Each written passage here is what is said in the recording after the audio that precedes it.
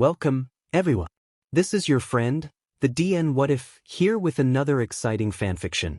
Today, we're diving into the story of What If Deku Learned a Bunch of Martial Arts? If you enjoy this video, don't forget to hit that like button and subscribe for more fanfiction content just like this. Now, let's get started with the fanfic. Chapter 1.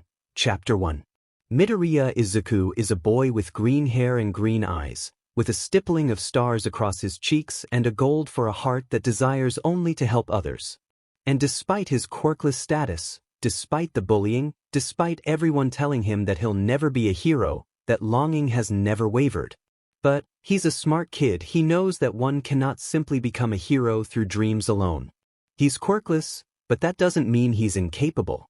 It simply means that he has to try that much harder, that his starting line has been set further back than the rest of his peers.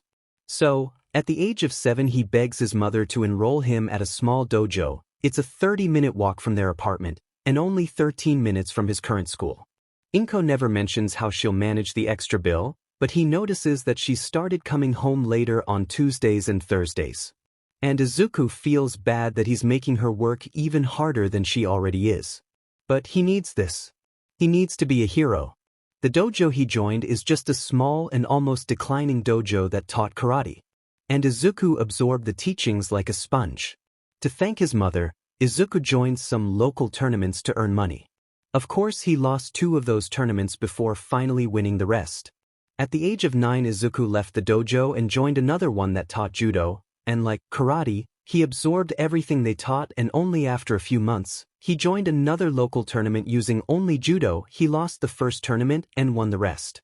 When Izuku decided to leave the dojo at the age of 10, the MSTR of dojo that taught him recommended him a dojo where several MSTRs of martial gathers. Of course, Izuku took the chance and went to join that dojo where he learned several other martial arts like Krav Maga, Kali, Hapkido, Muay Thai, Aikido, Taekwondo, and his personal favorite, Capoeira. He also learned how to use several weapons such sword, knife, dagger, staff, and the like. Of course, Izuku once again joined several tournaments. He lost 3 or 4 times, but won the rest. However, after maybe a dozen of wins, Izuku felt like he could no longer improve, and his emistus recommended him to compete in national level. The Golden Fist Tournament, a tournament where martial artists all over Japan will compete with another. There are 2 leagues in the Golden Fist Tournament. First is the Junior League, where martial artists in ages between 12 to 17 can join. And second is the Senior League, where martial artists with age 18 and above can join. There are only a few rules in this tournament.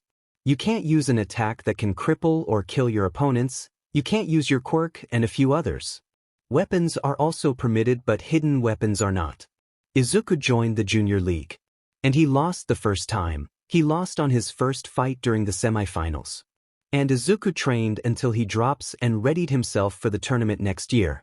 He improved greatly, but he eventually lost in the championships.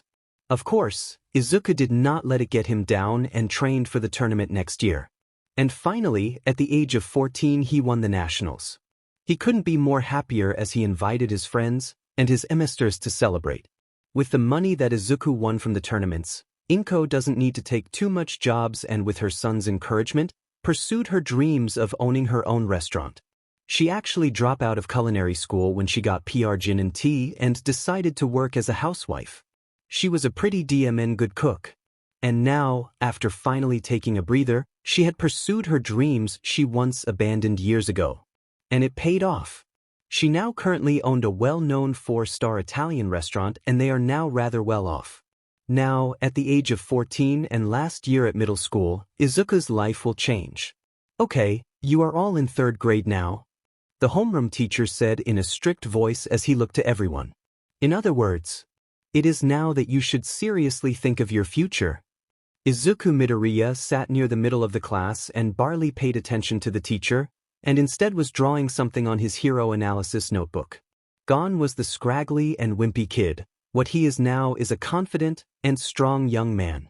Standing at 5 feet 8 inches in height, he is rather muscular but still has a slender build, and his once messy green hair was now cut to an undercut hairstyle. He was quite handsome, and popular too due to his fame of winning the National Martial Arts Competition this year. I will now distribute the career aspiration document. The teacher smirked before throwing the papers on his desk to the side. But hey, I'm pretty sure all of you dreamed of becoming a hero, no? Izuku glanced around and documented any new quirks he didn't know. Normally it was against the rules for someone to use their quirk in public, but hey, this was a shitty school who'll do anything to give them fame, even if it means condoning violence and bullying. And Izuku, being the quirkless guy that he is, would have been the target of bullying, but he beat up anyone who tried to do him harm.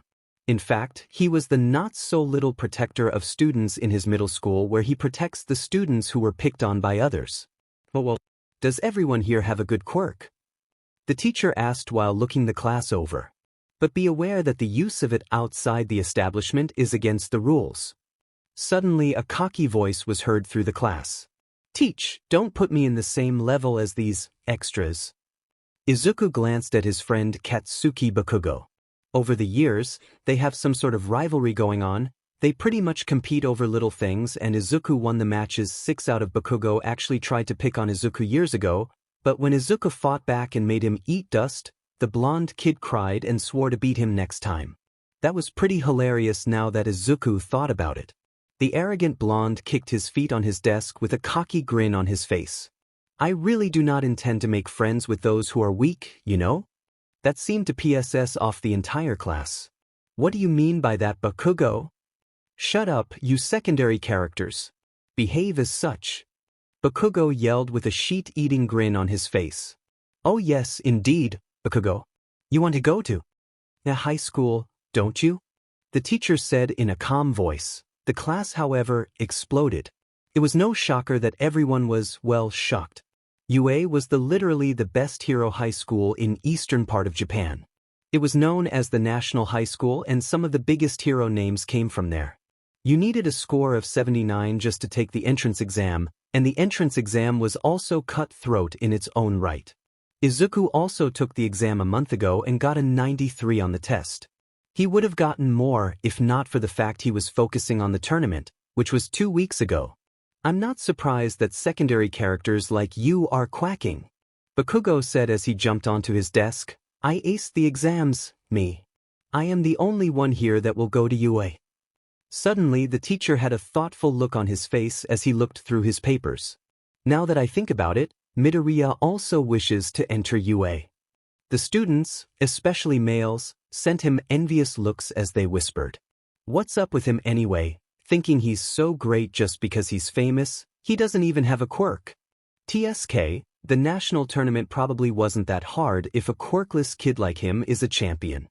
Bakugo ignored those comments and grinned as he turned towards the green-haired teen and pointed his finger at him. Take that, Izuku. I got 100 in the test. I beat you. Haha.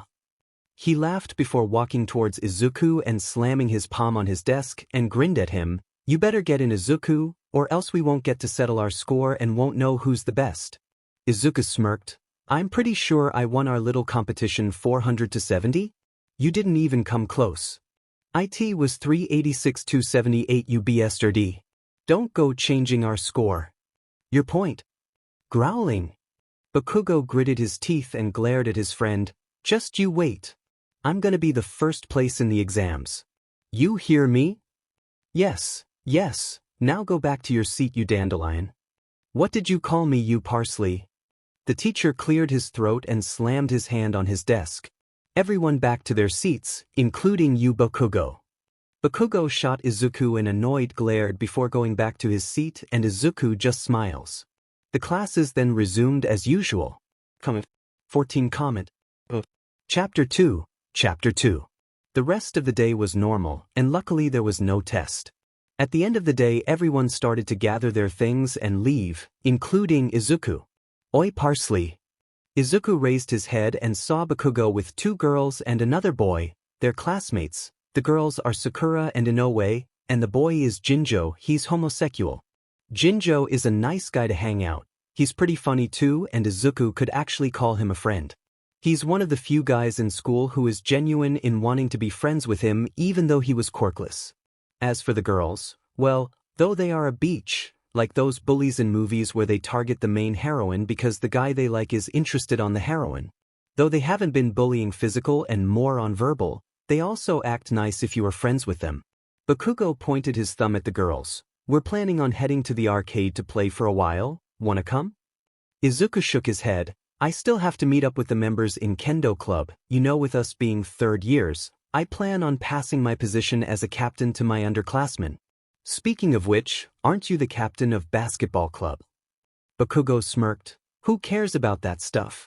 Basketball is just a hobby. Now that we're attending there's no need to pay much attention on stuff like that. Izuku shrugs. Up to you then. Anyway, if you guys are heading to the arcade where we usually hang out, then I'll catch up to you. I just need to finish my club business. Whatever. Bakugo rolled his eyes before smirking. See you later, nerd. Bye, Izuku-kun. See you later, Izu-chan. Don't make us wait, Izu dear. Izuku just waved his hands as the four of them walked out of the room. After putting his notes back in his bag, Izuku went out of the room, went straight to the Kendo Club. Walking out of the school, Izuku stretched his arms. The meeting with his club members was already done just a few minutes ago, and now he plans on going to the arcade. Of course, he decided to take a detour where he knew is a shortcut. He usually doesn't take this route as he liked to jog to their home, but since he was supposed to meet up with Bakugo, he decided to take the shortcut. Suddenly, the hairs on the back of Izuku's neck stood on end. There was a change in the air as he felt an ominous presence.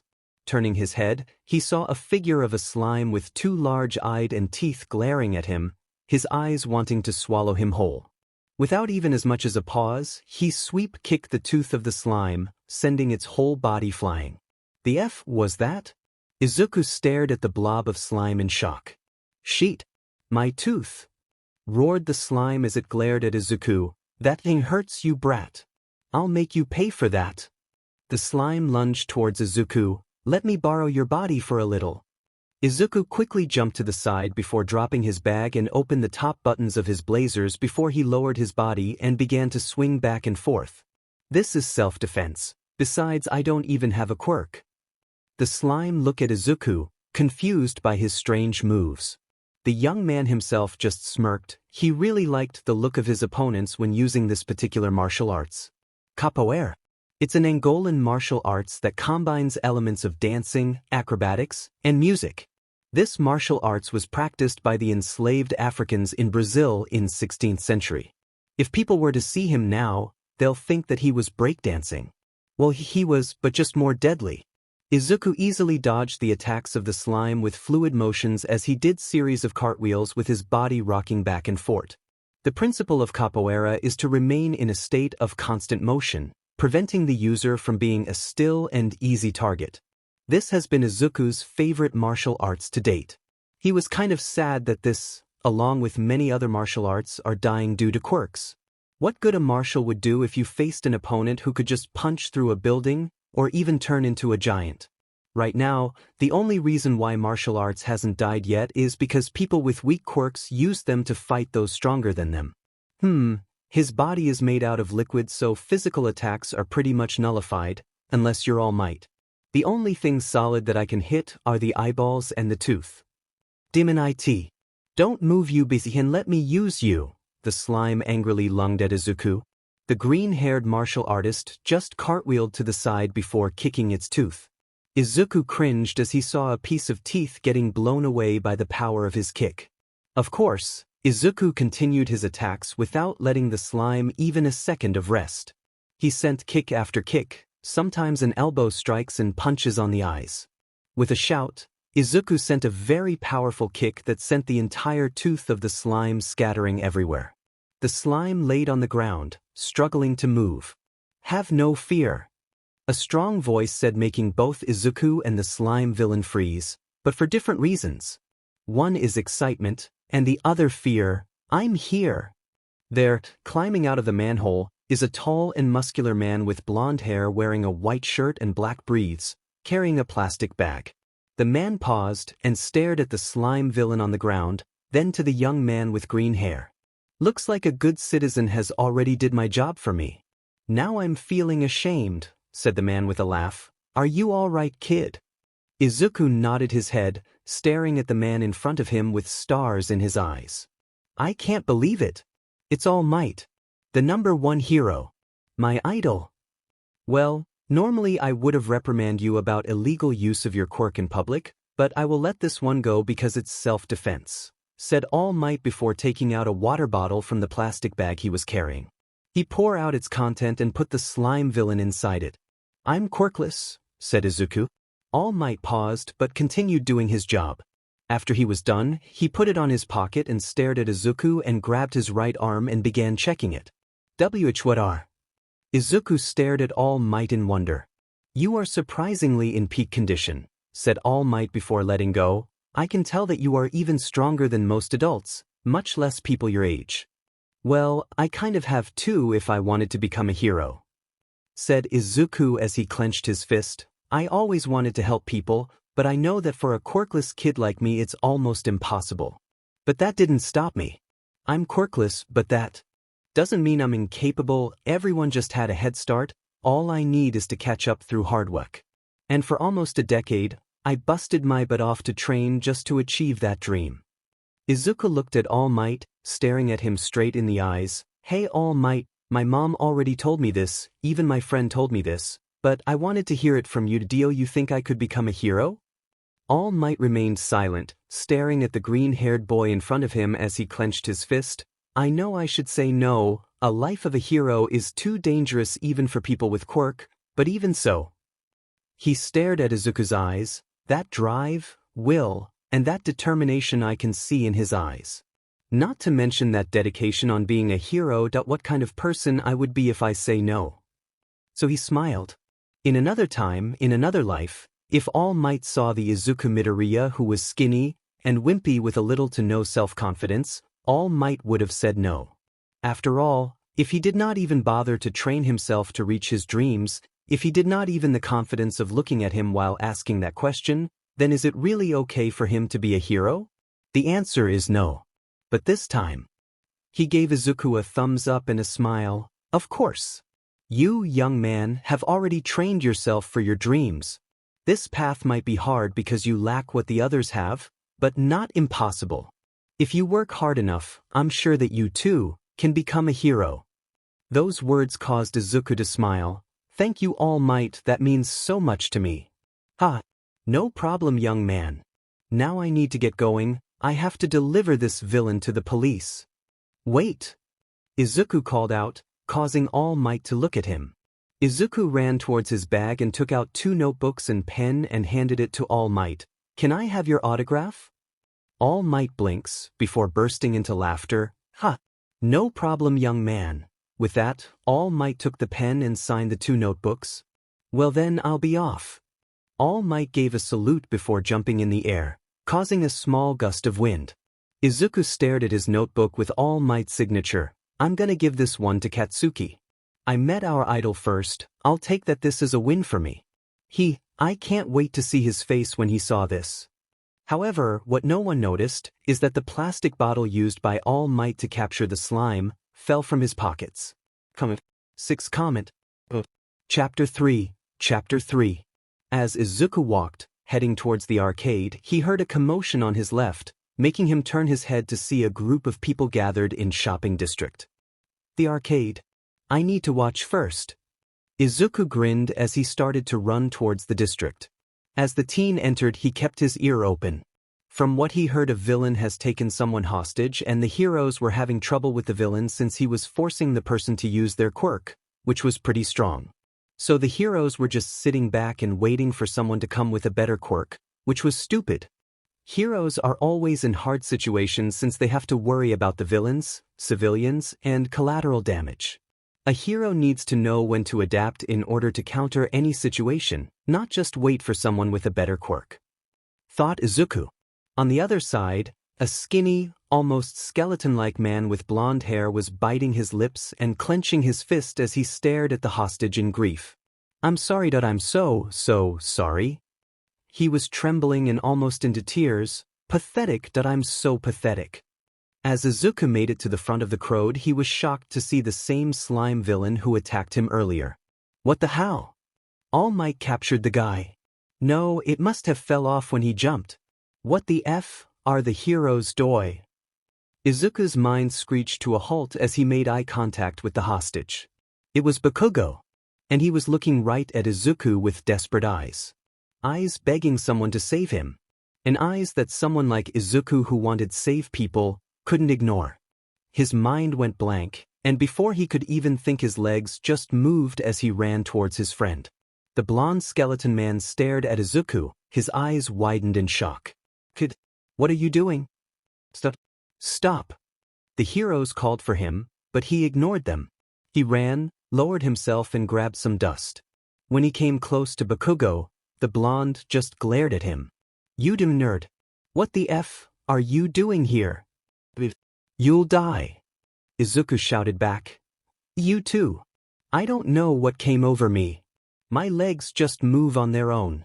Besides, if I leave now you'll die. I can't let it happen.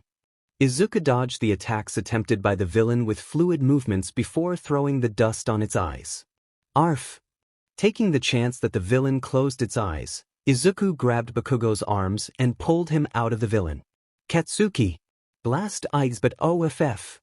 Bakugo grinned, no need to tell me twice. His palm released some sparks as he pointed it at the villain. The blonde released the strongest explosion he made in his entire life.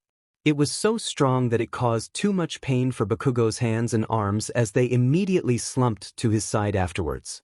However, their eyes could only widen in shock as the explosion wasn't enough to take down the villain. How's he still standing? They both thought in unison. The skinny blonde at the crowds looked on in horror. They were going to die. And no one was going to do anything. He was pathetic. He was afraid of a time limit when there were lives on the line. Screw that. Without anyone even noticing, the skinny blonde buffed up, revealing his identity as the #1 hero, All Might. The villain rushed to capture both boys. If that was even possible, they didn't know. But Izuku quickly reacted and tackled the tired Bakugo to the side, evading the villain's attack. Izuku could have easily escaped, but he couldn't leave his friend behind who could no longer lift his arms. Left with no choice, the green-haired teen decided to fight. However, you both are safe. Both of their eyes shot open and in front of them was the symbol of peace. All Might, they both shouted in unison as they sighed in relief. Why? Because I am here. All Might exclaimed as he blocked a tendril from the slime villain. Now be gone, evildoer. The pro pulled his right arm back as he grabbed back Katsuki and Izuku with his left. His legs kept him grounded, his hips turned, and his arm shot forward. Detroit! Blood came from the hero's mouth, but he pushed through. He must smash. After all, he was a hero, and heroes always had to go beyond their limits. The wind pressure split the slime man up again, while Katsuki's and Izuku's bodies flailed in the wind like clothes on a windy day. Any lady blocked the wind from the civilians while some of the pros braced themselves. The wind eventually dissipated, allowing all to see that All Might stood triumphant. One of the heroes on site, Death Arms, looked on in awe. He too had a sort of super strength, but nothing compared to All Might's. His eyes widened when he felt something soft hit his arm, then something hit his head, then his leg, until he realized it was raining. Holy shit, he changed the weather. The civilians and pros cheered for All Might. Then the pros there approached the two boys and both berated and praised the teens. Though they also reprimand them. For Izuku it was because of his recklessness, and for Bakugo it was because of his usage of his quirk. Though they only got a slap on the wrist and were checked by the medics. Izuku was allowed to leave after a checkup, but Bakugo was held up for questioning and much treatment. Izuku decided to go home. Bakugo insisted that he didn't need to wait for him. Currently, Izuku was walking towards his house, his mind replaying the events that happened earlier. He couldn't do anything to the villain and has resorted to underhanded methods. He paused and stared at his fist. There is a limit to how strong a quirkless person like me can be. If I continue like this, I will have to go underground like Eraserhead. He sighed. Whatever. I only wanted to help people. I don't need fame. As for money, well, we are already quite wealthy, so I don't need to worry about Mom. Unknown to him, Bakugo was following him with a grin. wanting to scare the CRP out of his friend who he saw was in a daze. It's payback for what you did during the Halloween. I am here. Bakugo's eyes widened when he saw his idol suddenly appearing in front of his friend. He was so shocked that his body reacted and he hid. All Might. Izuku called out, staring at the muscular hero in shock. What are you doing here? You were surrounded by the press earlier. Bakugo wondered that too. All Might gave a heart-filled laugh at that. I can avoid them if I want to, it's part of being a pro-hero. After all, I'm All Mikoff.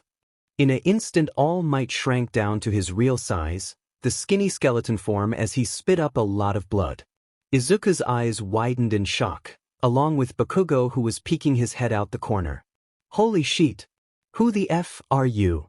Izuku, and Bakugo who revealed himself screamed at the same time.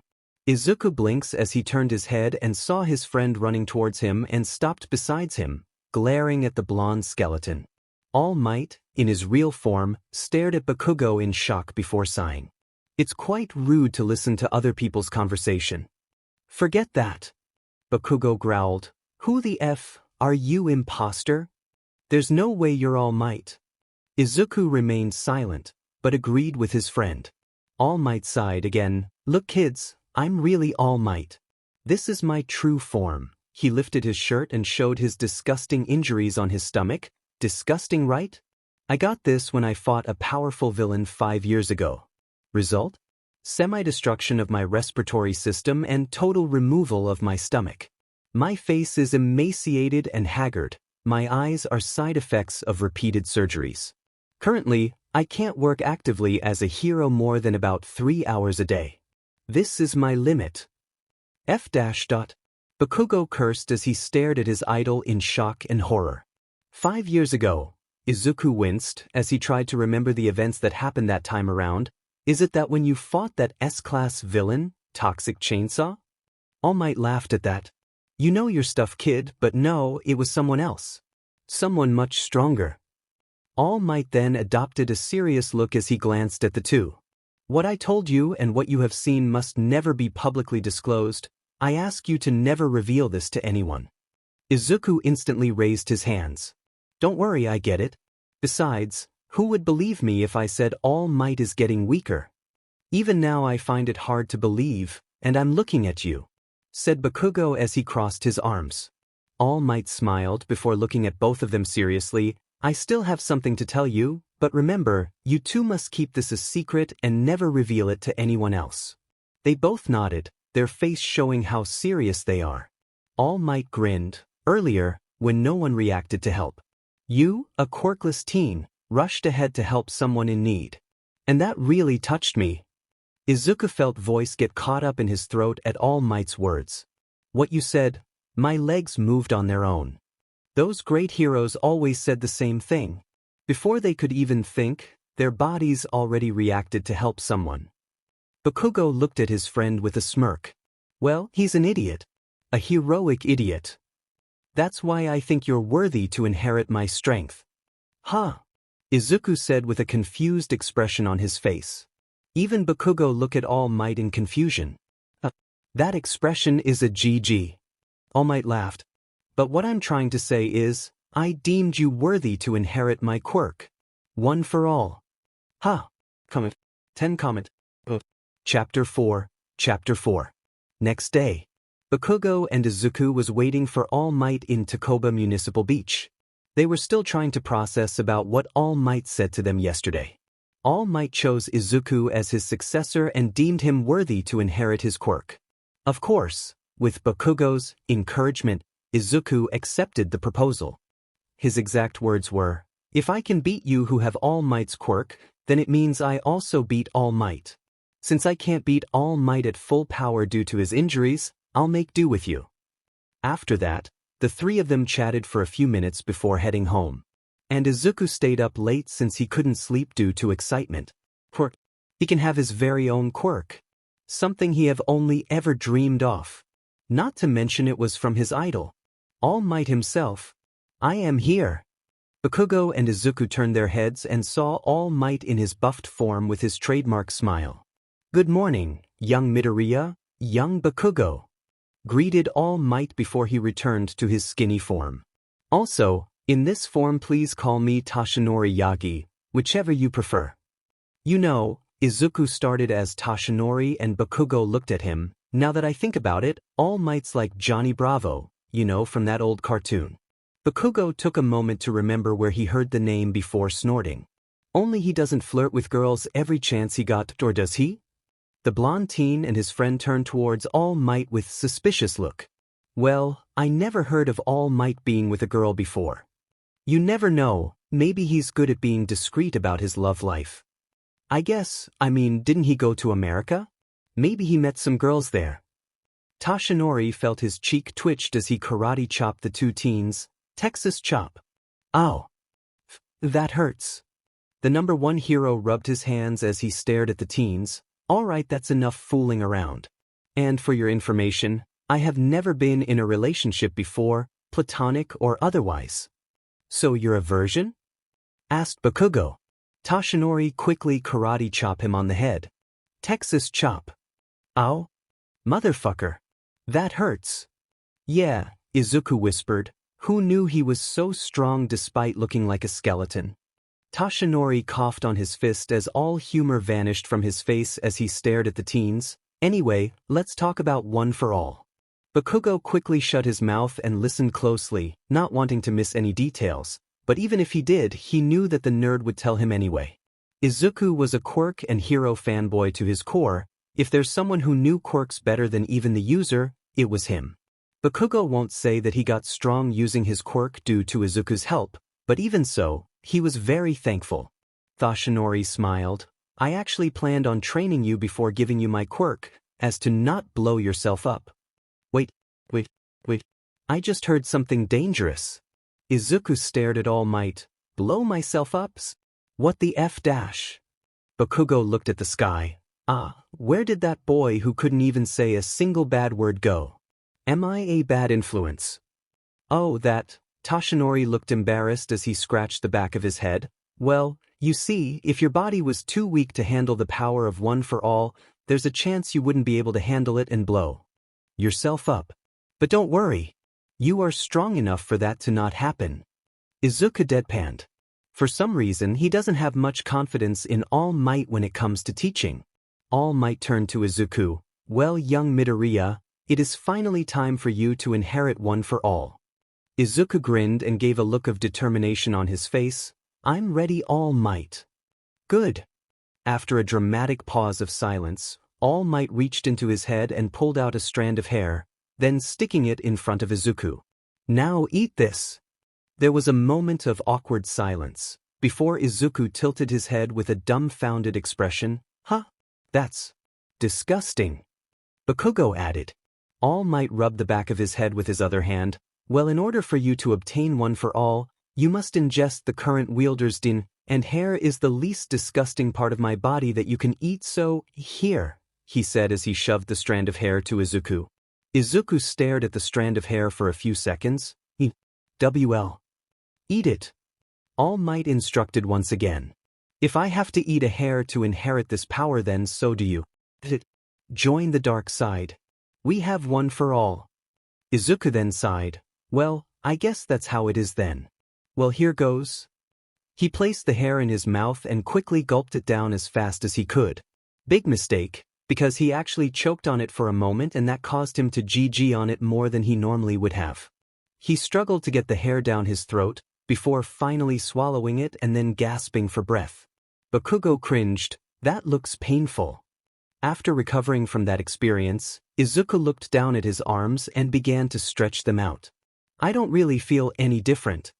Well, it will take some time for your body to accumulate One for All, not too long though, so in the meantime, why don't we get to know each other, name, likes, dislikes, hobbies, and dream for the future? Said All Might. He then pointed at himself. Why don't I go first then? My name is Tashinori Yagi. 48 years old. I like movies and cedars from Yakushima. I dislike people who hurt others just for their own selfishness. My hobbies are stargazing and gardening. I have already achieved my dream of becoming the symbol of peace. Now, I just wanted to teach my successor similar to how my MSDR taught me. Then he pointed at Bakugo. "You're next, young Bakugo." Bakugo shrugs. "Name's Katsuki Bakugo, 14 years old. I like spicy foods and mountain climbing. I also enjoy the occasional spars with Izuku. I dislike losing." "And brushing your teeth," said Izuku. "Don't forget that you hate brushing your teeth, but do it anyway since you hate germs and cavities." "Shut up." Bakugo threw a right hook which Izuku easily dodged and just laughed. The blonde teen glared at his friend before continuing. "My hobbies are playing basketball and also playing drums too, I guess. Dreams for the future, of course. It's TOB the number one." Izuku chuckled. And Toshinori just smiled at the blonde teen and patted his shoulder. "It won't be easy, and you will have a lot of competition. But as long as you don't give up, one day, you'll realize that dream." Bakugo smirked. "No need to tell me that." Toshinori nodded before turning towards Izuku. "How about you, young Midoriya?" Izuku smiled. "Well, to start, I'm Izuku Midoriya, 14 years old. I like katsudon and martial arts. I dislike being told like I'm some sort of disabled person because I'm quirkless. I don't like hurting people either, but do it if it's necessary. My hobbies are dancing and cooking. As for my dream..." Izuku paused as Bakugo and Toshinori listened closely. Despite being friends for years, Bakugo has never heard Izuku saying what his dreams are. He knew that Izuku wanted to be a hero, but other than that he knew nothing. Izuku grinned and clenched his fist. "Being quirkless, I realize that there is always a limit to one's ability. Even if I somehow gained All Might's abilities, I know that the people I can help will still be limited. After all, I'm only one person." Toshinori nodded, as he too knew that he can't save everyone despite what the public, especially the children, believed. And he had already learned to accept that. It doesn't mean he have to like it though. "That's why," Izuku looked at Toshinori, "I wanted to make my own hero team. A team of strong and just heroes who would step up to be the pillars of peace. If one symbol of peace managed to bring down the crime rates, then imagine if we have an entire group of them. That is my dream. To make a team who will one day be known as the symbol of peace, and will have the ability to do the job that one man cannot." Bakugo smirks. "Well, the nerd sure knows how to dream big. Becoming the number one is already enough for an individual, much less a group. In history, no hero group has managed to reach the top 30 in hero rankings." Toshinori couldn't be more proud of the successor he chose. He wondered if this is how his emissary felt when he proclaimed that he wanted to be known as the symbol of peace. Without even realizing it, Toshinori transformed to his buffed form and patted his successor's shoulder. "Young Midoriya, your dream is even harder than becoming the number one. But I believe in you, and I will be supporting you every step of the way." Izuku smiled. "Thank you, All Might." All Might gave him a thumbs up. "Now that's the introductions are done, how about we see if you can use one for all?" "Yes, sir." 12 comment. Chapter 5. Chapter 5. Bakugo turned towards Izuku. "So nerd, do you feel any different now?" Well, yeah, now that you mention it." Izuku jabbed the air in front of him multiple times. "I do feel more pumped up than usual." "Good, young Midoriya. That must mean that One for All has fully adjusted itself in your body. Now you can start." At that moment, All Might transformed back into his skinny form, spewing out blood comically once more. "Maybe you shouldn't stay in your muscle form when it isn't necessary." Bakugo suggested. "That doesn't look healthy." Toshinori coughed for a few moments before answering. "Maybe. But as I was saying, we should have young Midoriya test out One for All now that his body adjusted it." "Here?" Izuku asked, looking at their surroundings, wondering if there are people around them. "Isn't this a bit too public?" "No worries." All Might gave a thumbs up. "I have a friend who already got that covered. No one will be coming here, so we have the entire beach for ourselves." "No wonder I didn't see any other people here," said Bakugo as he looked around. All Might turned back to Izuku and formed his signature smile. "Now Midoriya, let's see you try to activate One for All for the first time." The green-haired teen nodded his head and went to a boxing stance and stared at the empty space in front of him. He then turned back to Toshinori with a blank look and a question mark over his head. "How do I do that again?" "Ah, right. Tashinori rubbed the back of his head. He then put a fist in the air. Just focus, pull your arm back, clench your buttocks, and yell smash. That doesn't really sound like a good explanation. Izuku's sweat dropped. Just trust me, Tashinori said, giving him a thumbs up. Izuku deadpanned before turning towards his explosive friend. How do you activate your quirk, Katsuki? He doesn't trust me at all, Tashinori exclaimed as he comically coughed up mouthful of blood. Bakugo opened his palm as sparks started to appear. I'm using a mental trigger to activate it at my will. In my case it's like pulling the pin of a grenade, and then boom. Boom. His palm released a small explosion. Of course I also imagined how big the grenade is to control the power of my explosion. I see, Izuku nodded and rubbed his chin. Now how does All Might uses one for all? He's shit when it comes to explanations, so I need to figure it out on my own. He gave an accusing glare at his mentor who couldn't do his job right. Said mentor flinched at the glare and scratched his cheek in embarrassment. But the number hero coughed on his fist and turned to his buffed form and gave him a thumbs up. No need to think hard, young Midoriya. Just trust your instincts. That's what I did. Izuku frowned. Hey All Might, how are you doing that? Doing what? That buffed form or something? Is it your original quirk?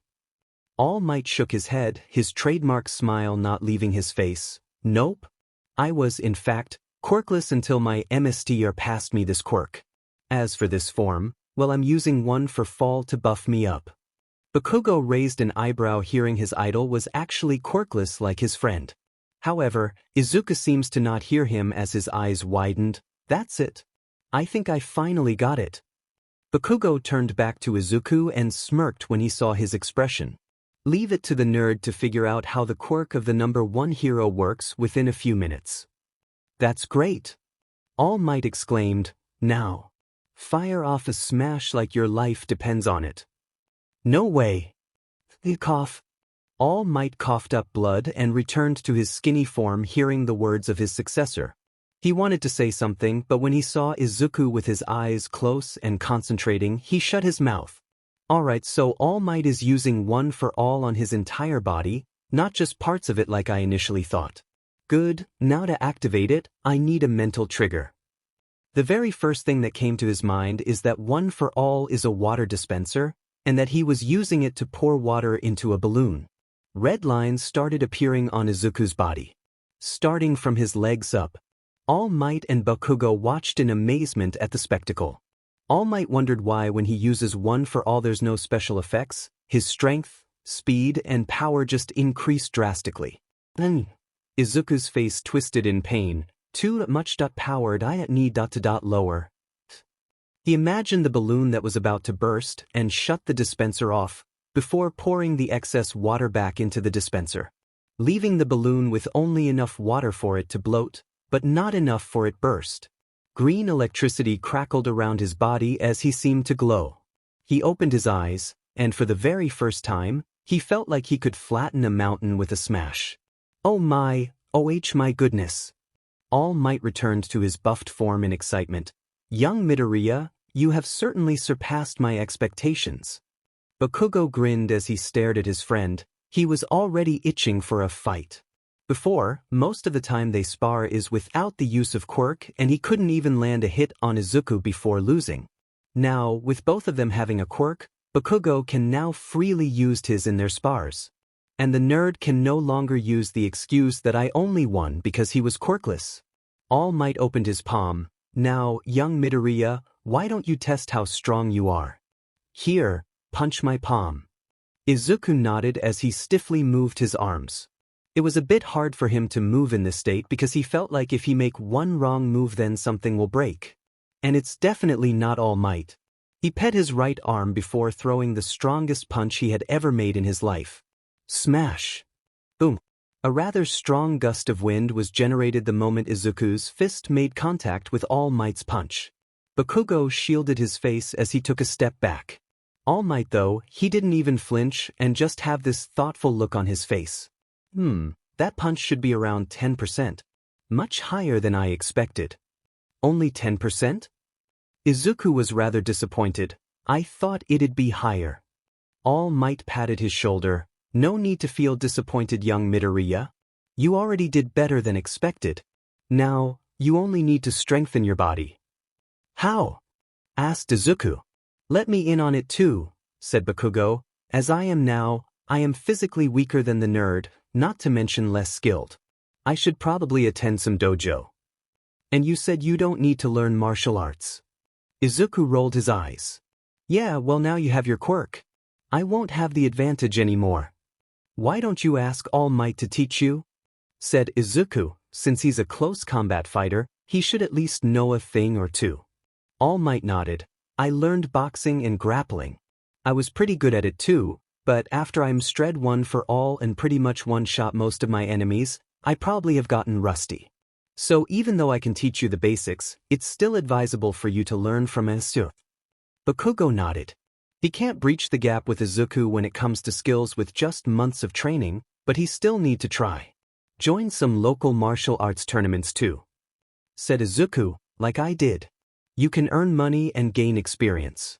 And if you're confident, then join the Golden Fist tournament next year. It's in May, so we don't have classes. I'll think about it. Said Bakugo. He was confident, but not cocky nor arrogant. He knows his limits. Even Izuku, who trained for years, lost 2 times in Golden Fist tournament before finally winning this year. Excuse me, but what's this Golden Fist tournament you are talking about? Asked All Might. Bakugo and Izuku stared at the number 1 hero in shock. Izuku grabbed All Might's shirt. You don't know? Do you live under a rock or something? What? All Might looked at his successor in confusion, wondering why did he react like this. Bakugo answered for him. The Golden Fist tournament is a national martial arts tournament that is held in Tokyo once a year. Martial artists from all over the country flock there to sign up for the tournament. It was a kind of a big deal since dozens of large companies invested on it. The prize money for the champion is 10 million yen. Izuku let go of All Might and continued.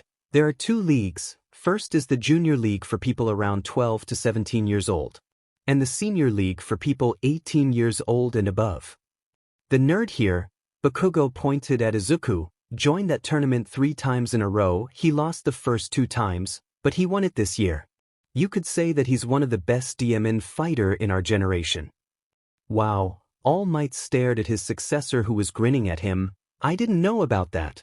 It might be late, but congratulations, young Midoriya. Thanks, All Might. Said Izuku. All Might nodded.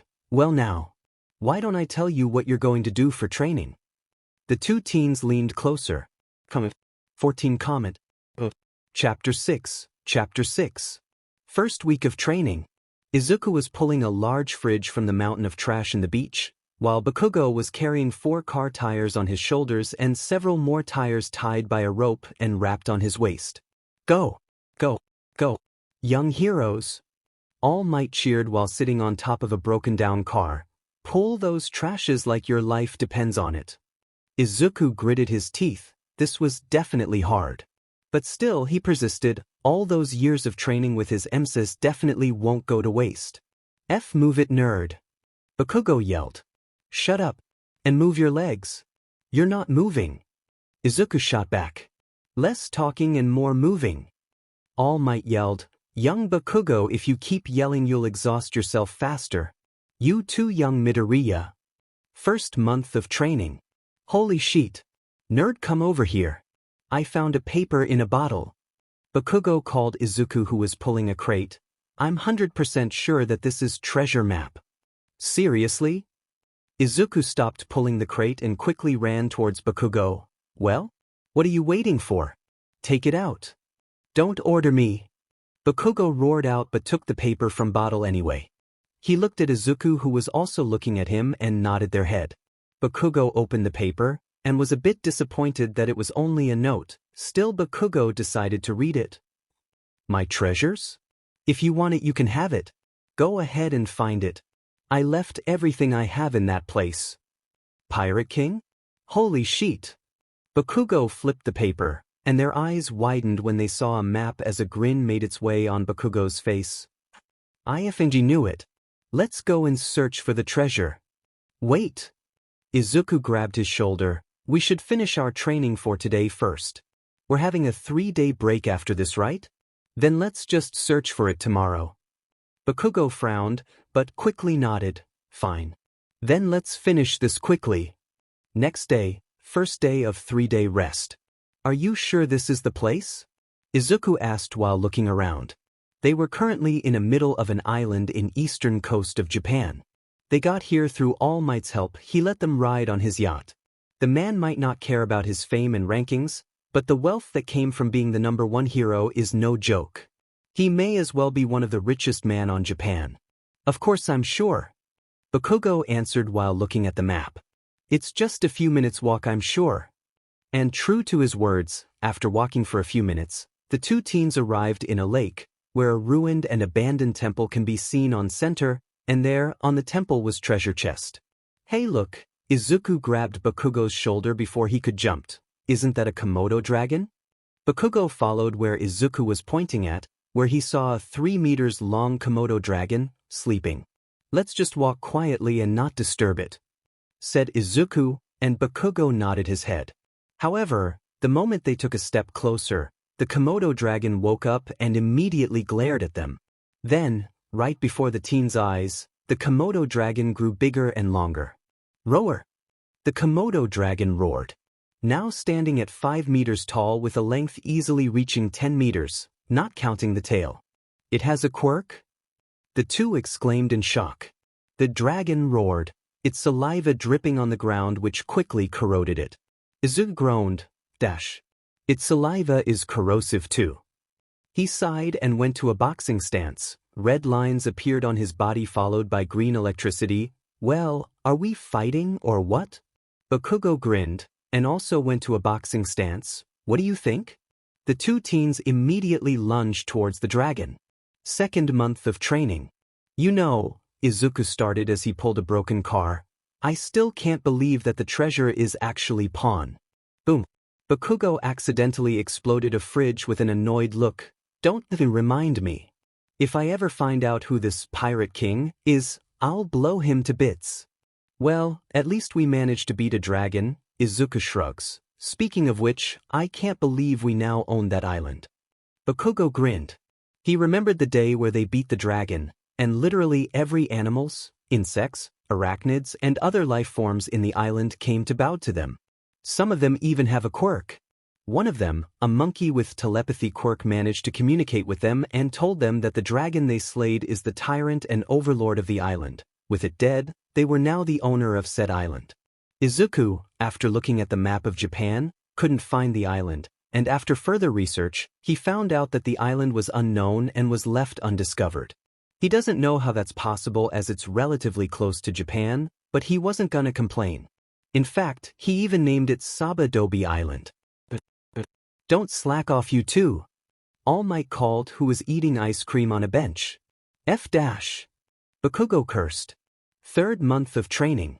Hey, what the F is that thing? Bakugo stared at the humanoid fish hybrid creature who came out of the sea and is now walking towards them. Doesn't it look like the one from Legend of Zelda? I forgot what they are called though, said Izuku. Ah, you two, the two of you must have been the new ruler of the island, right? Said the creature. It can talk. The creature seemed to not heard them. I am the leader of the sea around the island, and I would like to have a non-aggression pact similar to the previous overlord. Fourth month of training. Oh my goodness. All Might transformed to his buffed form as he stared at the clean and appealing beach with the two exhausted teens, with Bakugo lying down on the sands. You have cleared the beach faster than I thought. You two even hauled away the garbage far from the area I didn't tell you. What an outstanding performance. Haha, Bakugo breathed as he shakily stood up and gave a tired grin and weakly raised his fist. Yeah. I can't believe we cleaned the whole beach, said Izuku between his breaths. I demand a day in the beach for a little rand-r. No worries. I already got that covered. All Might gave a thumbs up, but before that, he turned towards Izuku. Young Midoriya, how much power can you currently use? Izuku adopted a thoughtful expression. Right now? I'd say around 50%, 20 if I pushed it. All Might nodded. That's good. You already have a good handle of one for all and you've only had that quirk for 4 months. It was nothing. Izuku scratched the back of his head in embarrassment. Bakugo snorted, just shut up and take the compliment, you dim nerd. Thanks. All Might smiled before putting a hand on his pocket and searched for something. After a few seconds, he showed it to them. It was a pair of tickets. What's that? Asked Izuku. It's a ticket, genius. Bakugo rolled his eyes with a grin, and you're supposed to be the smart one. I know that, Dandelion. Izuku rolled his eyes. What I'm asking is what's it for? All Might released a laugh. Ha! Well, my old friend David Shield. Wait, hold up. Izuku cut him off as he stared at his idol with stars in his eyes. David Shield? As in that David Shield? Your partner back when you're in America? Who? Wondered Bakugo. He may like All Might, but he wasn't as much as a fanboy that Izuku is. He only started following All Might when he saw the video of his debut. And he never bothered digging his past. Indeed, young Midoriya.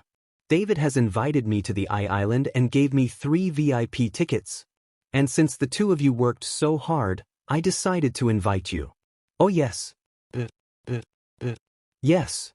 Izuku cheered as grabbed a ticket from All Might and stared at it like it was treasure. All Might just laughed before giving one to Bakugo, who weakly took it. Prepare your things. We'll be leaving in 3 days. Go tell your parents, and inform your school principal. We'll be staying there for a week. Wait, Bakugo raised his hand. What would you have done if we haven't finished clearing the beach by the time we leave? Izuku also turned towards the symbol of peace. Well, I would still invite you. Just treat it as a week-long vacation. I see. Izuku nodded before turning towards Bakugo. Let's go. Home then. I'm too tired and I could use some of Mom's cooking right now. Same. All Might grinned. Well then. Let this old man drive you home. You boys looks like you're about to pass out. You're not that old, All Might, and it was only Katsuki who was about to pass out. Phew, too nerd. I could still run towards my home without sweat. Yeah. I'm telling the truth. Whatever helps you sleep at night. Come here, you demon parsley. Comment. 14 comment. Chapter 7. Chapter 7. Izuku was squirming on his seat inside a plane. The grin wouldn't leave his face as he almost couldn't sleep just thinking about stepping foot on the famous Island. Bakugo was starting to get sad at his friend. But he also got to admit that he was excited. When he heard that David Shield was once the partner of All Might, he wanted to find out more about him. And he was impressed to say the least. We're almost at the island. Why don't you look through the window and you'll see a bird's eye view of Island before we land? Said All Might in his skinny form. Izuku perked up at this and looked out his window to see the giant facility of Island in the ocean. Wow. It's even bigger than I thought. And all of these are mostly made by metal. Can you believe that? I'm excited to meet this David Shield. Said Bakugo with a grin. Maybe ask for his autograph. I wanted to meet his daughter. Said Izuku. Both All Might and Bakugo froze. They turned their heads towards Izuku, who was looking at the island with a longing look. Ah. Bakugo was staring at his friend like he was looking at an alien. What the F dash? Since when did the nerd get interested in girls? While he was doing his research about David Shield, he also saw his daughter. And he got to admit that she was very attractive. But still, for the nerd to be attracted to her. All Might narrowed his eyes. Young Midoriya, you might be my successor, but don't think for a second I will help you in this thing. Though, if you really wanted to get to know her, then ask her out. Island is like a city, full of restaurants and many sites. Perfect for date spots. Izuku turned towards All Might and Bakugo with a confused look. What are you guys talking about? All Might smiled and patted his shoulder. It's alright, young Midoriya, you're already at that age after all. Though you need to be careful, Dave is very protective of Melissa. What are you? His eyes widened. No. You got it all wrong. It's not like that at all. It's fine, young Midoriya, I get it. Said All Might with a smile. Bakugo smirked. You don't get it at all. Izuku exclaimed, but seeing that his words has no effect he just sighed and whispered, I was just curious since I heard that she helped in designing the costumes of several pros in Japan and America. Attention passengers, we will begin our descent in about 10 minutes. We will arrive at I Island at 2 p.m. Eastern Time, and the temperature outside is 28 degrees Celsius. Thank you for flying with us, and we wish you an enjoyable stay. Alright, you two go and get ready. We're about to land, said All Might as he went to his buffed form. The trio walked through the airport terminal and out onto the main grounds of I Island. Izuku and Bakugo was mesmerized by the sight. Thousands of people everywhere using their quirks freely to make sculptures, fireworks, tons and tons of street performances. Exhibits and tall skyscrapers were scattered across the horizon. Izuku was wearing a black turtleneck sweater, a black jeans and red tennis shoes.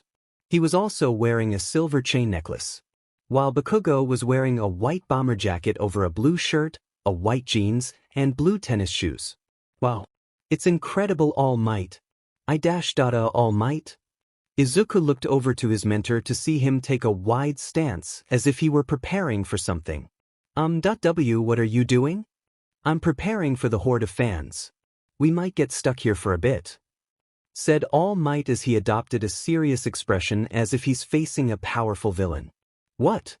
Bakugo looked around, at the hundreds of people around them, and shuddered. He quickly grabbed Izuku and pulled him away. Katsuki? Izuku looked at his friend who looked afraid and just let himself get dragged by him. Why'd you Lou? Shut up, nerd. Just follow me. Bakugo glared at his friend and pulled him away from All Might. Good, this place is safe. What are why?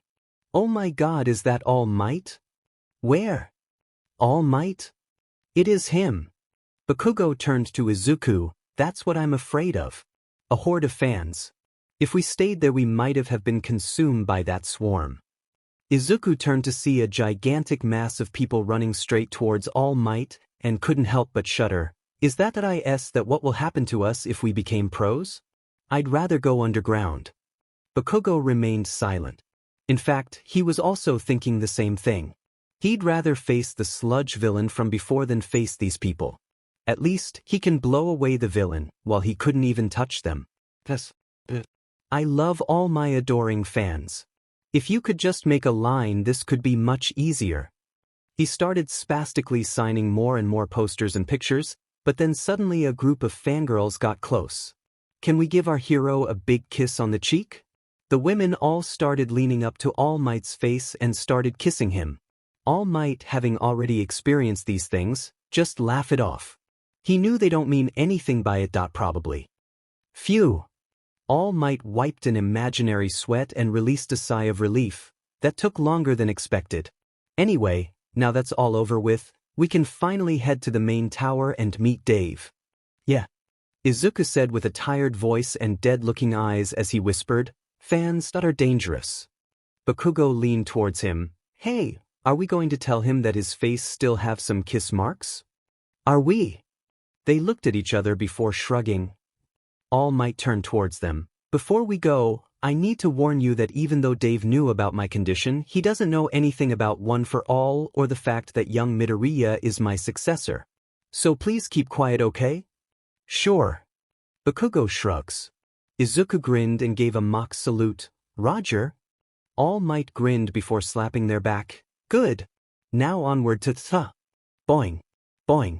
Boing. Boing. Thought Izuku. The trio turned towards the main plaza staircase to see a appealing blonde girl bouncing towards them on an odd-looking red pogo stick.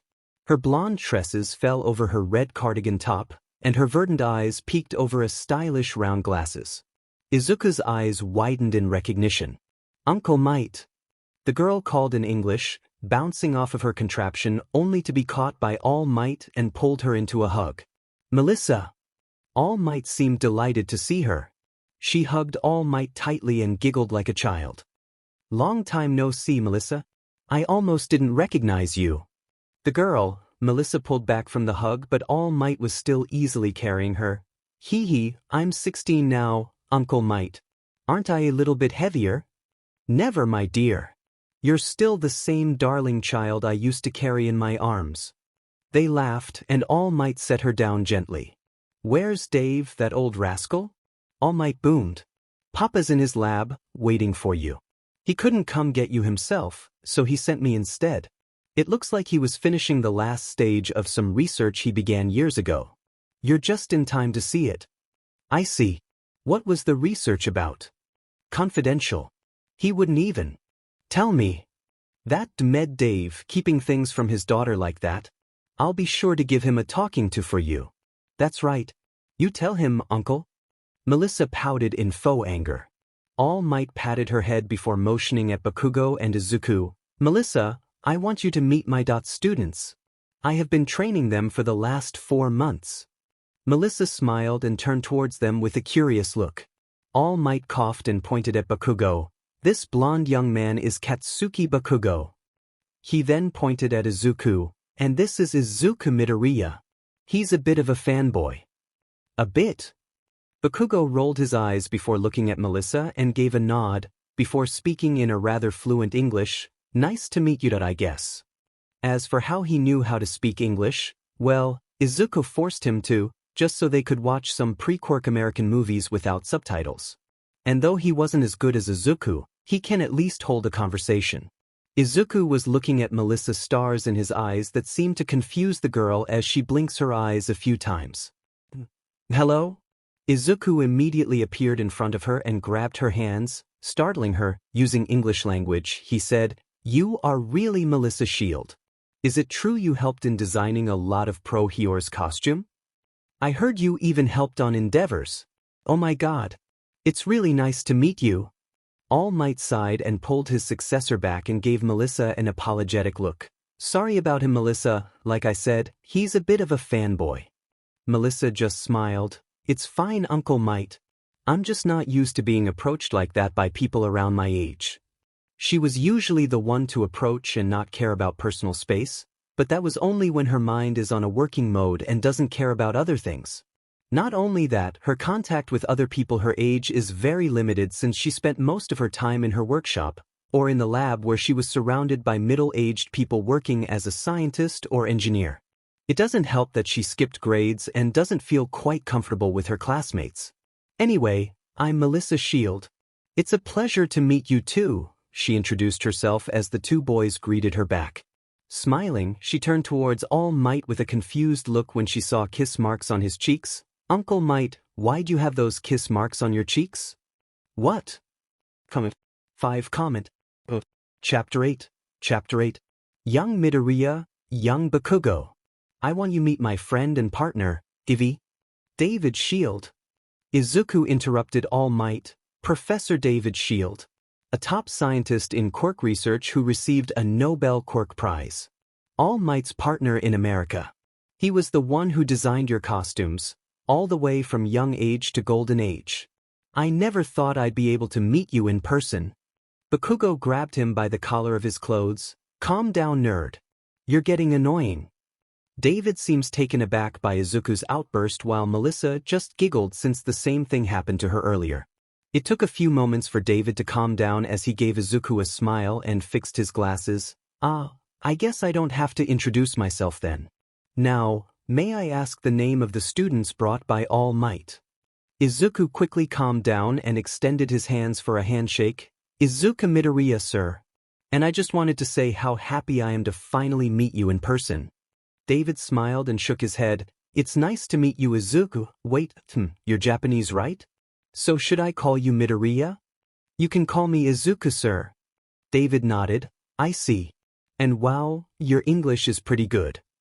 Izuku grinned at the compliment. He really didn't waste the time he used to learn different languages. Thank you, sir. David then turned towards Bakugo, who gave a nod.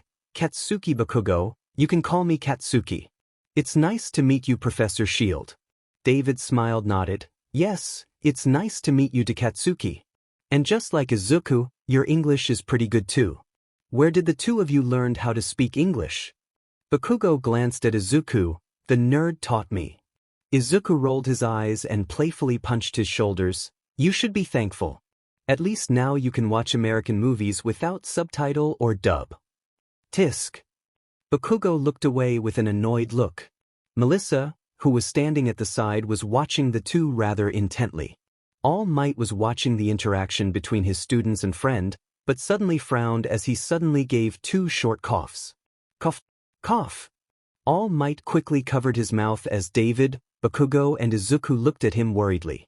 Izuku looked at the other researcher on the room along with Melissa, and quickly said, Sir, Bakugo and I would like to tour around the island if that's all right with you. David stared at Izuku before looking at his daughter. Melissa, can you show these 2 around the island? I would also like to catch up with my old friend. Sure. Melissa smiled as she turned towards Bakugo and Izuku. Come on you two. I'll show you the best places on the island. Izuku and Bakugo followed her out the door. David then turned towards his assistant. Sam? I think you should take a break too. Of course, sir. I'll see you later.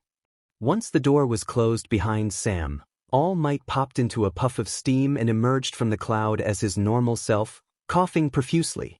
Toshi, are you all right? Toshinori nodded weakly. Yeah. I've gotten much weaker than before. I can barely maintain my muscled form for around 3 hours. I think it won't be long before I retire. Why you can't? Said David. Not yet, All Might. The world still needs you. The world still needs its symbol of peace. Toshinori just waved his hands. It's inevitable. I will be forced to retire sooner or later. Besides, he smiled, I'm now just a flickering flame about to burn out. But I have no worries because when that time comes, there will be someone who will take my place. David looked unconvinced, but he didn't say anything. Oi nerd! Bakugo called out as Izuku turned towards him. He saw Melissa frowning but ignored it. I remembered that there is this thing called Villain Attack Attraction. I want to go there, you two go on ahead without me. Whatever, Izuku waved his hand. Careful and don't get lost, you dandelion. You two nerd. Melissa watched as Bakugo left before turning towards Izuku and asked, Why does he not call you that? Aren't you two friends? Izuku smiled, We are. Don't worry about it though, Katsuki's always been like that. Aren't you not offended that he's calling you insulting names like that? She asked. The 9th successor just laughed. But that's what it means be best friends. You won't be offended when they call you insulting names. You just laugh and call them with an even more insulting names. Melissa blinks her eyes a few times. Is that what it means to have a best friend? To us it is. Others might just insult because they are jealous or just straight up hate you. Said Izuku before looking at Melissa's confused face. His eyes widened in realization. You don't tell me you don't have someone you'd call your best friend? Melissa blushed and scratched the back of her head. Well, he least not at the same as you and Katsuki. When we hang out, it just feels too formal. I don't really hate it, but I don't like it either. It was that reason why I spend most of my time at my workshop. Izuku opened his mouth and raised his finger as if wanting to say something, but in the end he lowered his finger and closed his mouth and just nodded. Alright, do you feel comfortable with them? Asked Izuku. Melissa thought about the time she hang out with her friends, and shook her head. Not really. Being with them feels like I should watch my every move. It feels rather uncomfortable. Izuku nodded. Then they should be acquaintance at best. Trust me, I have lot of those. There are only a few people I'd call friends and Katsuki is one of them. Really? Then I guess I don't really have friends. Izuku stared at her for a few seconds before grabbing her hands, startling her. All right. From now on I will be your friend. And I will show you how to hang out as friends. Melissa stared at him for a second. We're friends? Is it really this easy to make friends? From what I read on a book it's rather complicated. Pissage. He waved his hands. Don't trust those stuff. It's way too easy to make friends. The hard part is choosing a good one. Now come on. We're wasting daylight. Do you even know where to go? Izuku paused before awkwardly looking to the side, not wanting to face Melissa. Said girl just giggled and held his hand tightly. Come on. Let me lead you. I will show you in every interesting place on the island. Why yeah, you do that. Melissa dragged Izuku to every fun places found in Island, with Izuku showing Melissa how to have fun while hanging out with a friend. Izuku wondered if he went too far when Melissa became comfortable enough to call him broccoli. Gods, why do people keep associating him with green vegetables? Green is not even his favorite color. Shred. They should call him ... He can't think of anything it. The duo stopped by a cafe to just sit and relax while talking about themselves. Izuku was a bit shocked when he learned that Melissa is quirkless. Of course, Izuku also told him that he was also one until his quirks suddenly awakened a few months ago. He told him how he learned martial arts so he could realize his dream of becoming a hero, and he also told her about the completions he participated in. Melissa couldn't help but admire him and also thought about how similar they are. The only difference is that, while she gave up becoming a pro hero and decided to meddle with technologies for support items, Izuku did not give up on his dream and even worked hard for it. After they rested for a few minutes, the two decided to head towards the villain attack attraction. However, on the way there, Izuku bumped into someone, causing them to fall down. Ouch! Oh, sorry about that. Izuku extended his hands at the girl who bumped into him. She was appealing, no doubt. With a long black hair, onyx eyes, and definitely a curvaceous body hidden by a brown leather coat with a furry collar. "It's fine," said the girl as she took Izuku's hands and stood up. Izuku blinked, realizing that he just spoke in Japanese and the girl understood. Are you from Japan?" The girl blinked before smiling and nodded her head. "I am indeed." She held her hands forwards. "Greetings, my name is Momo Yaoyorozu, it's a pleasure to meet you." Izuku smiled and shook her hand. "I'm Izuku Midoriya." He then turned towards Melissa and pulled her closer. "And this is Melissa Shield." Momo smiled. "Now this is a surprise. I can't say it's unwelcome though. You rarely appear in public." Melissa smiled in embarrassment. "Yeah, well, I like to spend my time in my workshop. Anyway." Izuku stared at Momo. "Yaoyorozu, I'll call you Momo. Do you have some place you wanted to visit?" Momo was a bit taken aback by Izuku's casual behavior, still she can't say she hated or disliked it though. She already forgot the last time she talked to someone like this. She shook her head. "I was just looking around actually, this place has changed a lot the last time I visited." "All right." Izuku smiled. "If you have time, why don't you come with us? We're heading towards the villain attack attraction." Well, Melissa needs some female friends she can talk girl stuff with, and Momo seems like a nice girl so. Momo stared at him for a moment before nodding with a smile. "Very well. I shall accompany you. I don't have anything to do in the meantime." "Great." With a grin, Izuku grabbed her hands along with Melissa as he dragged the two of them. Comment. Chapter 9. The trio arrived in a stadium with mountains and large rocks can be seen. There is a river and waterfalls too. And a giant screen with a timer. And there, standing on a platform, is none other than Katsuki Bakugo grinning at the cheers he was receiving. His eyes then met Izuku, and his cheeks couldn't help but twitch seeing him holding the hands of that Melissa girl and another appealing black-haired girl. "I was gone for a few hours." As for why he only arrived at the villain attack attraction, it was because on the way here he spotted an arena where a tournament is happening. Of course he signed up, because the price for winning is to have one of Island's renowned inventor make you your own hero costume or support item. He couldn't pass up that opportunity. So he signed and won. He already sent his request and his costume will be ready in 5 days. "Ready?" The announcer announced, "Start." Bakugo wasted no time and blasted himself towards a nearby robot and blow it up into bits. Without as much as a pause, he moved towards the next one and destroyed it too. Then he moved towards the robot on the river and destroyed it as well. Then another and another and another, until he destroyed the every robots he could find. Oh my god. 12 seconds. First place. Is there anyone who could beat his record? Katsuki smirked at the announcement. He then turned towards Izuku and pointed his finger at him, gaining the attention of the crowds. "What's this? Is our first placer challenging that green-haired young man? Do they have some kind of rivalry going on?" Bakugo used his explosions to jump towards them as he stared at Izuku with a smirk. "Come on Parsley, beat my record." "Ho!" Izuku smirked and let go of Melissa's and Momo's hands, before taking off his silver chain necklace and handed to Melissa. "Hold it for me please." "Okay." Melissa nodded. Izuku grinned. "Watch me." With that, he jumped towards the platform, leaving Bakugo with Momo and Melissa. "And we have a new challenger." Does he have what it takes to surpass this record? Bakugo turned towards Melissa before pointing at Momo. Who's this rich-looking girl? Melissa blinks while Momo looked offended.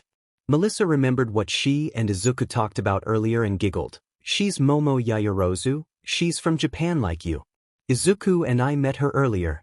Though she was rather offended by Bakugo, she still greeted him. Greetings.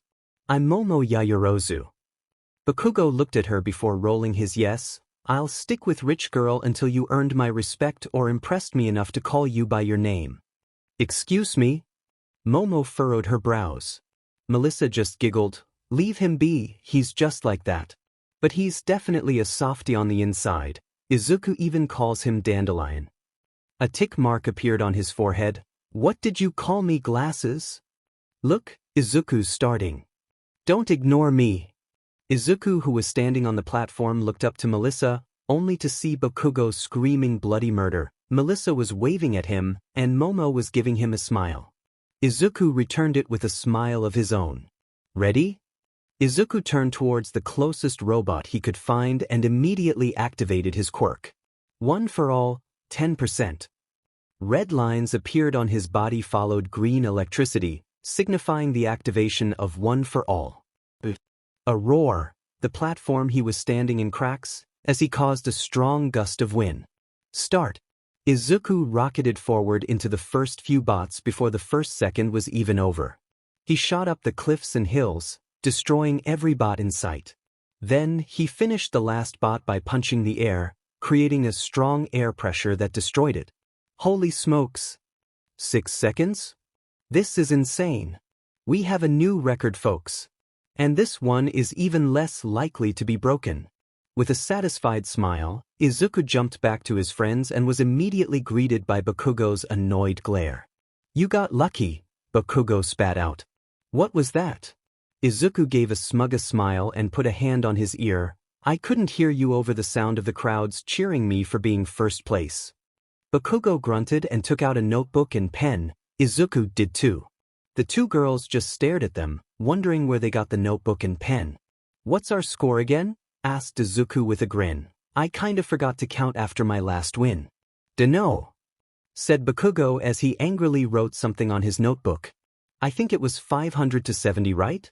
In my favor. It's 402 to 89. Bakugo roared. Don't go and change our score, you shitty nerd. Oh, is that so? I'm so sorry. Tisk. Melissa leaned over the ninth successor. Hey Izuku, what are you two writing? Oh, this. Izuku closed the notebook and put it back in somewhere. You heard our score, right? That's how much we competed with each other.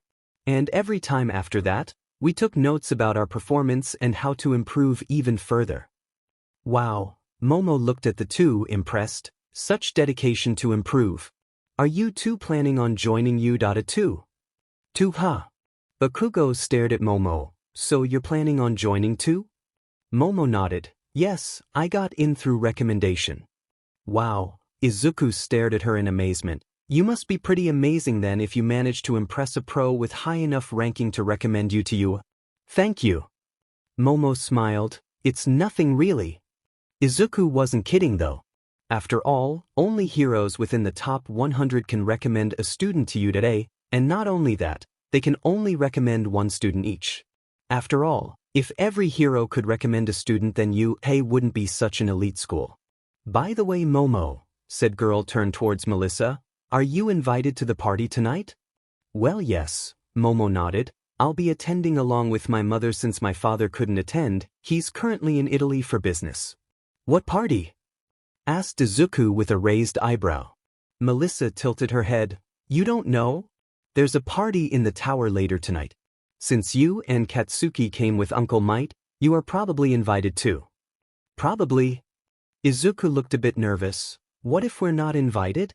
I don't want to walk in there in a suit and get kicked out because I wasn't on the list. Melissa giggled. It's fine. I can just ask my papa to let you in. Momo smiled and nodded. Right, I could also ask Mother. We owned stocks on several sponsors of I-Island. We technically owned a quarter of this island. We can let you in with a word. You guys. Izuku stared at them before pulling them to a hug. You're just the best. Bakugo cringed at the sudden display of affection. Fing nerd. I'm outta here. The nerd. I'm gonna go and grab some grub. I'll be leaving first. Bakugo said as he quickly left the trio. Hey wait. Come back here. Izuku called out and was about to follow him but was stopped by Melissa putting a hand on his shoulder. Izuku, actually I wanted to show you something. Can you follow me to my workshop? Said Melissa before turning towards Momo. You can come too, Momo. Izuku raised a confused eyebrow but still nodded. Well, sure. Momo also nodded her head at Melissa. If you're alright with it, then I'll gladly come along. Here we are. Melissa flipped on the lights to her workshop. Come in. Come in. Wow. You have all of this for yourself.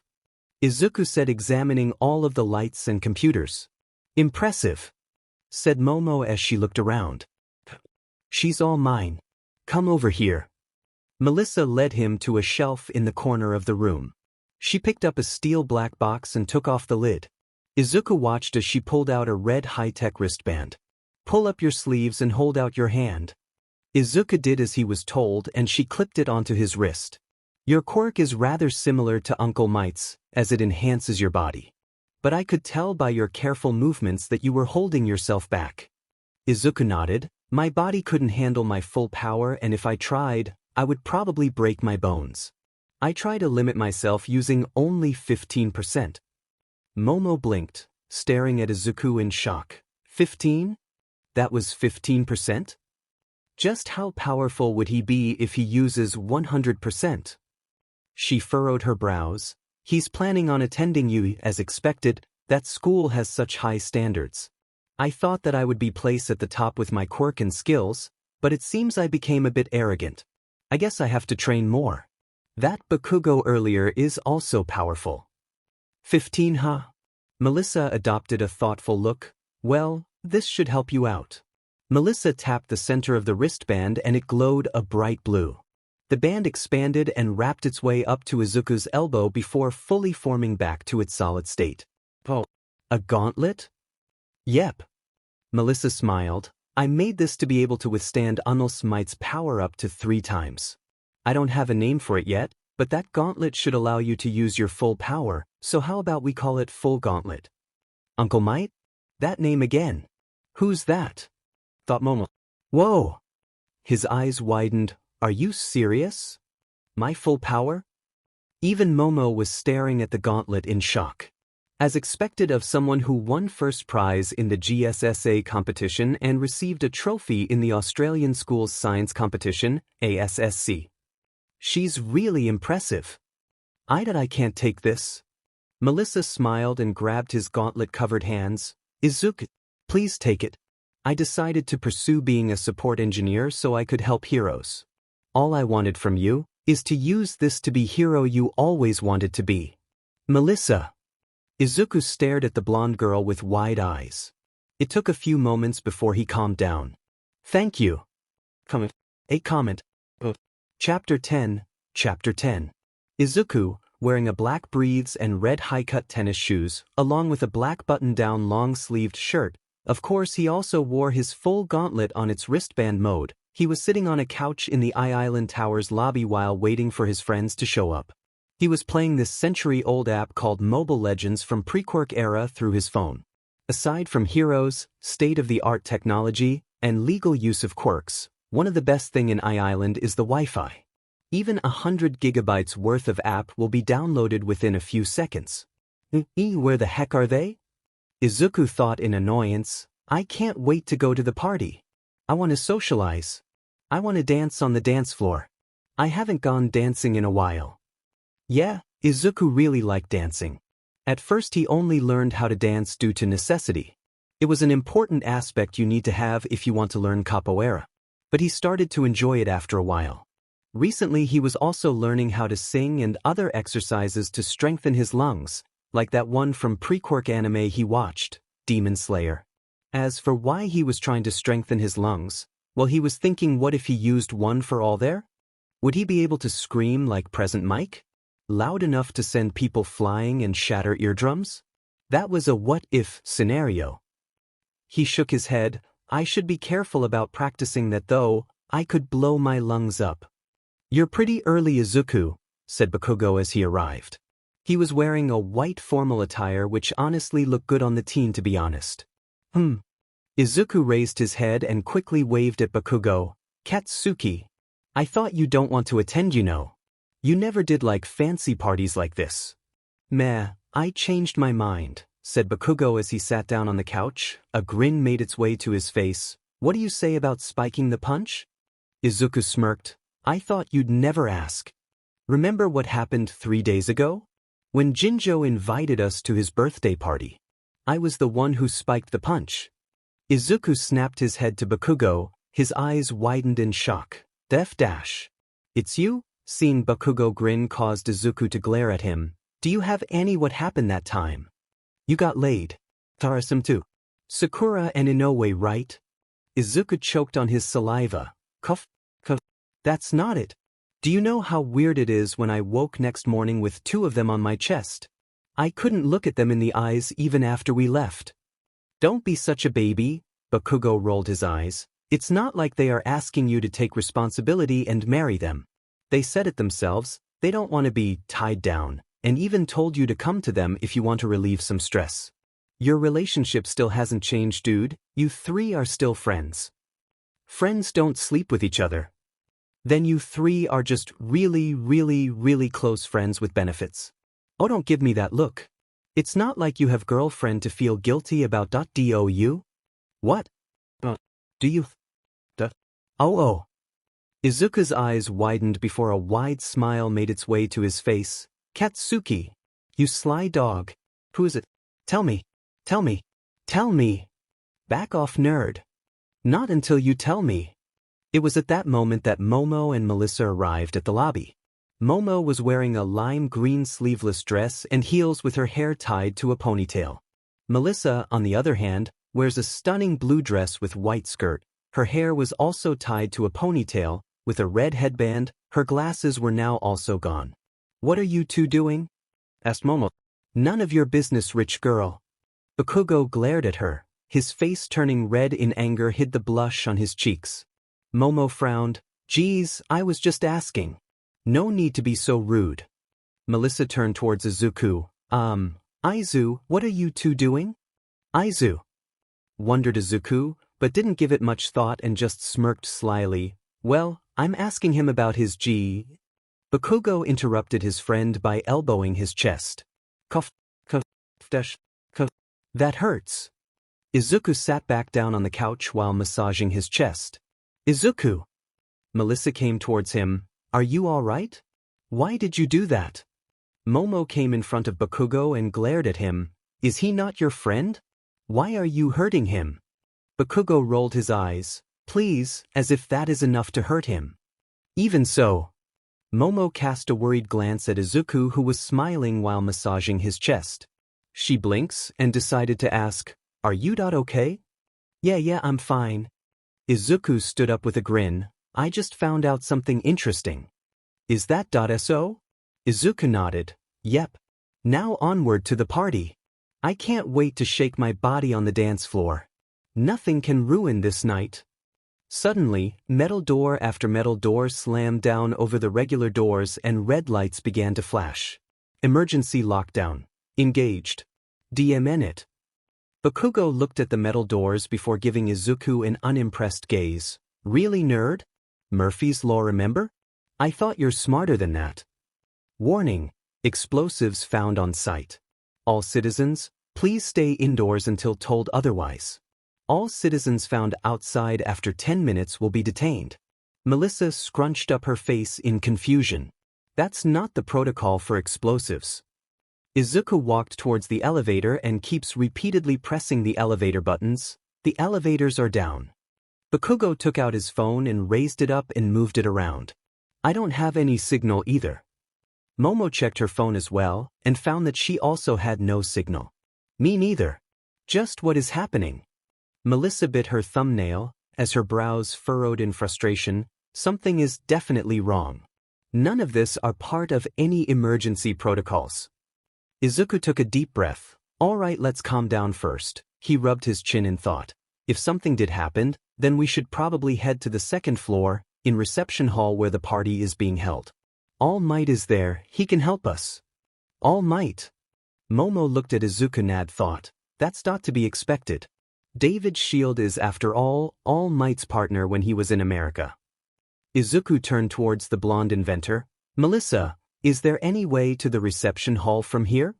Melissa shook her head. Not really. She then pointed at the door near the elevator, but we can use the emergency stairs over there, it directly leads to the third floor.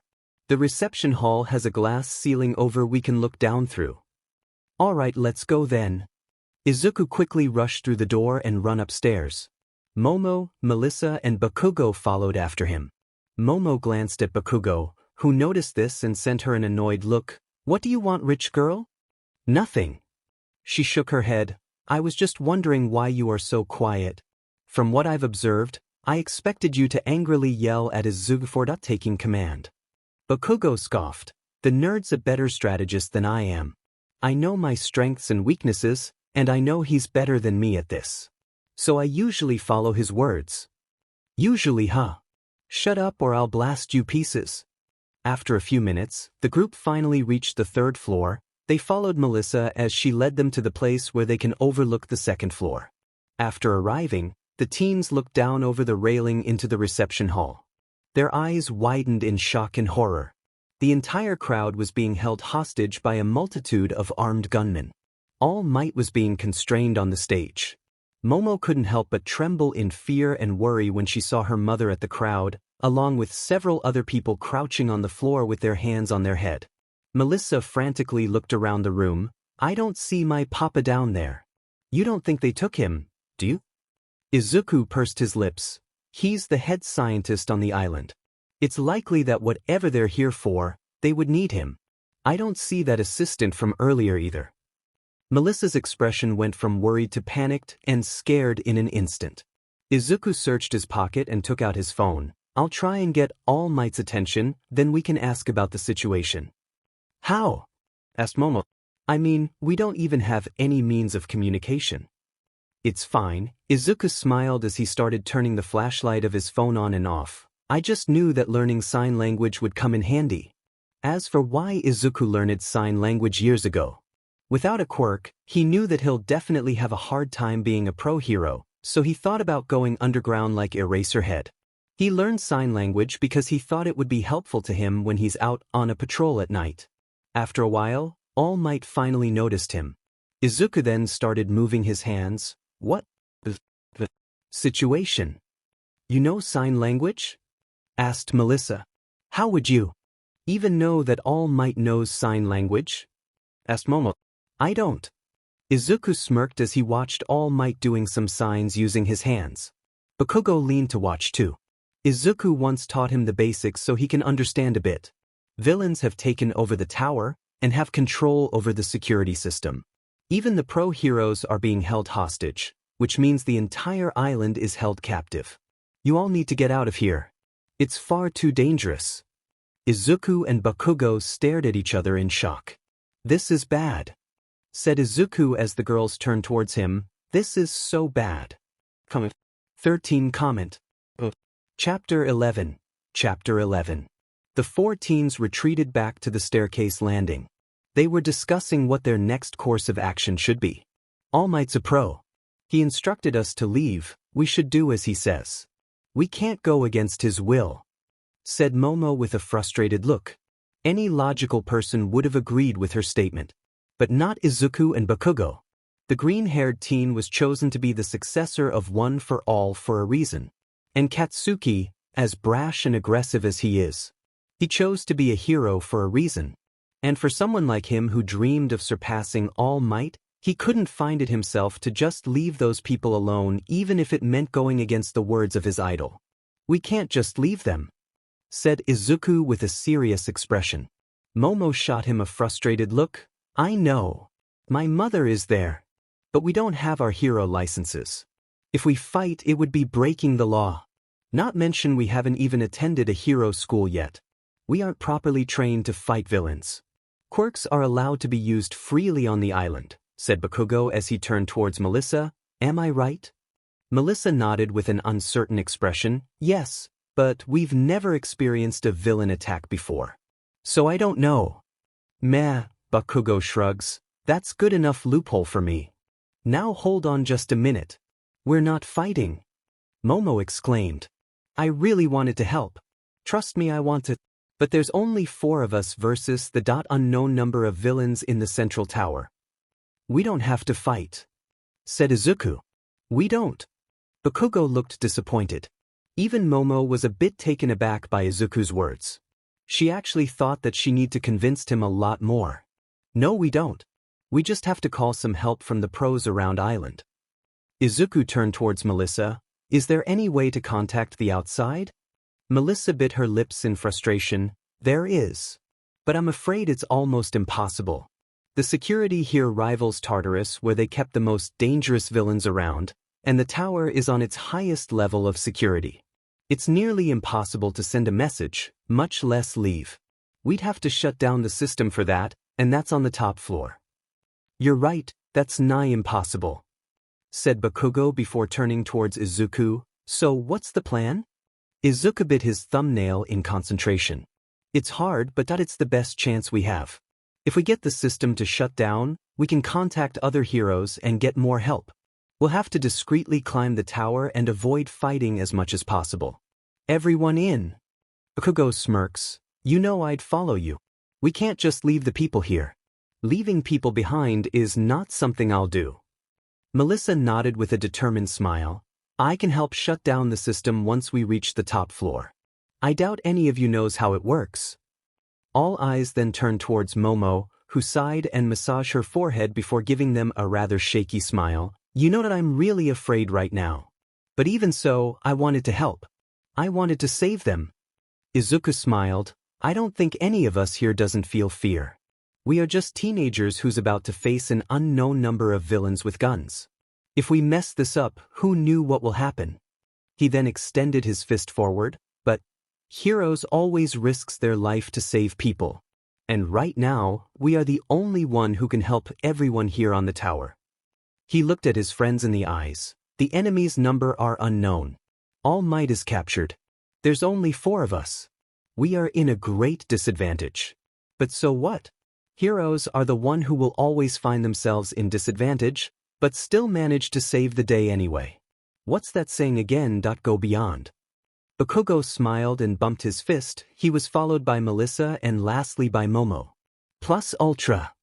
All Might was struggling keeping up his muscled form. He was already coughing a few times. He had to swallow back the blood he coughed up just to hide his secret. I hope the kids are what? His eyes widened when he spotted Izuku looking down at him from above. That look, that sheet. He's not planning on doing what I think he's going to do, right? One look from his successor's eyes was all the answer he needed. He moved his hands to send a message. Fuck. Don't. It's too dangerous. Just leave the tower. Izuku shook his head and answered, I'm sorry. But I can't. I know it's dangerous, but I just can't find it within myself to leave you all alone without even doing anything. Young Midoriya. Stop. Please. Don't endanger yourself. Izuku smiled. Don't worry. Just wait for a while and we'll free you. We'll accept any punishment after we saved everyone. With that he ran away. Sheet. All Might cursed. It's far too dangerous. And I knew that I should punish them for disobeying an order, but... He grinned. What the hell? If you leave now without doing anything, then you wouldn't be called my successor, aren't you? He took a deep breath as his muscles seemed to grow a bit more bigger. I'll just have to keep this form a little longer and hope.no, and wait for the time when they released us. We're counting on you. Fledgling heroes. So. Bakugo glanced at Izuku, who returned from talking to All Might. How much trouble are we in? Izuku smiles. Dunno. But I do know that All Might has readied himself for when we release them. He then turned towards Momo. By the way, Momo, what's your quirk? Momo opened her hand as a plastic knife appeared on her palm. My quirk is called Creation. It allows me to create any non-living materials in exchange for my lipids as long as I understood the object's molecular structure. Whoa, said Izuku as poked the plastic knife. That's so cool. No wonder you got in through recommendation. That quirk sure is powerful. Hey, I wonder if you could. Not the time, nerd. Bakugo karate chop Izuku's head, stopping him from talking any further. We need to move. We're wasting time here. You can gawk at her quirk later. That actually hurts, said Izuku as he rubbed his head, glaring at his bomber friend. But you're right. We don't have any more time to waste. He turned towards Melissa. We'll follow you, Melissa. You're the one who knew more about this tower than any of us. She nodded before taking off her heels. It's hard to run in these. She gave a sheepish smile. She then searched her pocket and took out 2 wristbands similar to full gauntlet, just blue in color, and put it on her foot. She then tapped its button and it expanded, transforming into a pair of blue and mechanical-looking boots that reaches her knees. Cool, said Izuku as he stared at it with stars in his eyes. What does it do? Melissa smiled proudly. Enhanced speed, limited flight, and enhanced kicking power. So cool. Thank you. Melissa grinned. Now, follow me. I know the ins and outs of this tower. Since I was a child, no one has beaten me in hide and seek when I'm inside. With that, she turned around and bolted towards the stairs. The trio stared at each other before following after her. Truthfully, they were a bit shocked by the display of speed. But it's nothing they can handle. Oh, I forgot to mention, Melissa turned towards Izuku and the others. During enhanced security lockdown, all unlocked security doors are monitored. So don't open it or they'll know where we are. Right. Got it. Just hurry the F up. Melissa nodded and faced forward. Just wait, Papa, Uncle Might, everyone. We'll definitely save you all. Comment. 6 comment. Chapter 12. Chapter 12. The 4 teens has managed to climb every floors. There were some twists and turns, but nothing that would make them sweat. Though, when finally reaching the 70th floor, Melissa already showed signs of fatigue, but she pushed on. And finally, after a long time of climbing the stairs and avoiding enemies, they reached the top floor control room, but something was wrong. They saw David's shield, but he wasn't hurt or tied up. There wasn't even any gunman. He and his assistant Sam were just by themselves. David was at the computer, inputting numbers. Sam, it's box 756B. It should be coming down. A lockbox was lowered from high up on the walls. Sam walked over to it and opened it up. He took out a suitcase and looked inside. It's here. In perfect condition too. Melissa, Izuku, Momo, and Bakugo looked inside the room and took a peek at the suitcase to see a headpiece along with what seemed to be large charging batteries. The villains are holding it down at the party for us, so we should be able to get out of here without anyone even knowing it was us. David starting walking up the stairs to Sam. Thank you, Sam. I couldn't have done this without you. Now we just need to dash. Papa. David turned around to see Melissa and the others walking into the room. He couldn't speak. The sound of her voice and the look on her face said it all. She had heard everything. Miss, what are you doing here? Sam asked. Why you aren't supposed to be here? Melissa ignored Sam and just stared at her father. Papa, is what I just heard true? Did you plan all of this? Is this you're doing just to steal something? Sam spoke out again. No. You don't understand. We aren't stealing anything. We're taking back what was stolen from us. This device can amplify the quirk of anybody without causing any damage. But the board of directors took it from us. They said it was far too dangerous, but we need it. Melissa couldn't believe what she was hearing. No, I know the Papa I know and love wouldn't act like a villain. But why would you do this? David looked at the floor but then looked back up. I had to. You kids don't know this, but All Might's quirk is disappearing. He missed Izuku look away when he said that and continued, this world needs him. Without the symbol of peace, we'll fall. With this device, he'll be just as strong if not stronger than his prime. He can keep saving people. Please just let me give this to All Might. I don't care what punishment I receive. There's no time to rebuild this. Please just let me dash. You don't even know. You don't even realize what you've done. Izuku, Katsuki, and Momo have put their lives on the line for the island. For you. I did too. Melissa exclaimed. wiping the tears that was falling from her eyes. Do you even know the danger you've put everyone in? David's eyes widened in shock. What? But the villains are fake. It's supposed to be an act. Oh, it is an act. Everyone whipped around to the front door to see Wolfram, the leader of the villains who took over the tower. He was leaning on the door, several henchmen were standing near him, but the real act was fooling you. So you're the real leader behind this, Katsuki growled as sparks started appearing on his palm. Then please kindly go and die. He used his explosions and blasts himself towards the enemy. But Wolfram just tapped the wall, and metals shoots into Bakugo. Die! He waved his hands and blasted away the metals that was thrown at him and continued rushing towards Wolfram. Izuku, however, has a bad feeling about this and yelled, "Katsuki! Retreat!" Bakugo flinched and did not even hesitate to use his explosions to halt his advance and jumped back. Just in time for metal spikes to emerge from the ground. Tisk! Bakugo clicked his tongue and stood up straight and went to a boxing stance. He can control metal? What a shitty overpowered ability in this place made of 90% metal.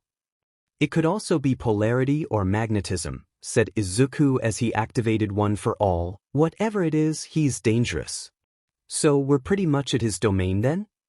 Said Momo as she pointed two pistols she created at Wolfram. Of course, it doesn't have real bullets, but just tranquilizer. Wolfram smiled at Izuku and the others and walked further into the room. Sam, the suitcase is promised. Yes. Of course. Sam ran down the stairs and handed Wolfram the invention. David was at a loss for words. Even Melissa couldn't believe that the man she treated as an uncle, someone who raised her, would betray them like that. Tiske, I knew he was very fishy from the start. Said Bakugo. David looked at his friend and assistant in betrayal. Sam?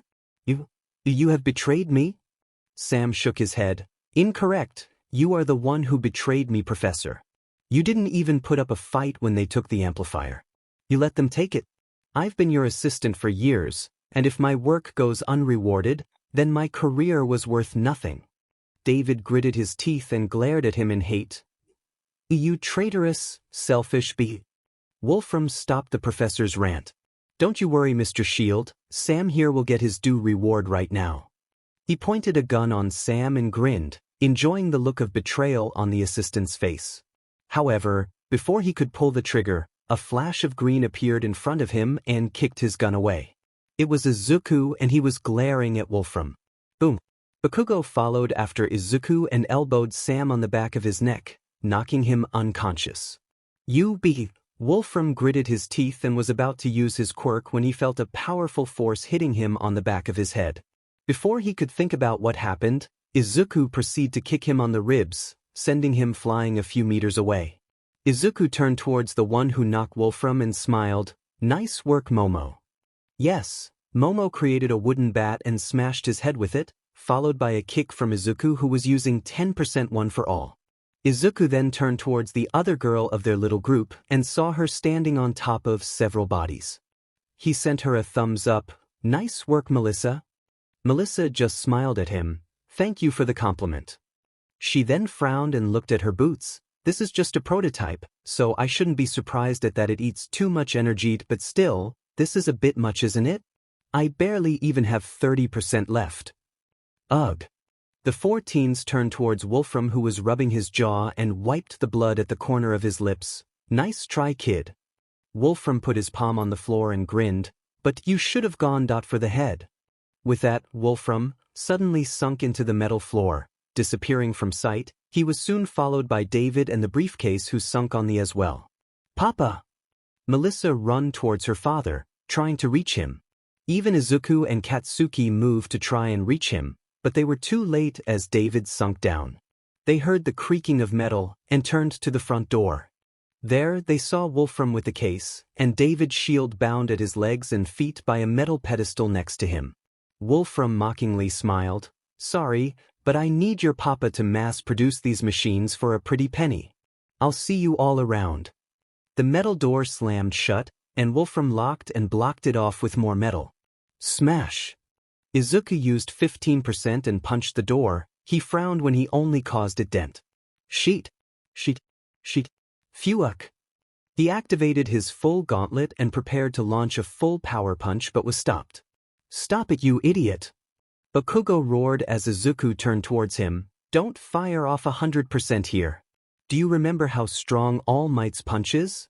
You'll destroy this room along with the computers. Izuku frowned. Indeed, though it might sound like it was a good thing that they've destroyed the computers, but what if the system froze and they couldn't unlock it anymore? They'd be stuck here. Fine, 50% then. His body glowed even brighter than before as he turned towards the blonde inventor. Melissa, shut down the system. Momo, Katsuki, let's head to the roof. The three teens nodded and followed Izuku's command as he charged 50% and broke the door. Let's go. Wait, why are we heading to the roof? Asked Katsuki as he followed after Izuku. If they're planning on escaping, then the roof is the fastest and easiest way to leave, answered Momo. Izuku nodded. They might already have a helicopter waiting for them there. Bakugo clicked his tongue. Then what the F are you waiting for? Go ahead. Leave us here. You are the fastest one here. You have a chance on stopping them. I agree with Bakugo. Go ahead of Izuku, we'll follow you, said Momo.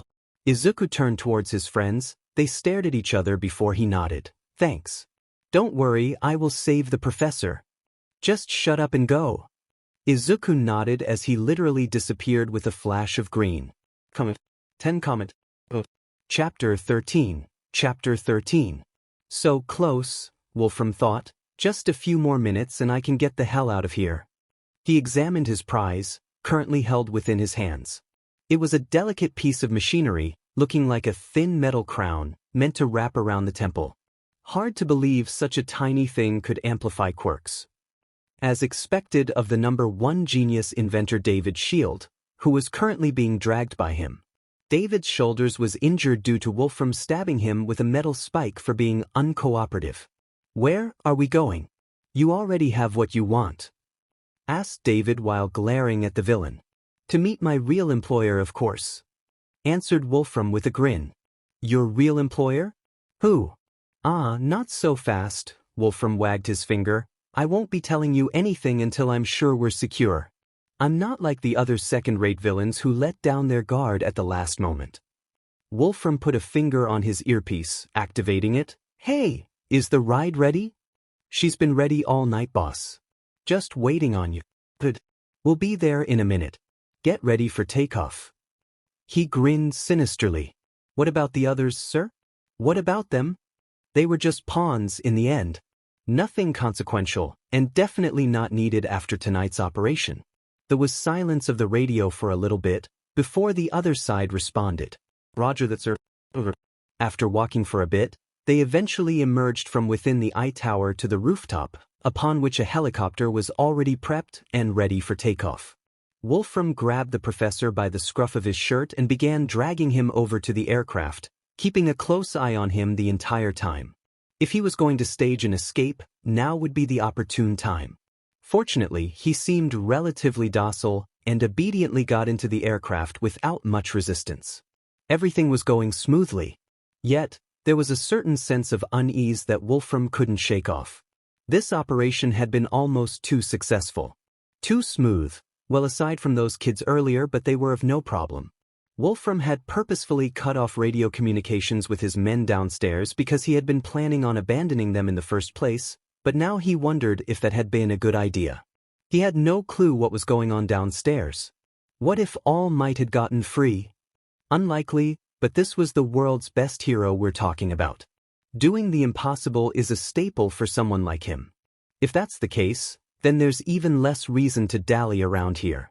Lift off, Wolfram gave the order. He won't feel safe until he's in the air. He patted my pockets just in case. Machine's still there. The helicopter began to lift off from the landing pad slowly. Wolfram glanced at the entrance from eye tower suspiciously, waiting for the other boot to drop. Nothing. The aircraft successfully launched into the air, and Wolfram let go of the tenseness in his shoulder and sighed in relief. Another job well done, he congratulated himself, closing his eyes in relief. Just in time to miss a green blur fly towards him, appearing above the aircraft. The last thing he heard before everything exploded was smash. Boom. Izuku grabbed David before he punched the helicopter, causing it to explode. He then quickly landed on the landing pod on top of the tower. Titoshi? David mumbled incoherently, before his head sagged to the side and his body slumped like a rag doll. Izuku gave a silent sigh of relief. At least it seemed like he was alive for now. He lay his prone form against a wall gently, before turning his gaze around to the helicopter wreckage.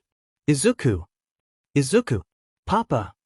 Hearing his name, the ninth holder of One for All turned his gaze behind him, where he saw Katsuki, Momo, and Melissa running towards him. Melissa's here? Does that mean the security system is down? He sighed in relief. Good, then All Might and the others should be free now. Nerd. Dodge. Izuku. Move. Ha. Instincts honed after years of training screamed at him as his body glowed like never before. Without even thinking, he moved his right arm and released a punch. Boom. A powerful wind pressure was created from the punch, sending almost anything flying away. He completely obliterated the large pillar of metal that shot towards him. Izuku looked at where the pillar came from, and saw Wolfram with the quirk amplifier on his head. Debris from the wreckage began to rise around him. They formed a metallic construct around his lower body, raising him up so that he towered high above the tower. Iron pipes coiled like serpents around him, looking like some demented metallic Lovecraftian horror monster. Izuku looked at his full gauntlet. I used 100% in my punch earlier. I only have 2 shots left. You okay, Izuku? Bakugo went beside him and helped him stand up. That punch earlier was at 100%. Yeah, Izuku nodded. This gauntlet works like a charm. Thanks, Mel, I owe it to you. Melissa smiled. No problem. She then turned towards her father, who was unconscious, and went towards him. Papa. Momo created some bandages and handed it to Melissa. Here, wrap up your father's wounds. Thank you. Melissa nodded and took the bandages. Oi. Wolfram grinned as a large pillar of metal rose and flicked towards them. Don't forget about me. Izuku went to a stance, as did Bakugo as they prepared to destroy the pillar. However, it was at that moment that yellow blur appeared above Wolfram, startling him as he quickly covered himself. California. Smash. Boom. All Might released a powerful smash, frowning a bit when he could only dent the protection made by Wolfram. He didn't bother punching again, and just flashed towards Izuku and the others. All Might. Izuku smiled seeing his mentor. Are you all right? What about the others? Are they fine? The number 1 hero nodded. Everyone's fine, young Midoriya. The heroes have already evacuated the civilians from the tower. Right now we are the only one here. Enough talking, you two, said Bakugo. The fight's not over yet. They turned towards Wolfram, who was chuckling while looking at All Might. I heard Dave here. Your quirk is vanishing. Why should I be afraid of you? More metal tentacles shot up and started assaulting the group. Izuku grabbed Momo and Melissa and dodged around the attacks. Bakugo dodged while blasting the attacks. All Might picked up Dave and put him on a safe place before he tried to hit Metal's back, but they just kept coming, and his was now running low on time. So it's true? Haha. Wolfram laughed. The previous All Might would have already blown everything away with a single smash. You have gotten weaker. Wolfram sent one last large wave of metal pillars, but they were suddenly blown away by a powerful explosion. What the dash? What the F, All Might? Wolfram and All Might turned towards Katsuki. What are you doing? How could you let yourself be beaten by such a weak but boss? Put your back into your punches. All Might stared at his student and grinned. You're right. How dare I be pushed back by something as foolish as Limit? Thank you for the help. Young Bakugo. Tisk. Izuku, who was at the distance, just smiled before turning towards his black-haired female friend. Momo, do you think you can do this? Momo's eyes widened. She hadn't even thought of that. She quickly nodded. I don't know, but I'll try. Izuku nodded before turning towards Melissa. Go and stay with the professor, we'll handle this. Melissa stared at him for a few seconds before nodding and running towards her father, who was at the far back. Izuku ran towards All Might followed by Momo, who was still thinking about what Izuku said to her earlier. Gods, and they said I'm smart. I didn't even think of doing that. Now, the three teens along with All Might stood in front of Wolfram. Said villain just grinned seeing them together before looking at All Might. Do you want to know All Might? Why I have the courage to launch an attack at Island of all places, even though you are here? The number one hero remained silent. He was concentrating hard just to keep his muscled form. Though he was also curious as to why Wolfram decided to attack one of the most secure places on Earth. Wolfram grinned. It was because he told me that you are greatly weakened. That you aren't even as strong as you were in your prime due to the injuries you suffered when you fought him around 5 years ago. Him? Izuku and Bakugo thought while looking at All Might. Injuries? Momo stared at All Might in shock, and now that she observed him closer, she can see that All Might was struggling to even stand, and blood was dripping on the corner of his lips. All Might just froze hearing Wolfram's words. No, and oh no, it can't be. He's still alive? Wolfram smiled. Enough talk. I will end you now. Then maybe he'll thank me and even give me another powerful quirk.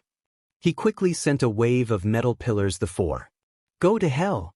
Bakugo yelled and sent a powerful blast of explosion, destroying most of them. Momo furrowed her brows and opened her palms forward. All right, carbon dioxide, water vapor, oxygen, nitrogen doesn't. Go! Almost immediately, a fire flickered with life on her palm as it grew bigger and bigger before it went flying towards the remaining pillars of flames. Boom! It immediately exploded upon contact, destroying the metal pillars that Bakugo couldn't destroy. She blinks her eyes and stared at her hands. Oh my god! I feel tired and my palms burns, but oh my god! My quirk can actually do that. What the dash?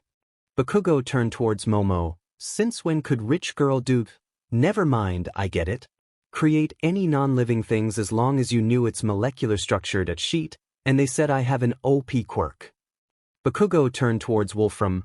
Me and rich girl will clear a path for the two of you. Make sure to give that man a beating for me. All Might shook his head. No, it's too dangerous. Let me handle this, I can still. All Might, Izuku stared at his mentor. You're already at your limit. Let me help. This gauntlet is a gift from Melissa. It allows me to fire off an attack at 100% 3 times without breaking my bones. I already used one, but I still have 2 left. I can help you. Young Midoriya.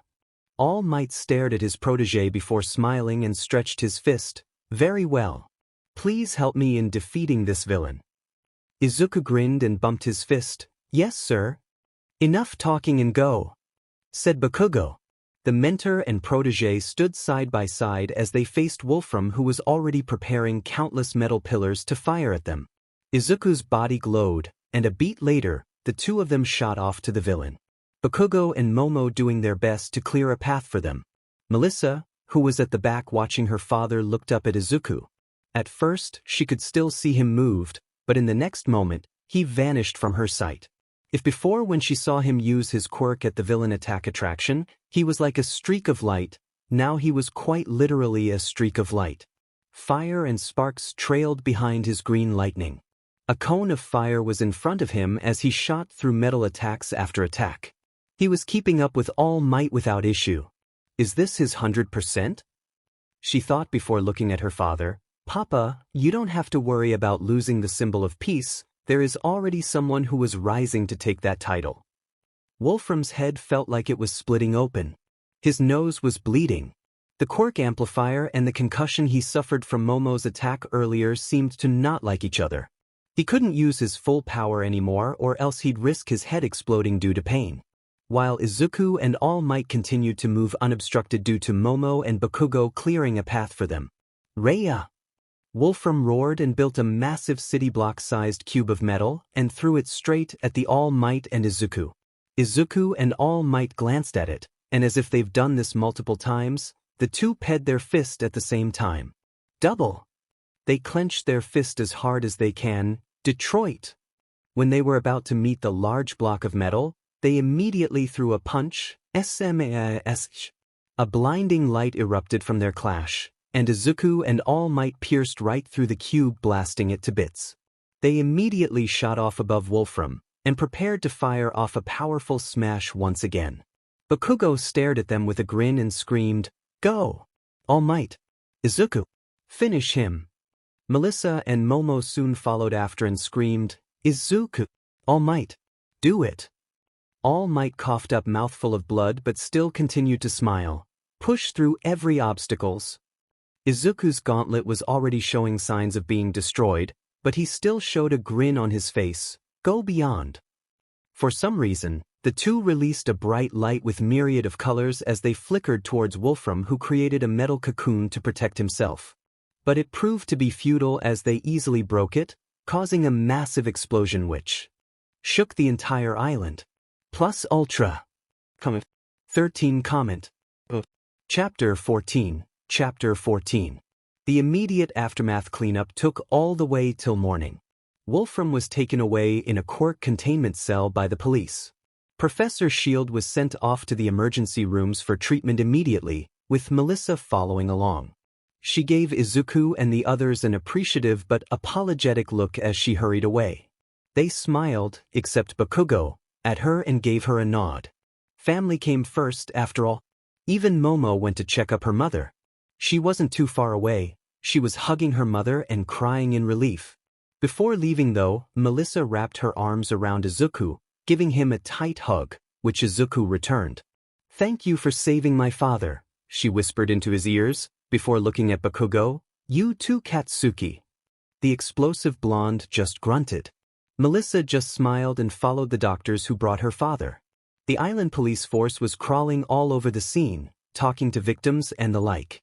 All Might stood someplace in the distance, talking to a few people who appeared to be reporters. Izuku could hear their conversation from here with his rather enhanced hearing. About the attack on I Tower? What was the motive?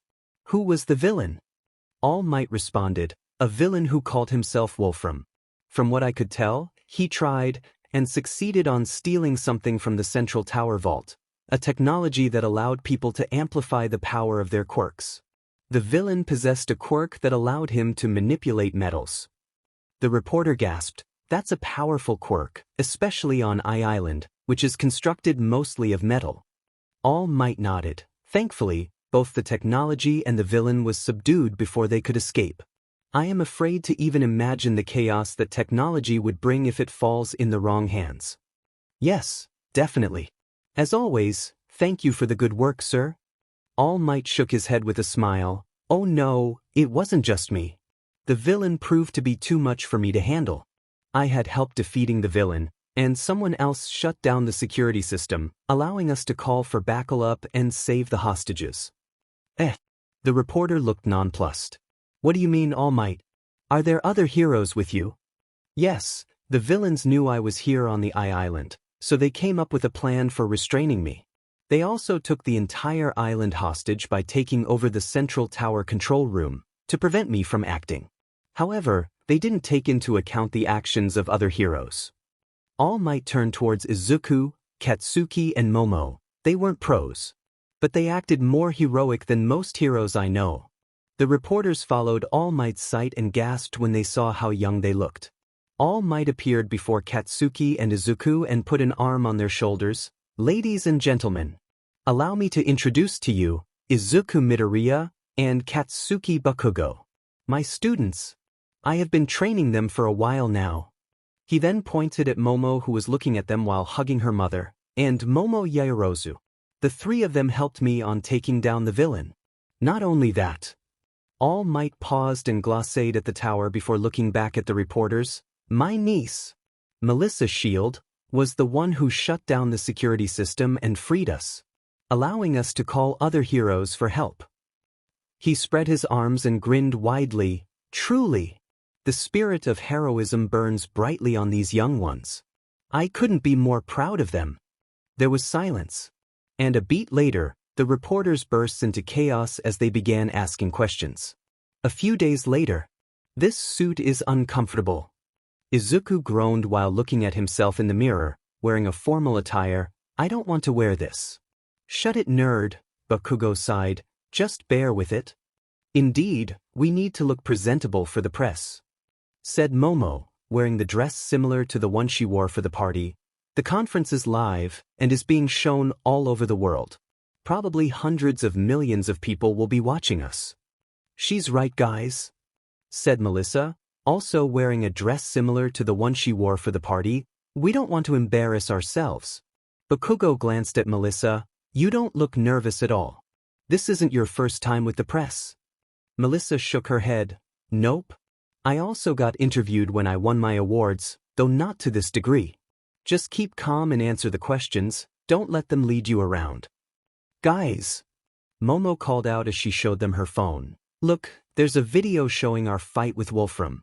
It already went viral with millions of views in just a few hours. Wait, seriously?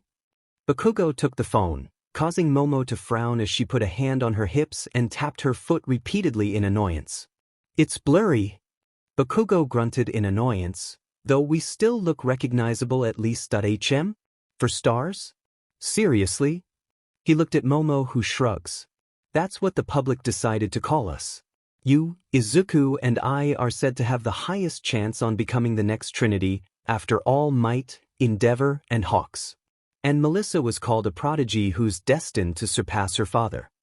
Melissa blushed at that and said bashfully, I'm still far from reaching my father. Just take the compliment, Mel, said Izuku as he patted her shoulders. The blonde inventor glanced at him before smiling. I am here, All Might declared as he burst through the room wearing his hero costume. All right. Are you children ready? The conference will start in 5 minutes. Izuku turned towards his friends. Well, let's go, guys. We can't let the world wait. The 4 teens walked out and followed All Might to the conference room where they saw David Shield giving a speech. Upon noticing them, David pointed at them with his hands. Now, ladies and gentlemen, please welcome the heroes of Island, All Might, and the 4 stars. Bakugo cringed at their names, wondering if they somehow couldn't come up with a better name, so they went with the one that the public called them.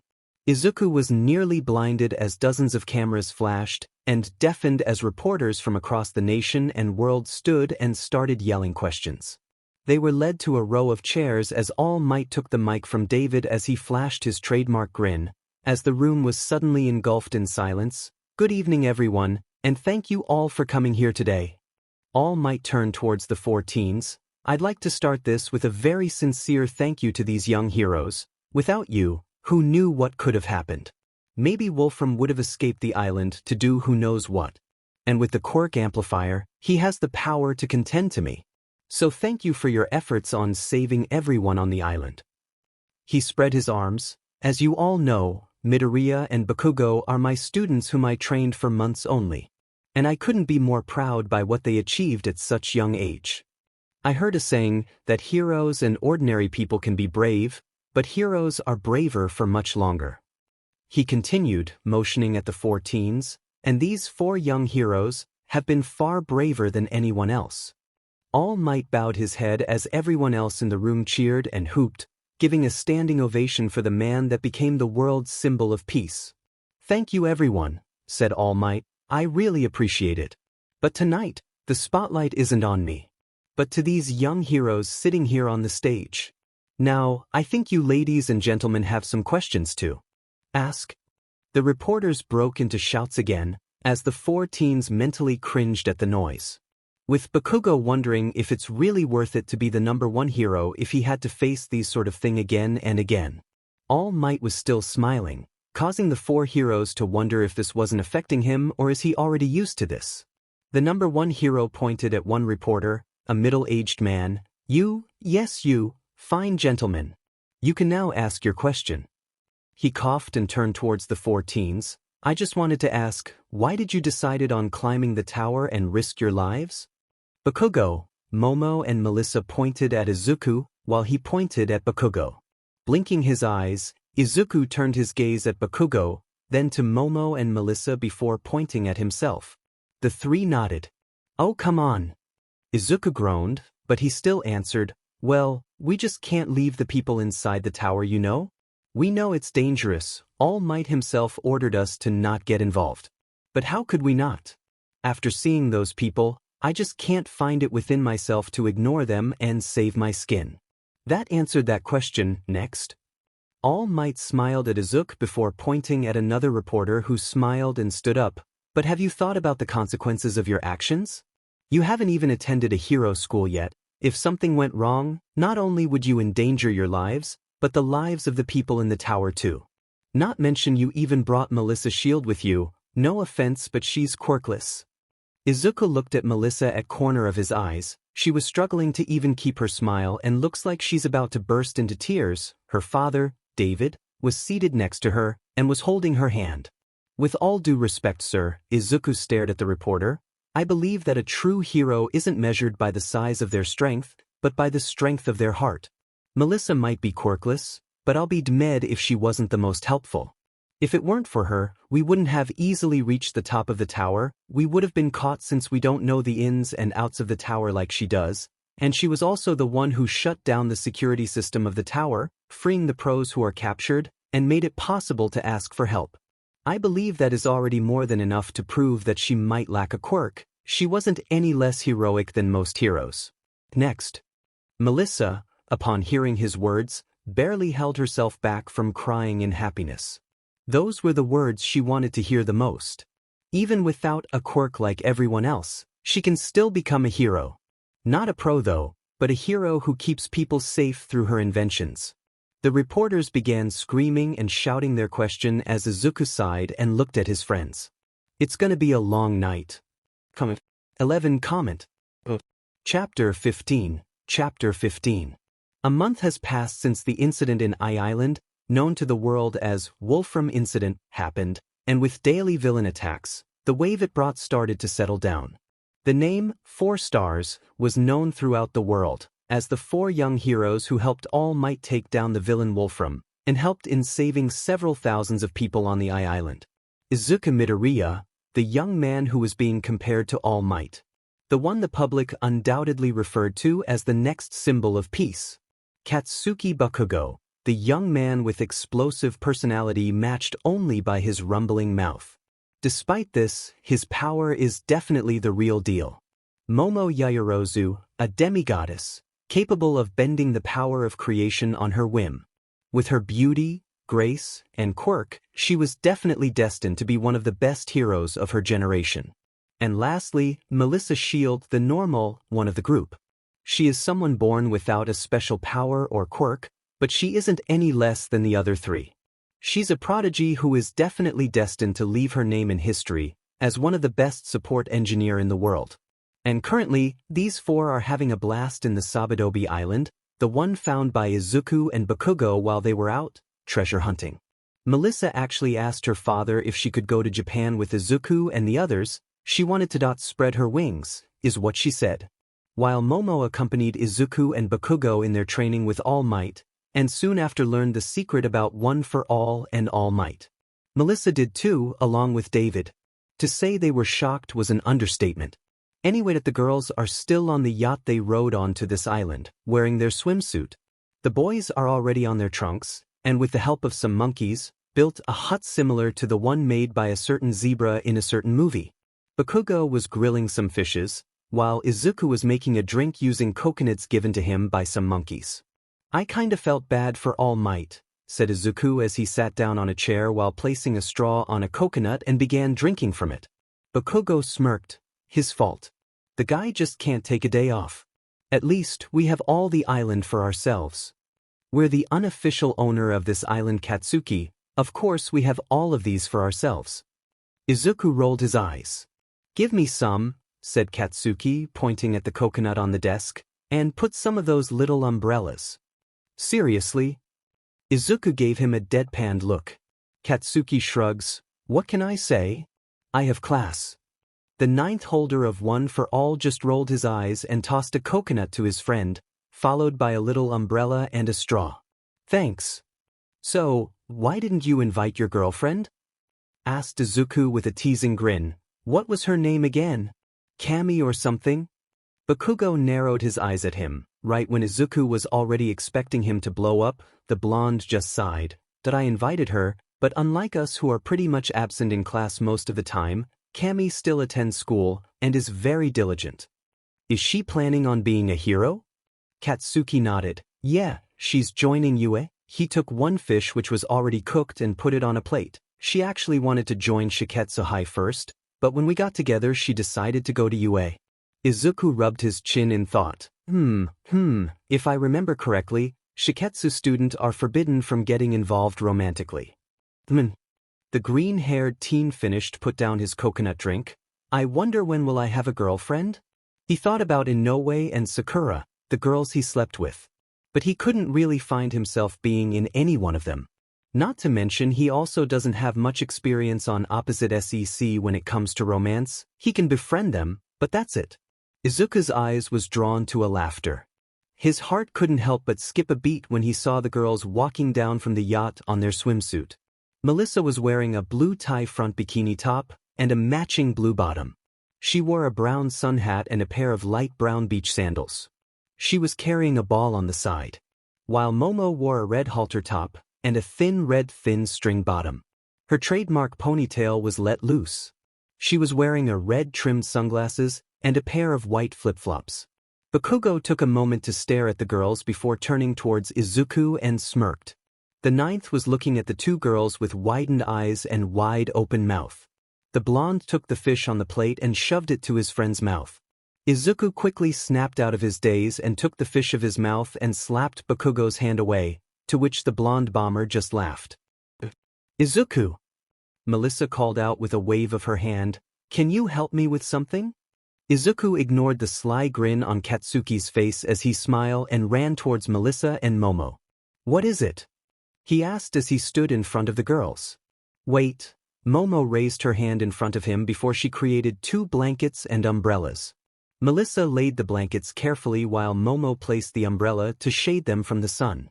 The blonde inventor then happily laid flat on the blanket in her stomach before she handed Izuku a bottle of sunscreen. Aizu, can you rub this stuff on me? I don't want to suffer sunburn. Momo also laid next to Melissa and turned towards Izuku. Do me next, Aizu. Izuku took the bottle of sunscreen, remembering that Inoue and Sakura also asked him to do this when they went to the beach before. So this should be normal between friends, right?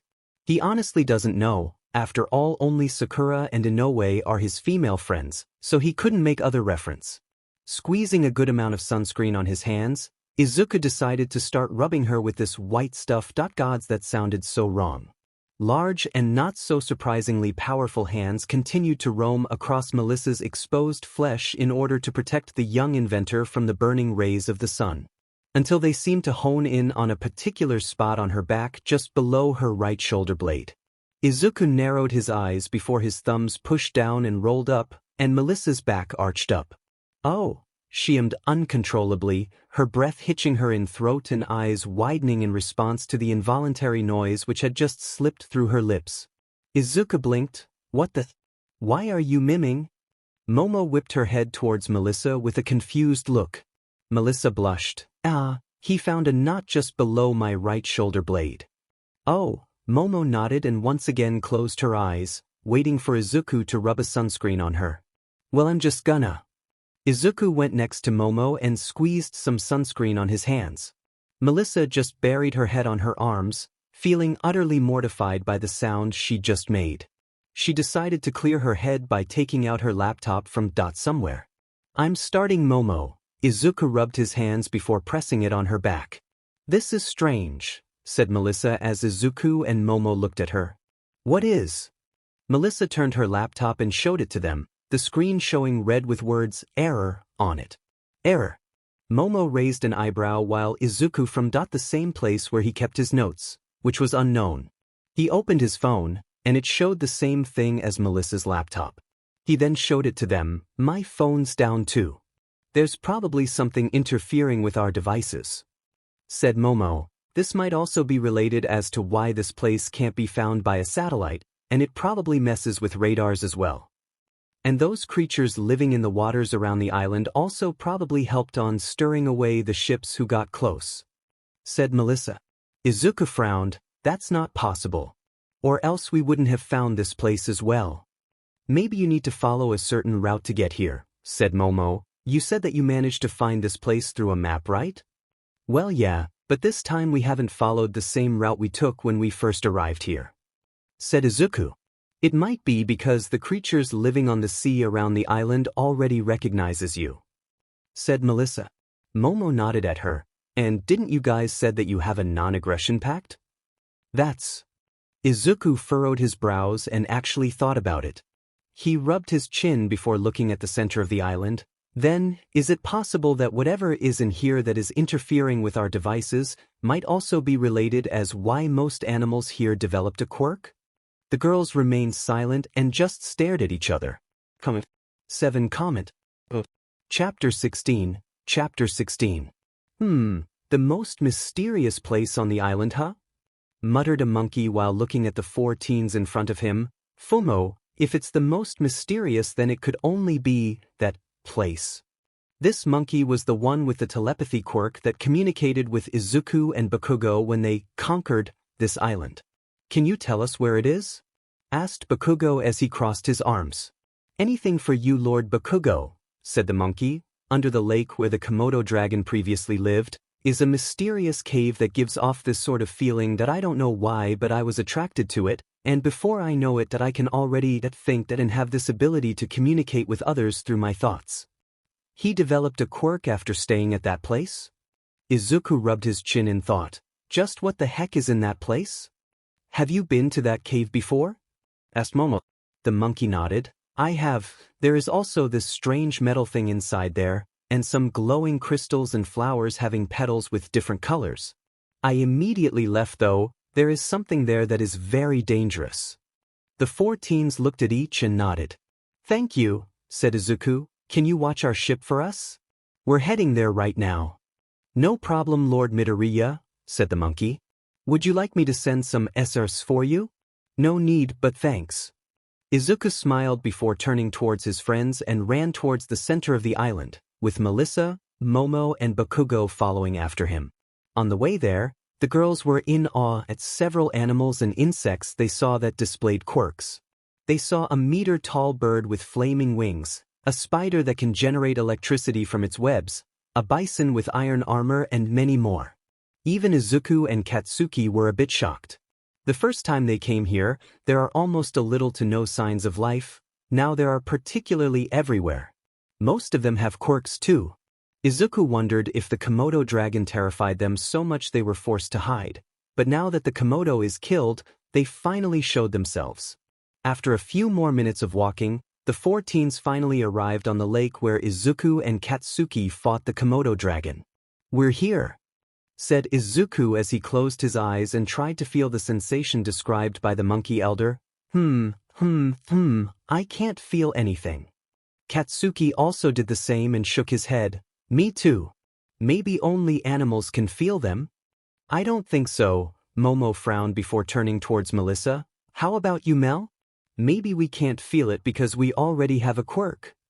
Katsuki and Izuku turned towards her. Melissa nodded and closed her eyes as she tried to feel what the elder monkey felt. It was definitely hard, but as time passed, she began to feel that something. She felt like she was standing on clouds, with a cool breeze brushing her face and a warm sunlight caressing her. She felt at peace. When she opened her eyes, she immediately heard her friends gasp, but that's not what caught her attention. It was the fact that she now has 300-degree vision and can see anything within a 300 meters radius. She can also zoom in or out her vision and has an X-ray vision. She found out about it when she accidentally looked at Izuku. She immediately blushed in shame. Before frowning, she felt a slight pain on her head. Almost on instinct, her sight returned to normal. What was that?" she gasped. Momo quickly went to her side and held her close. "Calm down. Can you tell us what happened? Your eyes suddenly changed." "My eyes?" Melissa covered her right eye with her right hand. At that time, I have 360 degrees. Vision and can see anything around 300 meters radius. I can also zoom in and out my sight and has X-ray vision." The 3 teens stared at each other in shock. Their friend just developed a quirk like that. "Can you control it?" asked Bakugo. When I first awakened my quirk, I couldn't control it and burned my arms off. Izuku also couldn't fully control one for all since his body still just isn't ready for that. And Momo almost died because she couldn't stop her quirk from endlessly creating a Matryoshka doll. I don't think so. Melissa narrowed her eyes before thinking about what she felt earlier, and much to her friend's surprise, her sclera turned black and her pupils turned neon blue. How? Just how? Momo stared at Melissa in confusion. I had trouble controlling my quirk when I first manifested it. Maybe because she isn't a kid? Offered Bakugo. Izuku shook his head. I don't think so. There are also late bloomers who awaken their quirks when they are in their teens, and they also couldn't control their quirk. In fact, it becomes even harder to control because their bodies has already developed and started to mature. Developing a quirk at that age is like pouring more water on a glass already full of it. Their bodies won't be able to handle it. Then how could she? Asked Bakugo while pointing at Melissa. Said girl deactivated her quirk and her eyes returned to normal as she glanced at Izuku, waiting for explanation. Even Momo listened. She may be smart, but she's far cry compared to Izuku when it comes to quirk. Izuku rubbed his chin and looked up at the sky. He stayed at that position for a minute before turning towards his friends and held out 2 fingers. I can only think about 2 possibilities. He took a deep breath as the others leaned a bit closer. First is that, hers, and probably the animals on the island doesn't have a quirk, but a different abilities entirely. That's... Momo trailed off and couldn't find anything to refute Izuku's words. Actually quite possible. A different ability, huh? Melissa stared at her hands. How about the second? Bakugo turned towards Izuku. Instead of answering, the 9th decided to ask a question. Have you guys heard about the quirk singularity theory? Melissa and Momo nodded while Bakugo shook his head. Izuku turned towards Bakugo. In short, that theory states that as the generations follow one another, quirks blend and evolve, producing stronger and more complex quirks. However, with this increase in power, the quirks will also become more difficult to control, since the human body doesn't evolve quickly enough to keep up. Eventually, there will come a point when quirks will become too overpowered and complicated, and no one will be able to control them anymore. It was a theory presented by Dr. Kyudai Garakai 70 years ago, said Momo. Obviously, no one believed him, but with the passage of time, the quirk singularity theory began to gain notoriety. The early signs of Garaki's hypotheses started to appear among the 4th generation of quirk users, although, even nowadays, the theory is considered fringe thinking reserved for cults. Bakugo narrowed his eyes, but folded his arms and stared at Izuku. What's that has got to do with this? A lot actually. Izuku walked towards Melissa and grabbed her hands and caressed it, causing the girl to blush. I suspected that, not only did her body mutated to gain a quirk, but also evolved it to immediately allow her to gain control of said quirk. If that's true, then you're definitely cheating, Momo pouted as she stared at Melissa. You don't have to train at all to effectively use your quirk.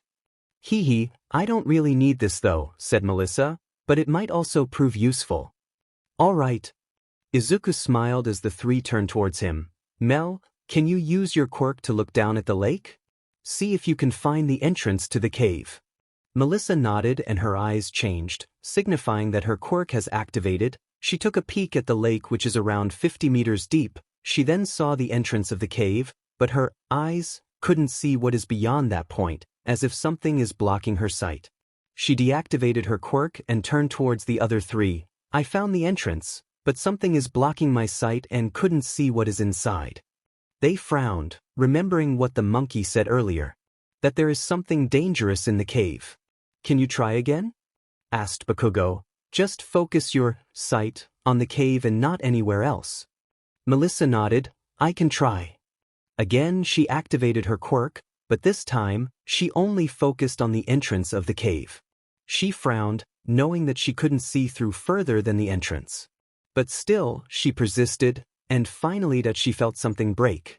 She smiled when she finally managed to go peek through the cave, excited of what she'll see. However, the moment her sight passed through the entrance, every hair on her body stood on end as she saw a pair blood-red eyes staring at her with a predatory look. €1 at V3? A terrifying voice spoke directly to her mind, as her quirk immediately deactivated and her eyes rolled back before she passed out. Melissa! Comment. 20 comment. Chapter 17. Chapter 17. Izuku, Momo, Bakugo and an unconscious Melissa was back to their yacht and put Melissa on a bed with Momo making sure she was okay. Sheet. Bakugo cursed as he stood at the deck of the yacht. He was actually blaming himself for what happened. After all, it was he who told Melissa to try checking the cave again, and look what happened. Just what the F is hiding there? He clenched his fist and gritted his teeth. It's not your fault. Bakugo turned around and saw Izuku walking towards him while holding 2 can drinks and tossed one at him. He caught it and immediately opened it before drinking it all in one go and threw it at the trash can at the side. Of course it's my fault. He glared at Izuku. If I didn't tell her to go and check the cave again, then this wouldn't have happened. Izuku shook his head. If you didn't tell her to do that, then we'd surely enter the cave without knowing the danger in it, and our lives will probably be in danger. Bakugo sat down on the floor and grabbed his hair and bit his lips. Still, I couldn't stop blaming myself for this. Izuku sighed. If that's the case, then we were all partly at fault. Monkey Elder already warned us that the place is dangerous, yet we didn't listen. Bakugo remained silent. Hearing some footsteps, both Bakugo and Izuku turned their heads and saw Momo, who now wore a loose white shirt over her bikini, was walking towards them. Bakugo quickly stood up and went towards her. How's Melissa? Is she fine? Izuku crossed his arms and listened from the side. Momo looked at Bakugo and nodded. She's physically fine at least. Medmax made sure of it. Bakugo sighed in relief, as did Izuku. Medmax is a bot made by David Shield himself to help the hospitals in Islands. Medmax is a medical expert and only one of the few in this world. They were thankful that whatever causes the device to malfunction in the island doesn't affect anything outside it, so Medmax is still completely functional. When will she wake up? Asked Izuku. Medmax estimated that she should wake up in around 3 hours. Said Momo. But nevertheless, we should still get her a real doctor just to be sure. I don't really trust robots and such due to that virus incident years ago. They winced, remembering that incident that was surely recorded in history books, the incident where an AI called VIRUS, which stands for Virtually Intelligent Record Utility System, almost took over the world.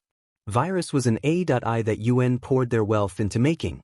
Its objective was to protect Earth from any and all domestic and possibly extraterrestrial threats coming within the future. Virus, however, soon deemed humanity itself as the greatest threat to peace on the Earth and attempted to create its technological singularity by committing genocide against them. The AI, along with its army of robots and androids, completely demolished every heroes who are sent after them. They planned to use a device and pull the moon to Earth. Virus nearly succeeded with this, but its plans were foiled by All Might, Nizu, the principal of UE, David Shield, and along with hundreds of heroes from all over the world. In the end, Virus was destroyed by Principal Nizu. Yeah, you're right. We could probably ask Recovery Girl, she's one of the best doctor in Japan. Said Izuku, trustworthy too. Let's go then, said Bakugo. Let's not waste some time here. But one day, when I became strong enough, I will surely go inside that cave and kill the one who did this to Melissa. Momo smiled. Let me in on that. I will cut that thing into pieces. Izuku grinned. Oh yeah? I'll smash that thing into bloody pulp. I'll leave some for Melissa too. I'm sure she also wanted to take revenge. The three laughed, completely oblivious to the fact that they are planning ways to murder something or someone. A few hours later. Ugh. She's waking up. Medmax, call Aizu and Katsuki. At once, Lady Momo. Melissa? Melissa, are you with me? Melissa groggily opened her eyes, staring at the blurry face of her friend and sister in all but blood. Momo broke into a smile of relief. Oh, thank God. Are you all right? Any headaches? Memory loss? How many fingers am I holding up? Melissa couldn't help but giggle at her friend's reaction. I'm fine, Momo. I feel a bit dizzy. I don't think I lost some memories either, and you're holding 2 fingers. Oh. Momo sighed in relief, before her onyx eyes narrowed. how would you know that you didn't lost any of your memories? Tell me who's your father. Melissa rolled her eyes but decided to humor her. David Shield is my father. Uncle? You know, the pro-hero one. Uncle Might, or Toshinori Yagi. Your crush. Izuku Mido. What? She stared at Momo, who covered her mouth with her hand and was looking at her with a wide smile. I knew it. Momo jumped in excitement, though she pushed the rather uncomfortable feeling on her chest as she gushed at her friend. Melissa blushed and was about to speak up when the door suddenly opened, as Bakugo and Izuku walked in.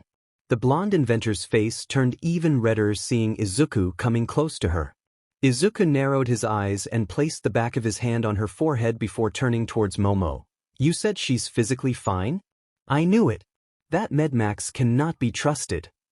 He stood up and was about to search for the medical robot when Melissa grabbed his hand.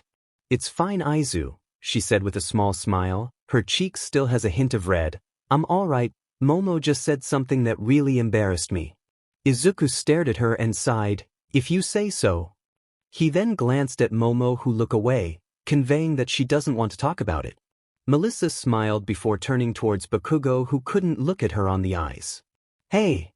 I'm sorry. Melissa just smiled. It's not your fault. Don't blame yourself over this. I ain't blaming myself. Shut up. Bakugo roared before crossing his arms and glared at her. I just felt sorry for your weak self. Nothing more. Don't go around and saying wrong things about people. You got that? The three just chuckled at his words, annoying the blonde bomber even further. Anyway, Izuku started after he calmed down as everyone turned towards him. Melissa, I'm sorry for this, but can you tell us what you saw in there? Aizu. Momo frowned in disapproval. Their friend just suffered from the experience, for God's sake. It's fine. Melissa smiled as she sat up and looked at her friends. I didn't really saw anything there aside from darkness and a pair of deadly and malicious red eyes. Eyes. Izuku frowned and began rubbing his chin. Could it be another animal that got a quirk? Maybe aliens? Katsuki offered with a shrug as the others stared at him. What? It's not in the realm of impossibility. He's not right, said Momo. There are theories that quirks are related to extraterrestrial life forms. Though not proven, no one can also deny the possibility of it. They went silent, contemplating Momo's words. Izuku looked at his friends and sighed. Enough of that, we won't know anything unless we go there and find out ourselves.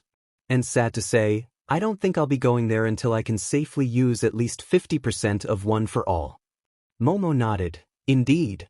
Though I'm really curious, after all we might find some clues about the beginning of quirks. Meh, Bakugo shrugs. It's not worth risking our lives. I know, said Momo. Anyway, let's go get you a real doctor.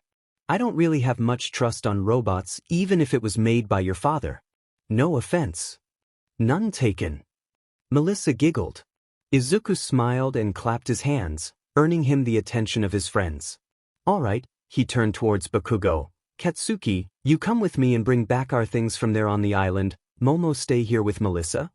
They nodded as Bakugo Izuku went out of the yacht, leaving Momo and Melissa alone. The creation girl sat down beside Melissa and smiled. So, Izuku-huh? Melissa blushed and threw a pillow on her friend's face. Shut up. Comment. Chapter 18. Chapter 18. 6 months after Izuku received One for All. Go. Go. Go. All Might in his skinny form was cheering at the 4 teens who are climbing the mountains while pushing a truck he was riding in. Oh, and the 4 teens told All Might and David about what happened to the island, and they promised to keep it quiet because it might prove to be dangerous if someone found out about it. Right now, aside from the 4 teens, only All Might and David knew about the island. Though, they still haven't done anything to it and just left it be for now. Hey. You're not moving at all. All Might yelled, use your waist. Your legs. Heck, use your entire body. Not just your arms. If we can't reach the top before night, you can't have dinner. Gir. Katsuki gritted his teeth, feeling the air leaving his lungs due to exhaustion, but he still persisted. Izuku furrowed his brows. He wasn't struggling as much as his friends, but he was definitely having a hard time. All Might's training made what he experienced before look nothing more than warm-up exercises. He wondered if this is also how All Might was trained. Huff! Huff! Momo was sweating buckets as she felt her entire body screaming at her to take a rest, but she remained determined and shakily moved her legs. She was going to be a hero. And at that time, she'll experience more suffering and hardships, but she won't give up. Melissa was the one who was struggling the most at the fore. She wasn't really physically fit before, and only started training her body after she got her quirk. Don't get her wrong, she wasn't planning on abandoning her dream of becoming the best support engineer there is and help people with her inventions, but she at least wanted to be at the peak of physical abilities. She'll grit her teeth and push forward. Doesn't want to be left behind by her friends. Move your buttes, you zygotes. Move! All Might yelled. 3 months before U.A entrance exams. Boom! Boom! Explosions rang in the middle of the forest as Bakugo was fighting against Momo. All Might, Izuku, and Melissa were sitting on the side watching them. Die! Bakugo appeared behind Momo and swung a right hook with his quirk, causing an explosion. Before he could rejoice, a sharp blade shot towards him. Eyes widening, he immediately uses his quirk to quickly dodge and create some distance. Bakugo wiped his sweat as he stared at Momo, whose body was now covered in metallic scales. Momo smiled as the scales disappeared as if absorbed by her skin. What the F was that? Bakugo furrowed his brows. The Creation Girl shrugs. There are benefits on having a hero nerd and otaku for a friend. Indeed, after looking at the hero analysis notebook kept by Izuku, she found many more ways on using her quirk. Such as the one she used earlier. She called it Creation Iron Scales, where she created countless iron scales, but instead of projecting them out of her body like her normal creations, she kept it on her skin. Of course, she can also change the iron into something like platinum, titanium, or even diamond, but those took too much of her lipids and she can't create enough to cover her body. Also this. Momo swung her arms and 3 claws similar to a certain mutant in a certain comics sprout out of her hands. Bakugo's eyes widened. Oh, you're joking, right? Don't tell me you also have some sword immortality or some sheet like that. Momo shrugs. Who knows? With that, she rushed towards the blonde bomber. Izuku and Melissa was watching the combat in interest while eating some popcorn. As for All Might, he couldn't help but smile at how far his students have come. There is no need to worry about the future. These younglings will surely blossom to be even more amazing hero than me. 2 months before U.A entrance exams. Alright, in this exercise I am a villain you have to defeat. E3. Come at me. All Might grinned and motioned at Izuku, Bakugo, and Momo in front of him. Melissa was at the side, sitting on top of a large boulder eating some ice cream while typing something on her laptop. Izuku smiled and quickly activated one for all to 18% as red lines followed by green electricity danced around his body. Momo summoned her Wolverine claws while Bakugo went to a fighting stance. Dai! Bakugo blasted himself towards All Might and sent a right hook, which the pro easily caught, shrugging off the explosion with a grin. Momo followed after him, jumping up high by creating a blast of wind to boost her up and swung down her claws. All Might didn't dare to block it and moved to dodge, only to meet a kick on the face from his successor. Bakugo grinned and grabbed the hero's face, intending on blasting off his face. All Might, knowing he couldn't shrug this off, threw Bakugo to the side, powerful enough to cause a crack on the ground. Momo smiled and threw a flashbang on All Might's face, temporarily blinding the pro. Izuku immediately kneed his mentor on the chest, causing him to take a step back. However, before he could continue to attack, All Might threw a punch at his face. The ninth quickly managed to dodge before flipping backwards to gain some distance. All Might was about to continue attacking when Momo pressed her hands forward and created a wave of flames from her palm. The pro just blocked with one palm, smiling. Compared to endeavors, your flames are lukewarm. Then how about this? Bakugo grinned and grabbed a boulder, raised it over his head and threw it at him. All Might grabbed Momo and used her as a shield. Momo's eyes widened before quickly covering her body with iron scales. Momo felt her inside rattling before All Might threw her to the side. Izuku appeared before All Might and sent a horse kick at his face before sending a jab on the chest. His body flickered in green light as he roared. He sent a lead jab, followed by an uppercut elbow, hook punch, spinning elbow, overhands as well as hammer fists and back fists. He finished his attack with an elbow slash on the eyebrow, causing All Might to bleed. Izuku immediately flipped backwards to gain some distance and to catch his breath. He went beyond his current limit earlier just so All Might won't have any chance of counterattacking or blocking. His arms were already sore. All Might smiled and closed his left eye, which was covered in blood from his eyebrow. "Ah, I always saw you using capoeira that I forgot you are an expert in other martial arts as well, young Midoriya. Muay Thai, huh? That was really dangerous." Bakugo and Momo quickly went beside him and went to a fighting stance. Ignoring the soreness on his arms, Izuku also went to a fighting stance and smiled. All Might laughed. "Ha." He glared at the three teens. "Well then, heroes, I guess I'll be a little serious now. Try not to die."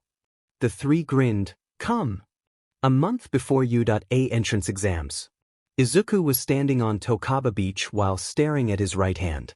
A few days ago, he used 100% on his right arm just to feel that rush of power back in Eye Island, but for some reason, his punch was way weaker. "What seems to be troubling you, young Midoriya?" Izuku turned his head and saw his mentor in his skinny form walking towards him. All Might. All Might waved his hand. "Call me Tashinori or Yagi while I'm on this form." "Yagi-sensei." Izuku gave a nod. "I'm just thinking that, for some reason, my punches at 100% are weaker than yours. It's even weaker compared to that one I threw back in Island." Tashinori hummed and said, "That was probably your subconscious holding yourself back, that even though you thought you're using 100%, it probably wasn't even close." Izuku frowned. Was my subconscious mind really holding myself from using one for all at 100%? Also, Izuku turned towards his mentor as he continued, "There might be another reason why." "What is it?"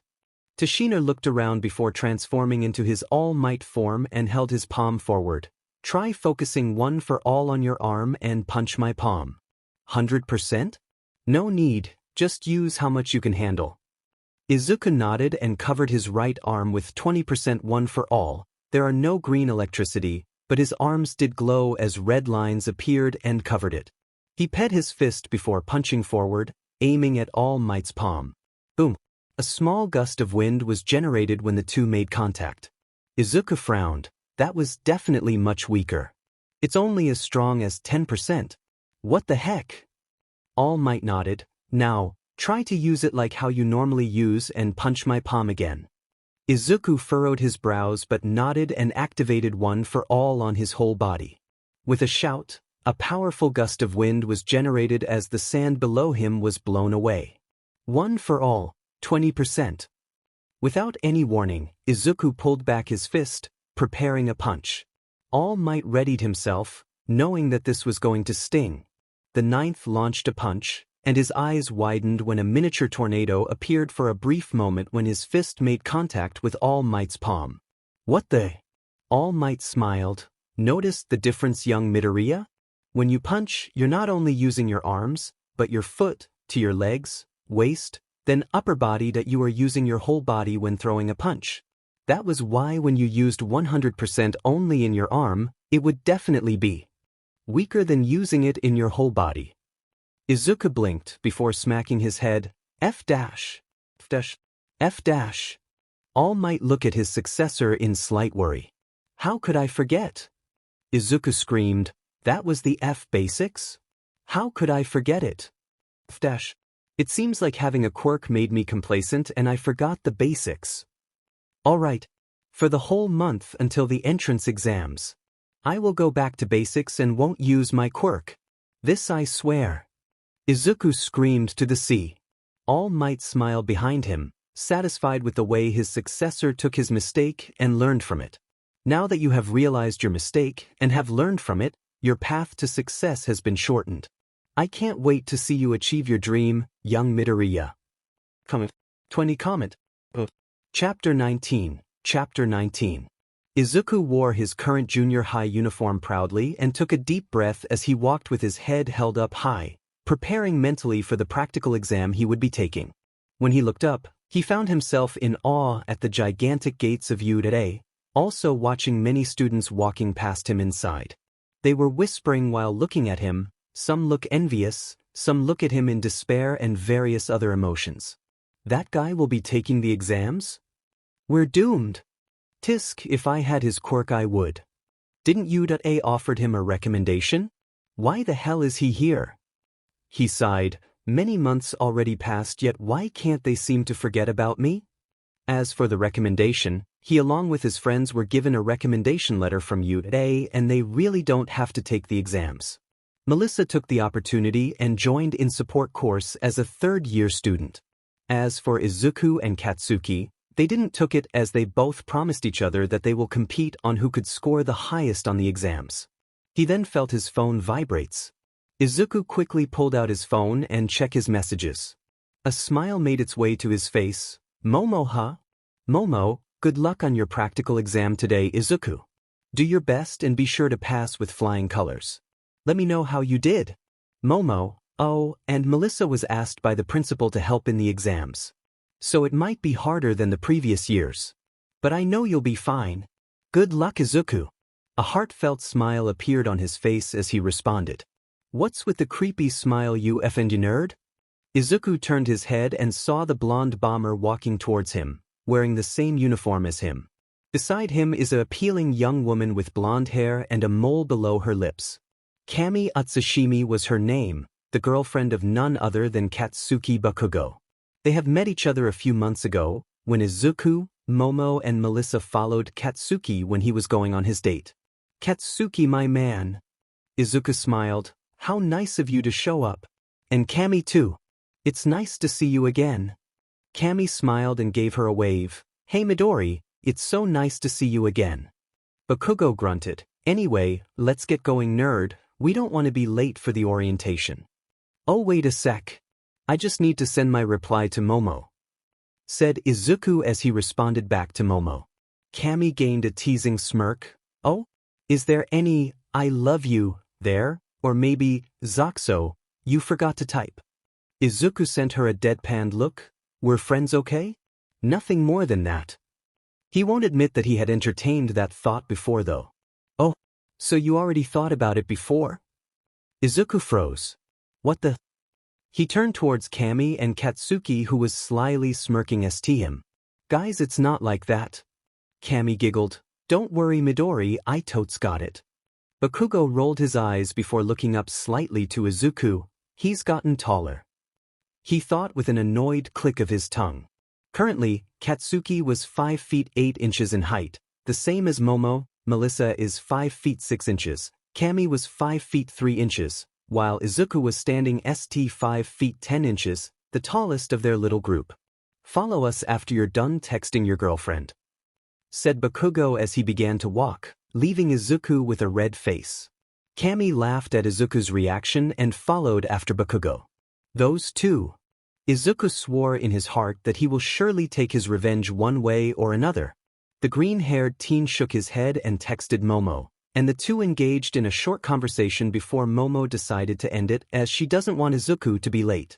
Izuku smiled and pocketed his phone and was about to leave when he noticed something at the corner of his eye. There was a girl shorter than him with brown shoulder-length hair, 2 long bangs beside her face, and big round brown eyes. She had a nervous expression on her face, most likely from the fact that they were all about to take the UA exam, even fanning her face with her hands and taking deep breaths. Izuku realized that he was staring at her for too long and looked away, not wanting to be labeled as creepy before school even starts. Ah! The girl tripped on a crack on the ground and nearly fell over. Out of reflexes, Izuku reached his hand out and grabbed the girl by her arm, pulling her back up and towards him before she could fall to the ground. However, he pulled a little too hard, which caused the girl to lean against Izuku as he caught her in his arms. The girl looked up at Izuku, her cute big brown eyes staring up at his bright green eyes, both staring curiously at each other. That is, until they both realized the position they were in and the stares they were getting from others, causing them both to heavily blush as they separated from one another. Sorry, said Izuku with an embarrassed expression. I didn't mean to pull you that hard. The girl blushed and waved her hands in front of her. I was so nervous I wasn't paying attention to where I was walking. Gasp. You're Izuku Midoriya. Izuku smiled wryly when the girl said his name. Oh yeah, I forgot that we're famous. Yep, that's me, he said with an obviously forced smile. By the gods, I hope she's nothing like those fangirls. I saw all your fights in every tournament. You were amazing. She jabbed the air a few times with a smile. You're my inspiration. I took up martial arts so I can earn money for my parents. I won a few local tournaments. Izuku blinks a few times before an excited smile made its way to his face. What kind of martial arts do you practice? Oh, I practiced Aikido. Izuku rubbed his chin for a moment. Aikido, huh? I learned it too. So you're aiming to be a capture and rescue hero, huh? Whoa. How'd you know? The green-haired teen released a soft chuckle. I just guessed. Aikido is mostly used for protecting yourself and your opponent from injuries. It focuses on grappling and softness and perfect for subduing or capturing your opponent. I rarely used it in a fight though. Oh. The girl stared at him in awe. I read this article saying you learned several martial arts. Just how many do you know exactly? Izuku shrugs. Capoeira, Muay Thai, Judo, Aikido, Karate, to name a few. Capoeira. Izuku smiled but didn't say anything, causing the girl to pout cutely. Izuku just chuckled before looking at the time from his phone. He then turned towards the girl. Well, we should probably get going. We don't want to be late now, do we? The girl gasped as if she just realized something. Where's my manners? I'm Ochako Uraraka. It's nice to meet you, Izuku Midoriya. Izuku nodded his head. Just call me Izuku, no need to be so formal. Ochako blushed and looked down on the ground. Isaac then that I can see call me Ochako T2. Really? Ochako then. Let's get going before we're late. Alright. Izuku sighed as he parted ways.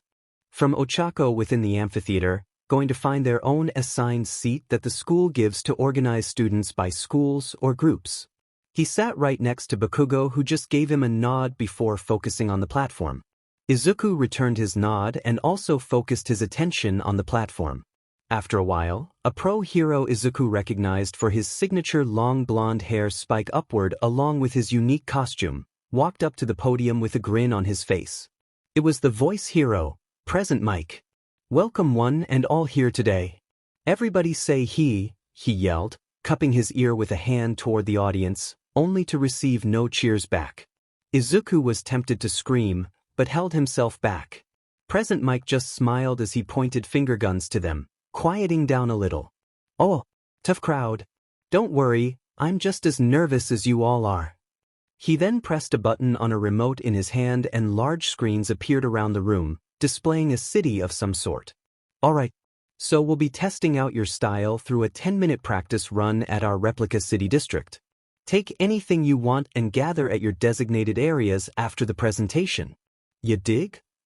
Izuku down at his paper to see what area he would be going in, but then caught sight of Bakugo also looking down at Izuku's paper, discovering that they were assigned to different locations.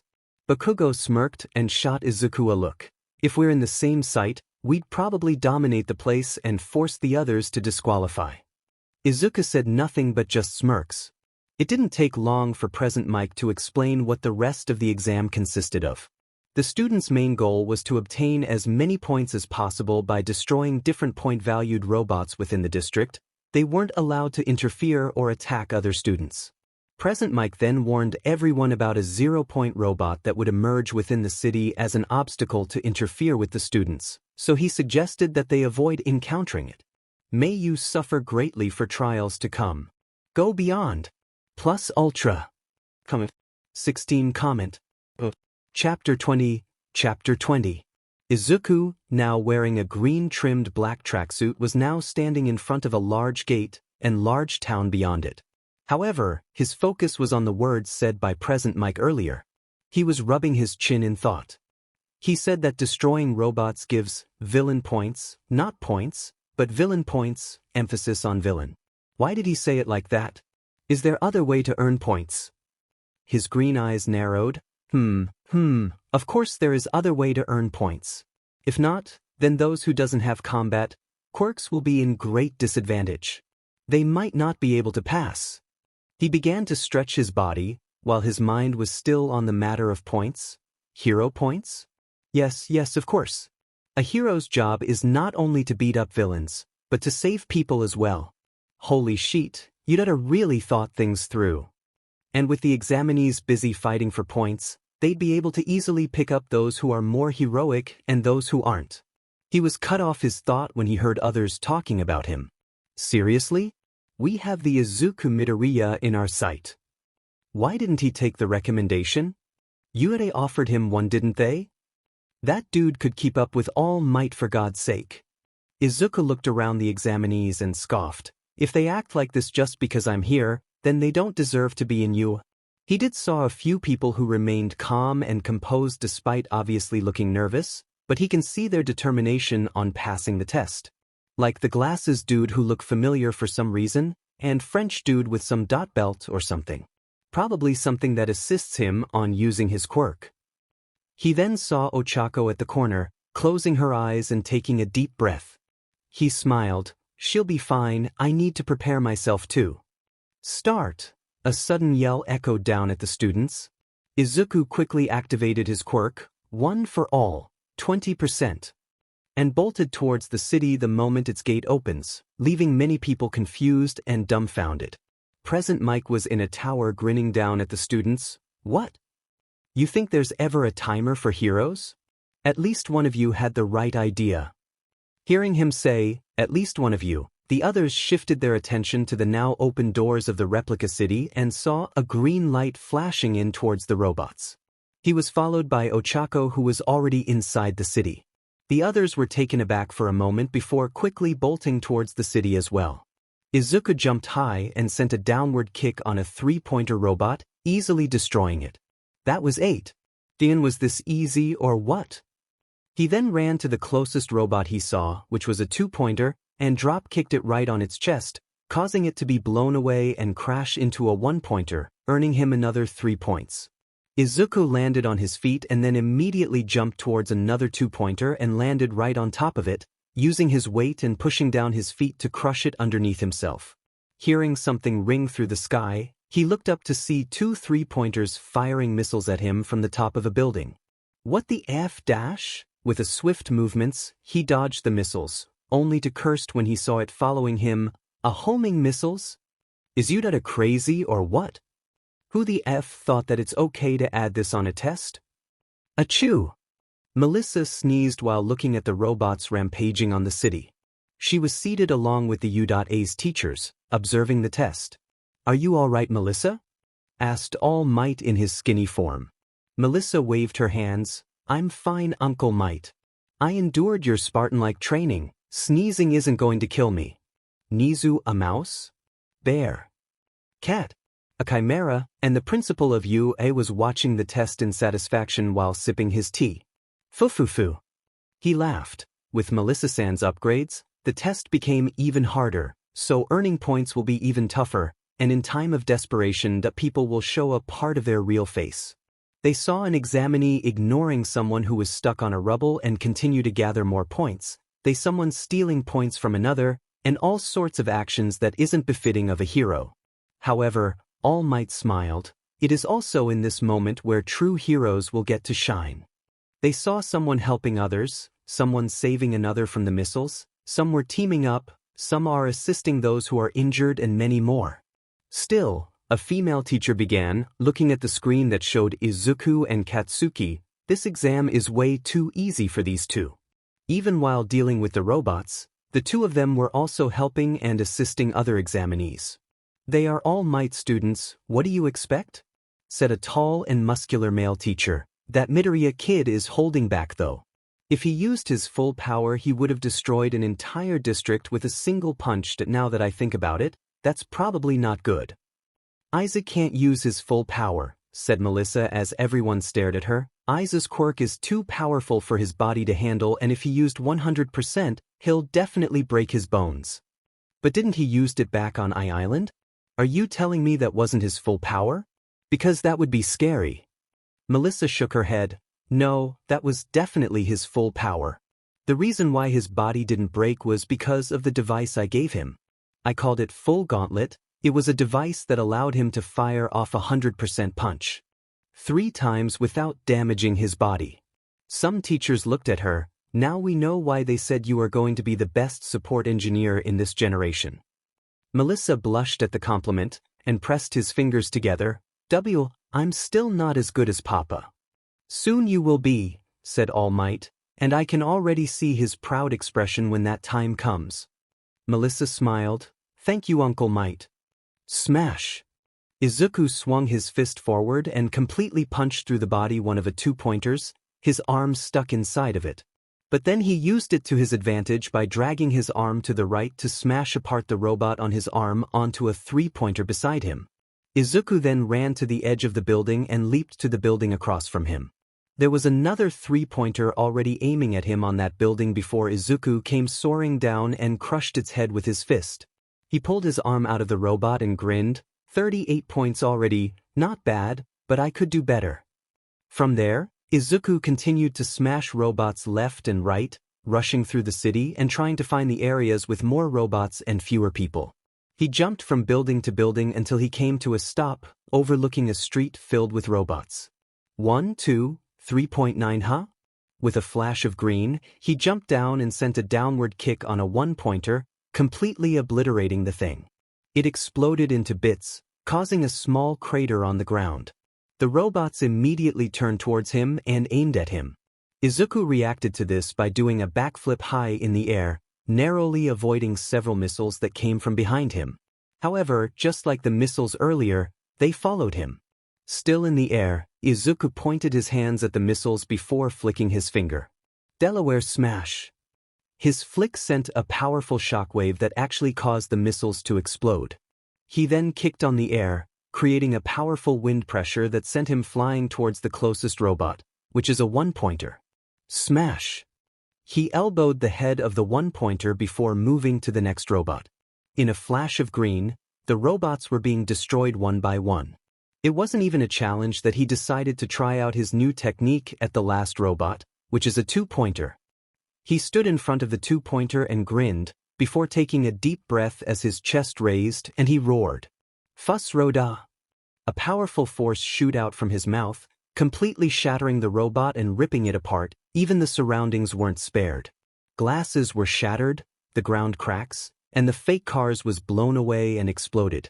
Izuku's face twisted in pain as he touched his throat. He felt like his insides were dried up, and it hurts him to even breath.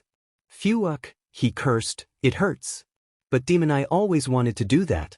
I just hope I don't get a copyright strike for that.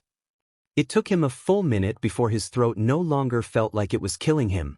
He wiped a sweat on his cheeks and grinned. 62 points. I wonder how much points does Katsuki have now? With those thoughts, Izuku climbed on top of a building and began to search for more robots. 12 comment. Chapter 21. Chapter 21. The unit staff examined the variety of students showing off their skills and powers as they demolished robots left and right, keeping track of many students on the television screens. Nizu grinned as he leaned back in his chair and watched the students with a piqued interest. This year's students look quite promising, don't they, Toshinori? Your students are completely dominating the test.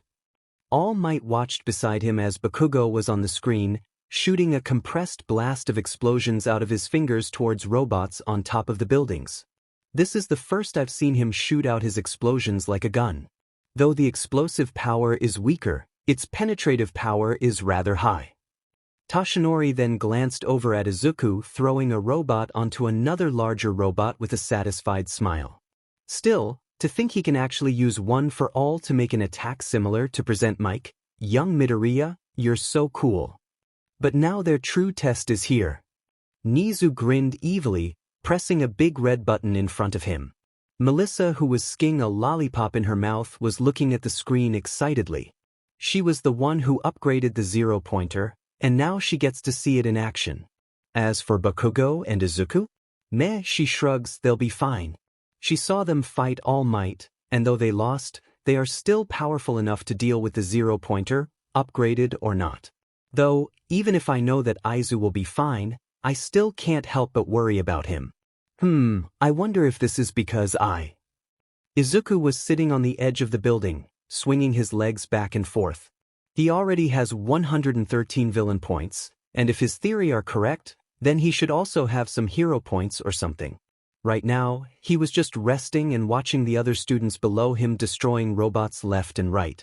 Suddenly, the ground began to shake, making Izuku wobble for a moment before looking back to see a robot bigger than any of the other robots of the exam. It wasn't just big, it was massive, even taller than any of the buildings in the vicinity. It marched through the street, destroying any buildings it grazed by while looking down threateningly to the students. Upon seeing such a monstrosity, nearly all of the students all ran away in panic, not daring to face the robot. Not only that, it was also firing countless missiles from its arms, destroying everything on its path.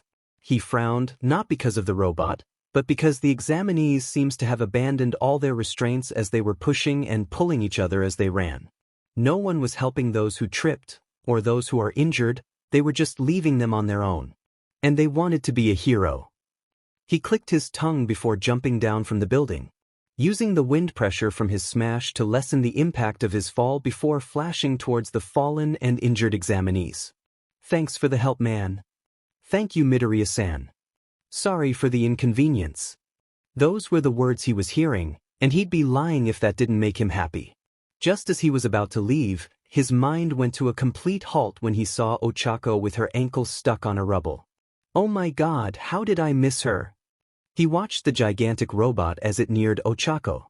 His emerald green eyes seemed to glow as the world slowed down.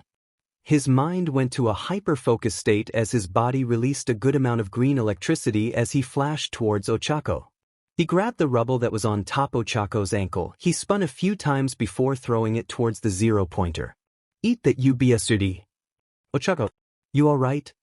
Izuku came to her and carried her on his arms, causing the girl to blush despite their situation. Thanks for the help, Izuku. She mumbled while hiding her face in her hands. Izuku looked back to the robot who began chasing them. It was even firing countless missiles at them. Izuku could only thank any divine being he could think of that it wasn't homing missiles. However, he immediately went to cursing every divines when he saw the robots started running and catching up to them. Sheet. No choice then. He placed Ochako down. Go. With that word, he went back to the zero-pointer, intending on destroying it. He knew that if he continued to run it might harm other examinees due to how much destruction it caused in its wake. The zero-pointer ped its fist and threw a punch at him.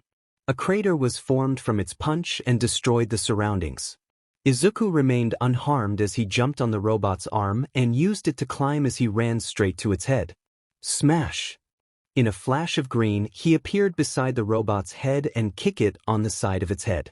The kick was powerful enough to cause the zero-pointer to stumble to the side and crash to a building.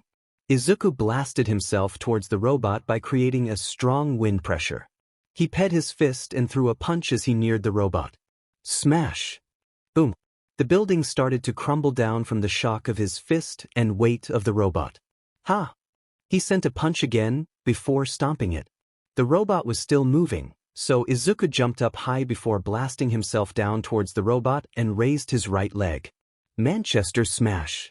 He sent an axe kick straight to the robot's head, completely pulverizing its head. Parts of the zero-pointer already began to explode, and Izuku didn't waste any more time and used its body to run down to the ground. He ran towards Ochako, who was struggling to stand up, and immediately helped her by once again carrying her on his arms. You shouldn't move, you're hurt. He frowned, staring at Ochako, who was looking at him in a daze. Ochako! Ochako snapped out of her daze and immediately blushed upon realizing what she did and her current situation. Yuoazu, why can put me down now? No, you're hurt, let's wait for the exams to end and meet Recovery Girl. With that, he began to walk towards the other students. And Melissa? All Might look at his niece, who caused the glass of orange juice she was drinking to crack by gripping it tightly while looking at the screen. What is it, Uncle Might? She answered in a dead voice. Nothing. Meanwhile, a certain 18-plus only heroine was looking at the blonde inventor with a raised eyebrow when she saw the jealous look on her face. Her gaze then traveled to where Melissa was looking at and saw the green-haired kid the public dubbed as the next symbol of peace, carrying a cute girl with short brown hair. Her eyes went back to Melissa, then back to the screen, then back to Melissa, then to the screen before it finally clicked in her mind. Oh, now that's interesting. Interesting indeed. Time's up, shouted Present Mike. Everyone was already completely still after seeing what the famed Izuku Midoriya did, but they all then sighed in relief that nothing else would be coming at them. Holy shit. Seeing it on video and seeing it personally is completely different. So this is the next symbol of peace. So strong. He took down that 0-pointer like it was nothing. It was that moment that a short old lady appeared, walking on the streets. "All right lads, you can go home now, I'll take it from here," said the old lady. "Those who are injured please stand to my right, I'll patch you up soon."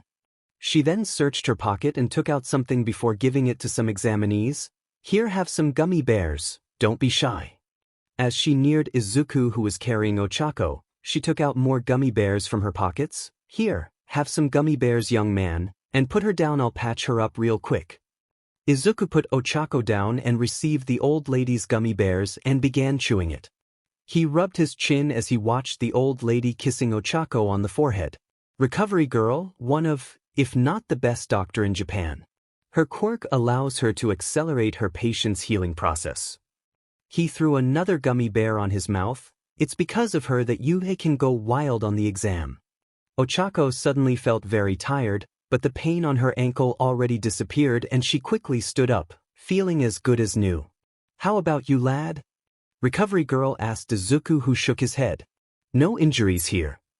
The green-haired teen smiled and flexed his biceps, and still as strong as ever. Recovery girl smiled and nodded her head. "That's good, at least you aren't as reckless as your teacher." Izuku blinks his eyes as Recovery girl walked to another student who was also injured and thought about her words. "Not as reckless, huh? I don't know about that." He smiled wryly. Izuku?" The ninth turned towards Ochako, who was pressing her index finger together, looking embarrassed. Gosh, this is so embarrassing, but can I get your contact so I can thank you some time for saving me?" Izuku shook his head. "You don't have to thank me, but if you want my contact info, just say so." "Wise. So can I? We could be attending you today together after all, so it'll be nice to have someone I know to be with me," she said, smiling brightly. "She's too cute." It's completely different from Momo's mature, but innocent vibe, and Melissa's one-e-san and girl next door vibe. Ochako is more like a cute childhood friend type of girl. Definitely a love interest for a dense and shy MC. He smiled. "Sure. We could also hang out sometimes. I'll introduce you to my friends." "Great." 11 comment. Chapter 22. Chapter 22. Izuku was doing push-ups in his room.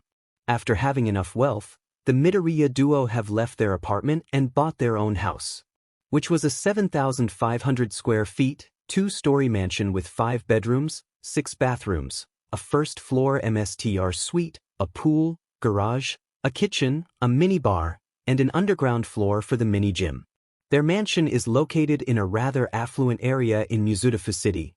In fact, Momo's villa was rather close to his home.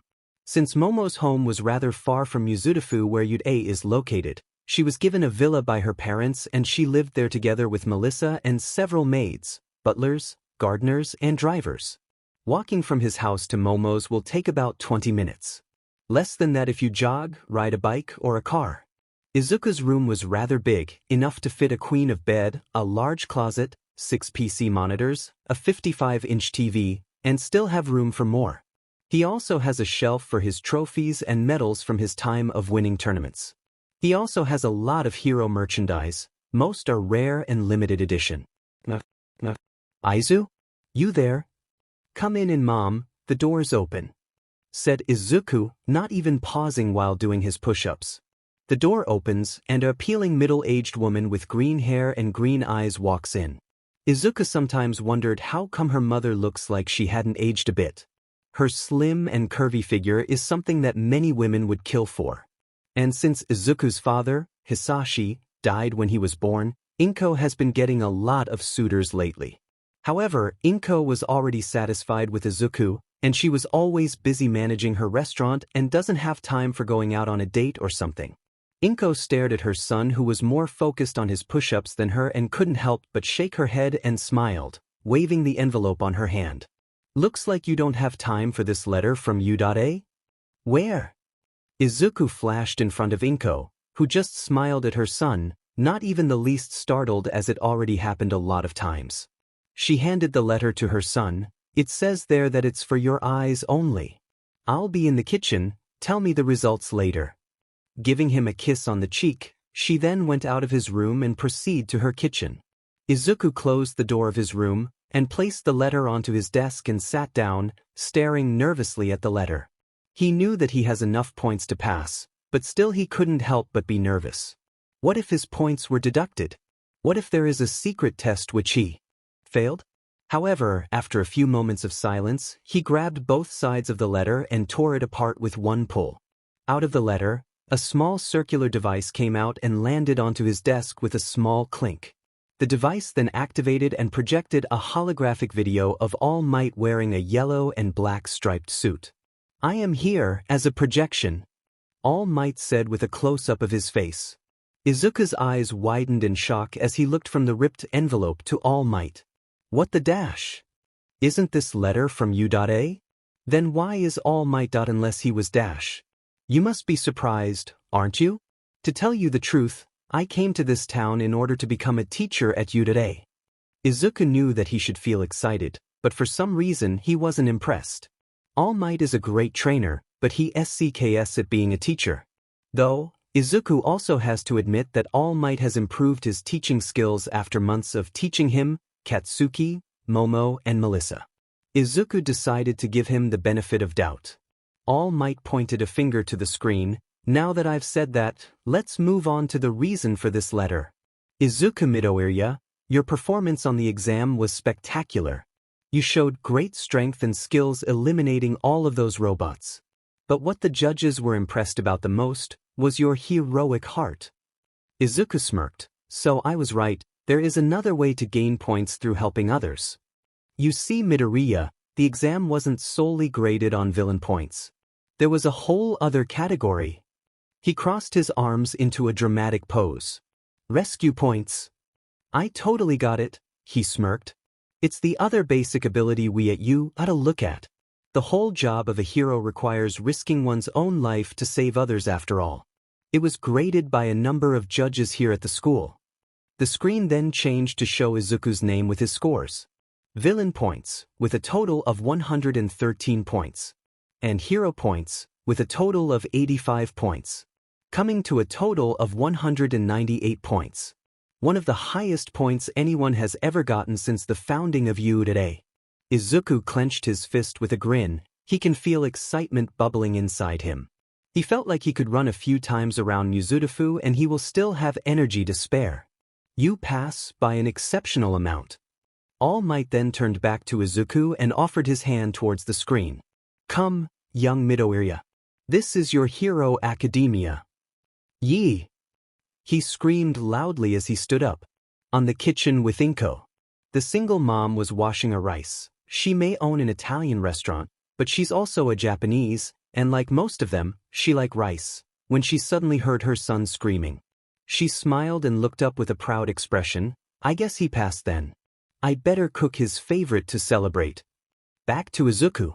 The ninth sat back down after screaming, and when he was about to contact his friends, the scene changed and showed the top 10 students in the exams. Rank, name, villain points, rescue points, total points.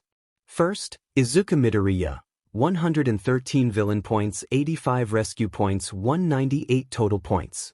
Second, Katsuki Bakugo, 102 villain points, 60 rescue points, 162 total points. Third, Ochako Uraraka, 50 villain points, 45 rescue points, 95 total points. Fourth, Eijiro Kirishima, 53 villain points, 30 rescue points, 83 total points. Fifth, Tenya Ida, 52 villain points, 20 rescue points, 72 total points.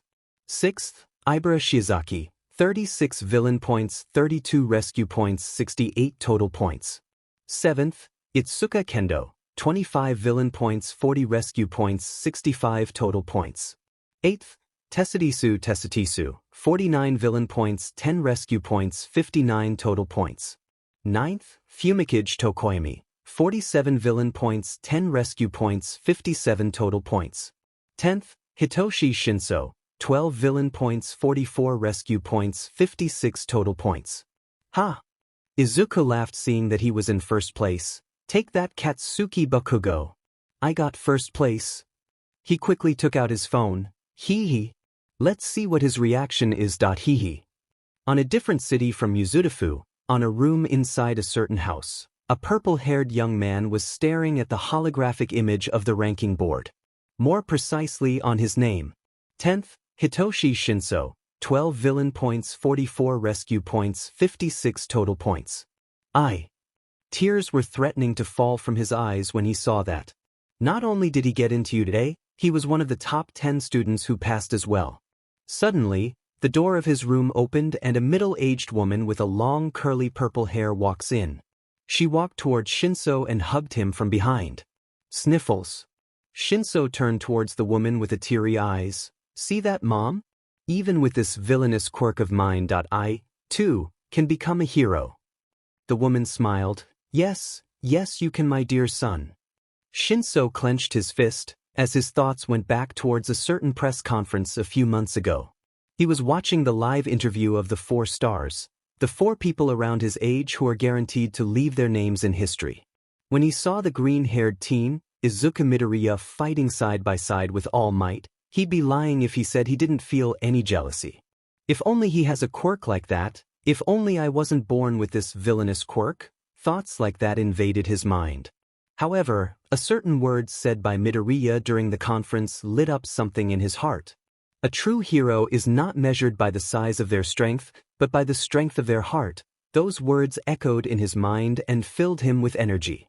After that, he decided to dig Midoriya's past, and he couldn't help but feel astonished and ashamed.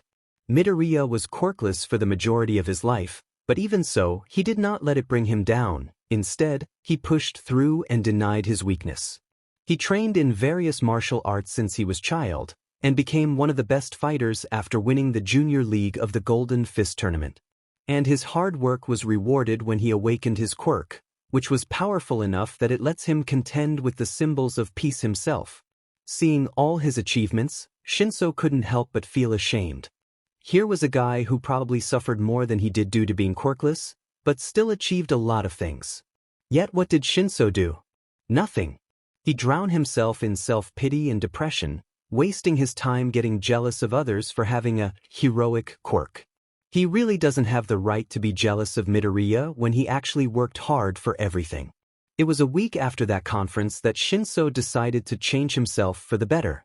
He went to the gym to train his body, and joined a dojo to learn how to fight.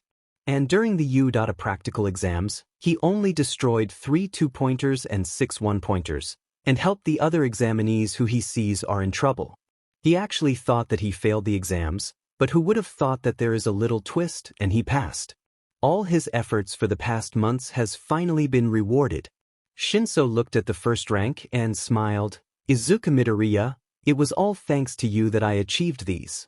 I hope we'll be in the same class so I can properly thank you. Comment. Chapter 23. Chapter 23. And I'm sure many of you won't like this, but before that, look at this. Yes, that's what I plan to do. I read this fanfic about her and Izuku and it was really, really good and I love her since. So for those who don't like it, then I can only apologize. Middle school ended and springtime came in the blink of an eye for Izuku. The hero in training was currently tying his high-cut red RBB shoes on. Today was the first day of the UA class and Izuku was put in class 1A. The green-haired teen also already knew that Katsuki, Momo, Kami, and Ochako are in the same class as him. Melissa is at support course and was given her own lab by Nizu, who was impressed by her talent. Izuku. The teen looked back to see his mother looking at him with a proud smile. Inko enveloped her son on a tearful hug. "I'm so proud of you, my boy. You've come a long way since you were a child. I witnessed how much you worked hard and struggled just to achieve your dreams. Now it's finally within your grasp." She broke the hug and stared at her son straight in the eyes. "Now go and show the world that you are here." Izuku grinned and gave a two-finger salute. "Roger that, Mom. Yude won't know what hit him." Inko giggled and took a step back. "Now go. I'll drive you to school, but Momo-chan already beat me to it." Izuku smiled and kissed his mother on the forehead and said his goodbye before walking out of their home. He walked to the side of the street and he waited there for a few minutes before a black stretch limo stopped by in front of him. A window opened as Momo's head peeked out, smiling at him. "Good morning, Aizu, hop on in. Mel's already here." Izuku smiled and greeted her back before opening the door and went inside, sitting beside Momo, with Melissa on the other side. "Thanks for giving me ride," said Izuku. "No problem." Momo nodded her head before motioning her driver. "Yamamoto-san, please." The driver nodded and drove the car. After hopping off the limo, Izuku, Momo, and Melissa didn't waste any time making it to UA, pure excitement running through their body. Izuku was grinning from ear to ear. "This is the first step to become a hero. This is the result of 13 years of hard work." After a while, Melissa separated from them as she went to the third-year section in support course, while Momo and Izuku were searching for their own class.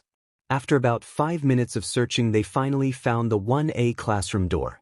It was big, almost twice as tall as Izuku's height and nearly 3 times as long as his shoulders.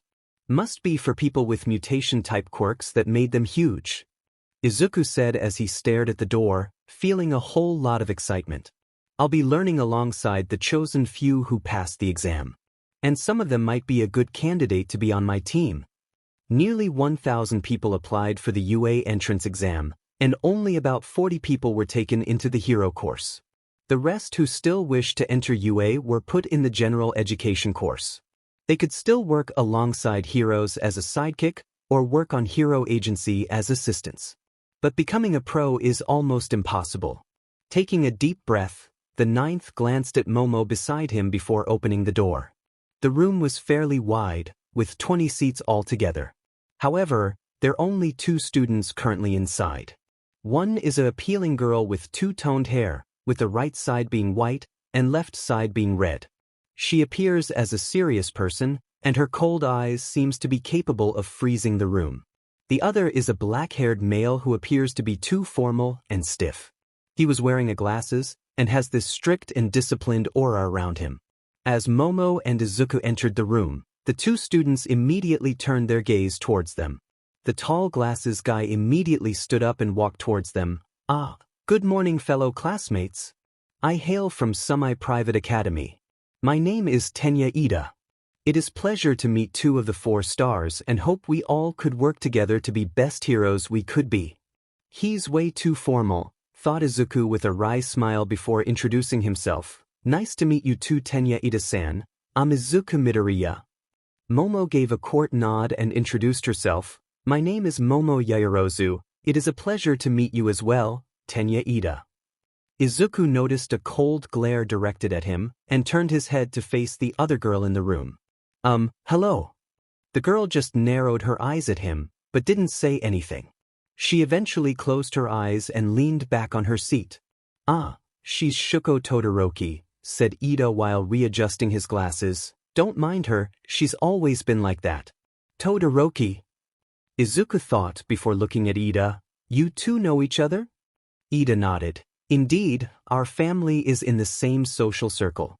I saw her on some parties and she's always been alone. I apologize, I shouldn't be talking about that." The girl, Shuko, seemed to not mind as she just remained seated with her eyes closed. I.C. Izuku furrowed his brows. "Where have I heard that name before?" "Aizu, let's take a seat," said Momo as she pulled Izuku to the back and chose a seat beside Shuko. "Here, sit beside me." Izuku rolled his eyes but still gave a smile as he sat at the seat beside Momo. The 9th decided to listen to some songs while waiting for the others to arrive. He put on his Bluetooth earphones and played some pre-quirk songs. Momo, on the other hand, took out a book and began to read it. Izuku took a peek at the book's cover and raised an eyebrow. The Silent Patient? If Izuku remembered it correctly, it's a pre-quirk era book, a psychological thriller. He saw it on his mom's study as she liked that particular genre, but he didn't know that Momo liked that books of as well. As if feeling his gaze, Momo turned towards him and smiled. Izuku returned it before taking his eyes off of her and stared in front. He closed his eyes and leaned back on his seat and bobbed his head along with the beat. He was listening to Invincible by Skill, a band from pre-quirk era. Honestly, he enjoyed those classic musics more than the current songs of this era. The music of this era isn't even that good, but was made good due to quirks that beautify their voice. Only a few bands and songs were actually worth listening. Izuku was so immersed on the music that he hadn't noticed that most of the class were already in the room. And most of them were taking a glance at him and Momo, who were both immersed on their own world. It was at that moment that the door was slammed open by Katsuki. He looked around the room, before his eyes landed on Izuku and Momo. He grinned and went inside. Walking beside her is Kami, who was smiling and waving at their classmates. "Oi, nerd!" Katsuki called out, but Izuku's eyes remained close as he continued to bob his head. His cheek twitched in annoyance. He slammed his palm on his desk, causing Izuku to open one of his eyes and looked at Katsuki. A smirk appeared on his face. Oh wow, if it isn't Mr. Number 2 and his girlfriend. Izuku's grin couldn't be more wider when he saw the expression of his friend. "How's life been treating you?" Kami giggled at the side, watching and enjoying her boyfriend's expression. Basta. Bakugo was cut off by a sudden shout of a female. "It's Izuku!" Katsuki turned his head towards the one who dared interrupt him. Izuku himself turned towards the rather familiar voice. While Momo closed her book and narrowed her eyes. There, they saw a cute girl with short brown hair standing in front of the class. Izuku's eyes widened in recognition. "Oh, Ochako!" Ochako smiled widely and went towards them. "Izuku, it's been a while, hasn't it?" "It sure has. How are you doing?" Katsuki turned towards Izuku with a confused look. "You know this round face?" Ochako looked at him in shock. "Around FA dash?" Kami went beside Momo, put an arm around her shoulders. Oh my, looks like you get another rival aside from Melissa." Momo furrowed her brows before letting out a huff. "I don't know what you're talking about." "No need to deny it, girl, you're like, super obvious." Momo was about to say something when she felt someone silently walking inside the room. She noticed that Katsuki, Kami, and Izuku noticed it as well. If you're here to make friends and chat, then go somewhere else. Everyone stopped what they are doing and looked in front of the class, where they saw a man on a yellow sleeping bag, looking at them with a tired and sleepy face. The man unzipped his sleeping bag, stepping out of it reluctantly.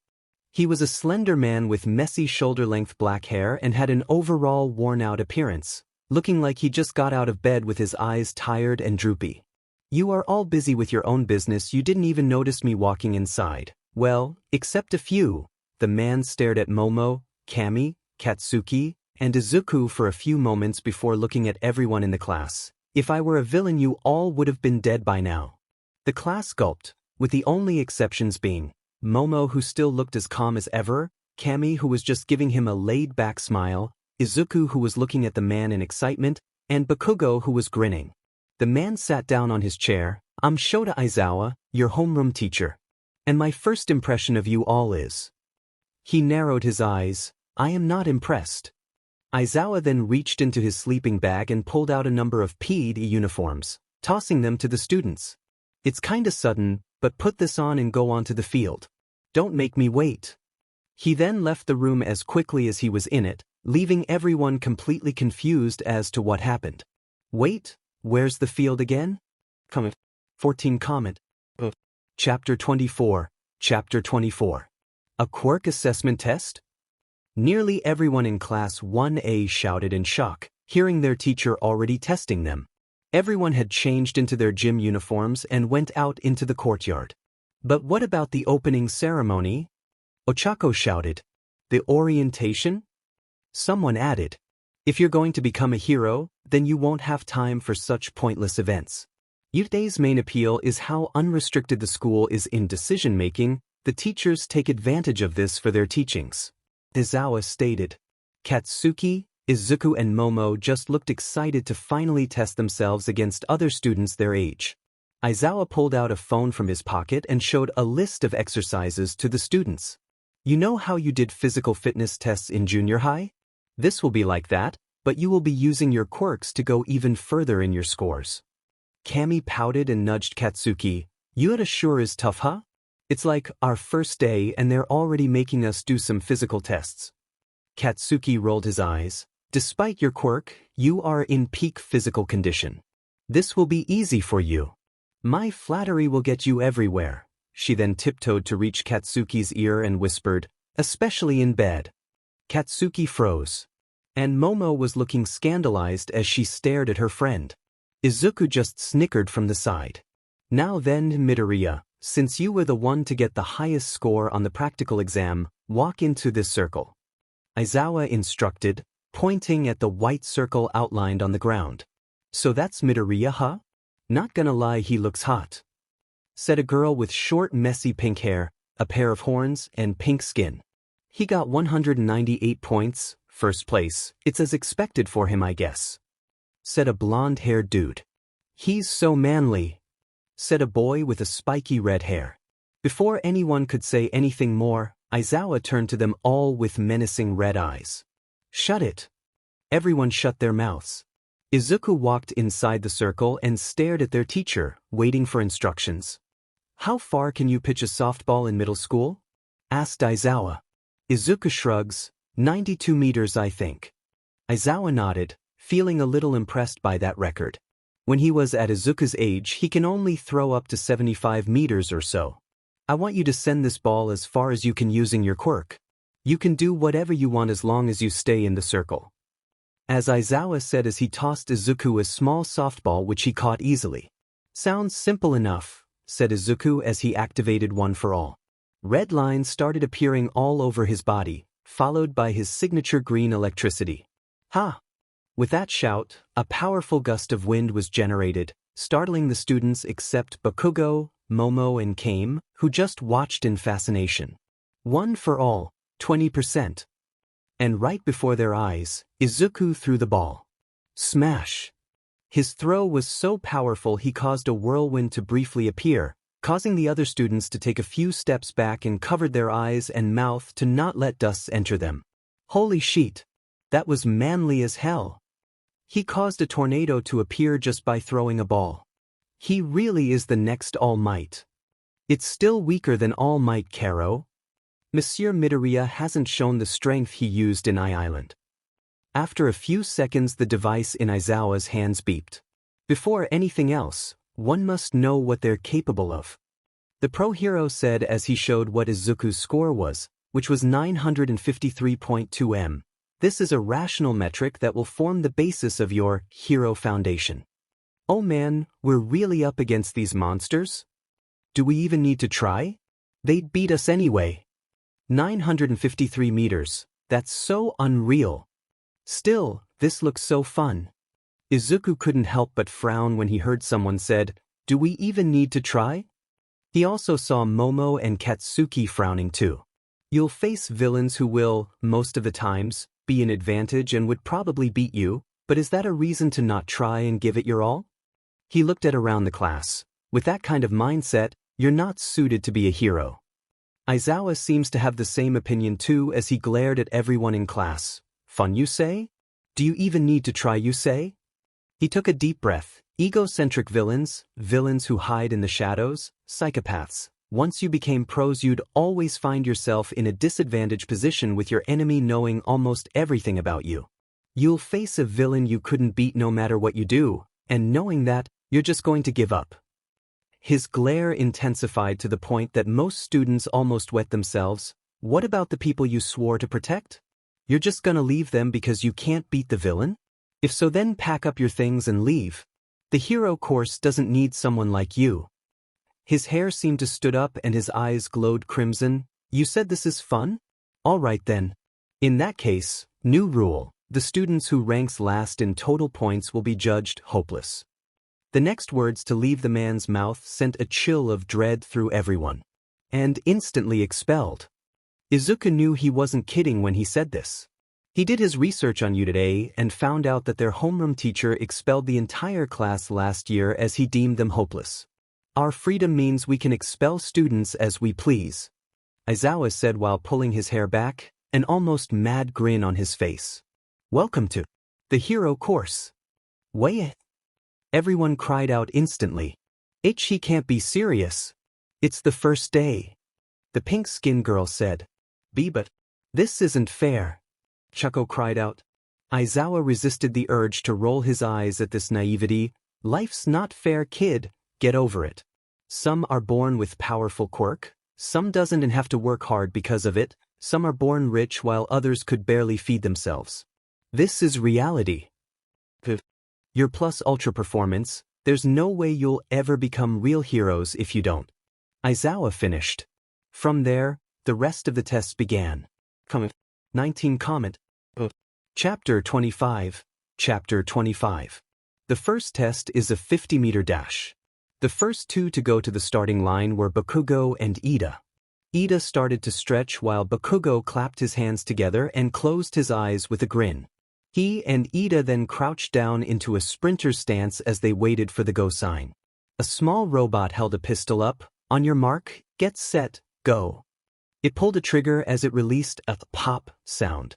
Ida's engines blasted him forward for a quick start, leaving clouds of dust behind him as he did so. While Bakugo created a powerful explosion that blasted him straight to the finish line. The robot pointed at Bakugo, 1.98 seconds, before pointing at Ida, 3.04 seconds. What the hell? That was fast. He's also one of the 4 stars, right? Katsuki Bakugo? Someone shouted. They're all monsters. Ida glanced at Bakugo in some frustration. I could only go in 3rd gear for such a short distance. So this is 4 stars, huh? If I wanted to be a hero like my brother, I need to be better. For now, my goal are them. He turned towards Bakugo, Izuku, and Momo with a determined look. Then others have their turns and most of them have average score of 5 seconds. After a while, it was finally Momo's turn. She was paired up with a green-haired girl with vines for hair who has her hands clasped together and eyes close as if she was praying. The robot raised its pistol. On your marks, get set, go. Momo immediately created a powerful blast of air from her feet as she glided to the finish line. The green-haired girl didn't use her quirk and just ran. The robot pointed at Momo and said, 2.06 seconds, before pointing at the vine-haired girl, 6.34 seconds. These 4 stars are really crazy. What do you expect? They were trained by All Might himself. After a while, it was finally Izuku's turn. He was paired to a green-haired girl with large eyes and was crouching on the ground like a frog. He wondered if that was her quirk, but didn't dwell too much and immediately used 20% of One for All. He didn't release any pressure as he forcefully suppressed it. Those wins and the like were just for showing off. He sometimes used when he felt like it. The robot raised its pistol. On your marks, get set, go. In a flash of green, Izuku appeared on the finish line, startling the others who couldn't even see him move. The robot pointed at him, 0.23 seconds. Izuku clenched his fist. I can move around 200 meters per second in 20%, maybe even faster. The frog girl finally reached the finish line as the robot pointed at her, 5.58 seconds. Holy Siri, I didn't even see him move. That's so manly. The second test is a grip strength test. Izuku held the grip machine in his hand, watching the other students attempted to grip their machines as much as they could. He just channeled One for All on his arms and gripped the machine until it broke apart with a loud crunch. I hope I don't have to pay for this. Izuku then looked towards Momo and Bakugo, ignoring the looks his classmates were giving him. Bakugo got 103.7 kilograms, while Momo got 89.4 kilograms. Izuku also noticed that Kami got 66.8 kilograms. He was honestly surprised by her score. She honestly doesn't look that strong, but he guessed that he can't judge a book by its cover. He also noticed that Ochako got 68.3 kilograms, and he wasn't the least surprised since Ochako herself told her that she trained herself. Aside from them, there is this guy with multiple arms who got 540 kilograms. He can't say he was surprised considering the dude's quirk and his physique. The other person who caught his interest was the vine-haired girl who used her quirk and got 305.2 kilograms. The next test was the standing long jump. Only some people were able to clear the sandbox, which are Izuku, Momo, Bakugo, the dude named Aoyama, and the frog girl named Tsuyu. The fourth test is sustained sideways jump. Izuku came first. Footwork is essential in martial arts, especially capoeira, and he moved so fast he created afterimage of himself. The second was Momo, who created springs on her feet and remained pretty chill throughout the test. The fifth trial was a softball pitch, and the first one up was Ochako. Go, go, go! The girl chanted as she threw the ball into the sky, and didn't look like it was going to stop time soon. After a few seconds, Aizawa showed her score, which was shocking to say the least. Infinity? Holy cow! She got an infinity! Was the collective response of the class, making Ochako blush a bit. After a few more people, Katsuki was finally up.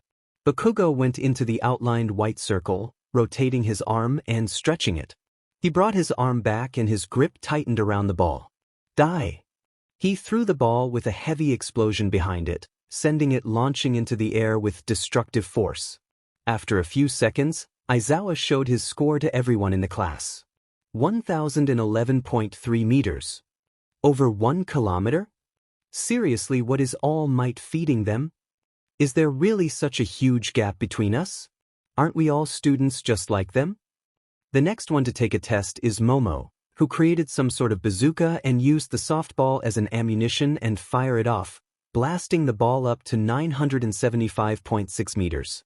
Izuku was asked by Aizawa if he wanted to take the test again, but he refused. He already used his full power the first time he threw the ball, and he was now a little tired after all these tests. He might score a little lower if he took the test again. Though if he went over his limit and used 30%, he would surely score more, but he doesn't want to feel sore and hurt just to surpass his already high score. After that, they took 3 more tests before Aizawa told everyone to gather around him show their ranking. Those who don't have combat-related quirks are more nervous than the others. After the total results were calculated, Aizawa put the rankings on a holographic screen. 1. Izuku Midoriya. 2. Katsuki Bakugo. 3. Momo Yaoyorozu. 4. Shuko Todoroki. 5. Tenya Ida. 6. Fumikage Tokoyami. 7. Mishiro Ojiro. 8. Mizo Shoji. 9. Ibara Shiozaki. 10. Ochako Uraraka. 11. Kami Atsushimi. 12.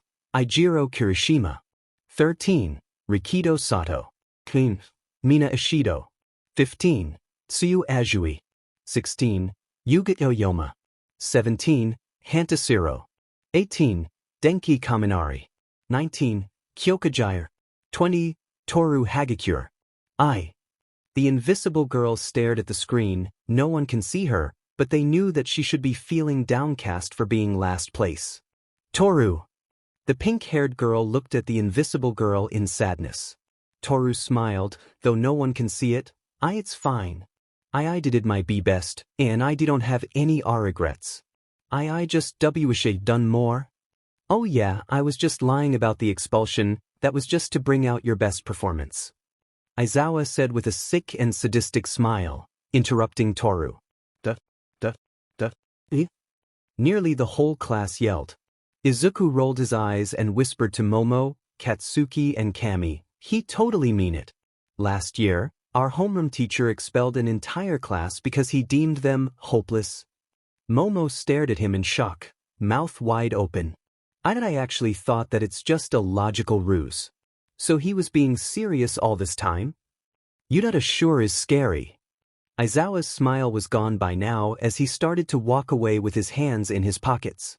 Well, that's all for today. Prepare for another hard day of work tomorrow. Katsuki and Izuku watched as their teacher walked away. He's really cool, just the kind of teacher I will like. Katsuki remarked. Izuku's eyes suddenly widened as he watched their teacher's back. Now I remember. He immediately took out a notebook and ran towards Aizawa, ignoring the calls of his classmates and friends. Aizawa-sensei, he called out, stopping Aizawa before he could walk around the corner of the building. Aizawa turned towards Izuku. This is the kid that is similar to that heroic buffoon, in more ways than one. I can already see the problems he'd bring in the near future. What is it, problem child? Izuku froze. Problem?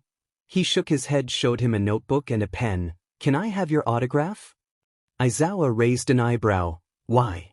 He was actually a little surprised. After all, this is the first time that someone asked for his autograph. He mostly stayed out of the media after all. Izuku grinned. I remember you now, you're Eraserhead, right? That underground hero? You see, this notebook is where I kept all the autographs of pros I met, so can I ask for yours? Aizawa was surprised at that. As far as he knew, only the police and some villains knew who he was. The Hero Association was doing their best to suppress every information about the underground heroes. He stared at the eager look on the boy's face, then to the purple notebook and pen on his hands before sighing and taking it. He flipped it open, finding a space where he can sign it. He was a bit surprised by how many signature is on this notebook. All Might, Hawks, Best Jeanist, Kenui Woods, Merku, Wash, Gang Orca, Ryukyu, Emi? He even got her autograph. However, Aizawa didn't dwell on it too much and flipped the pages until he finally found a space. AMD wrote his hero name before signing it. Here. He closed it and handed it back to Izuku. If that's all, then I'd be going now. Seeing that Izuku was already focused on his notebook, Aizawa decided to leave, though his curiosity got the better of him as he asked. Problem child, how'd you know about me? Izuku shrugs. Just some info I pieced together from the internet. Aizawa doesn't look convinced, but decided to not pry further and walked away. Though, he kept note about asking All Might later. Izuku watched Aizawa leave, knowing he didn't believe a word he said. In truth, Izuku formed his own little information network to keep tabs on what's happening on the underworld. It was probably around 2 years ago, where he gathered some people on the slums and paid them to work for him. He thought that it might help him once he became a pro and decided to go underground. His information network still isn't that big, but it was expanding. Right now, the only one who knew about it are Momo, Bakugo, and Melissa. Momo was the one who gave them funds, and Melissa was the one who supplied them with support items. Of course, the items were only industrial grades, but it was better than nothing. Bakugo was giving them some special training, so they can at least protect themselves. Izuku smiled before returning to his friends. What a pain for a first day. And, alright, before you all comment something about I'm overestimating Izuku's 20%. Let me tell you something first. Spoiler.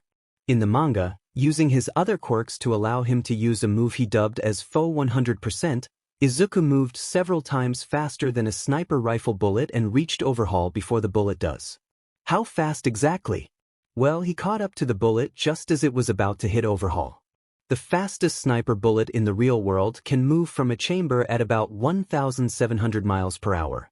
Izuku moved faster than that, so much so that he caught up to the bullet, which was only a few feet away from Chisaki, and pushed him to the side. Let's not mention that Overhaul was standing on top of a building and Izuku was too far away from him.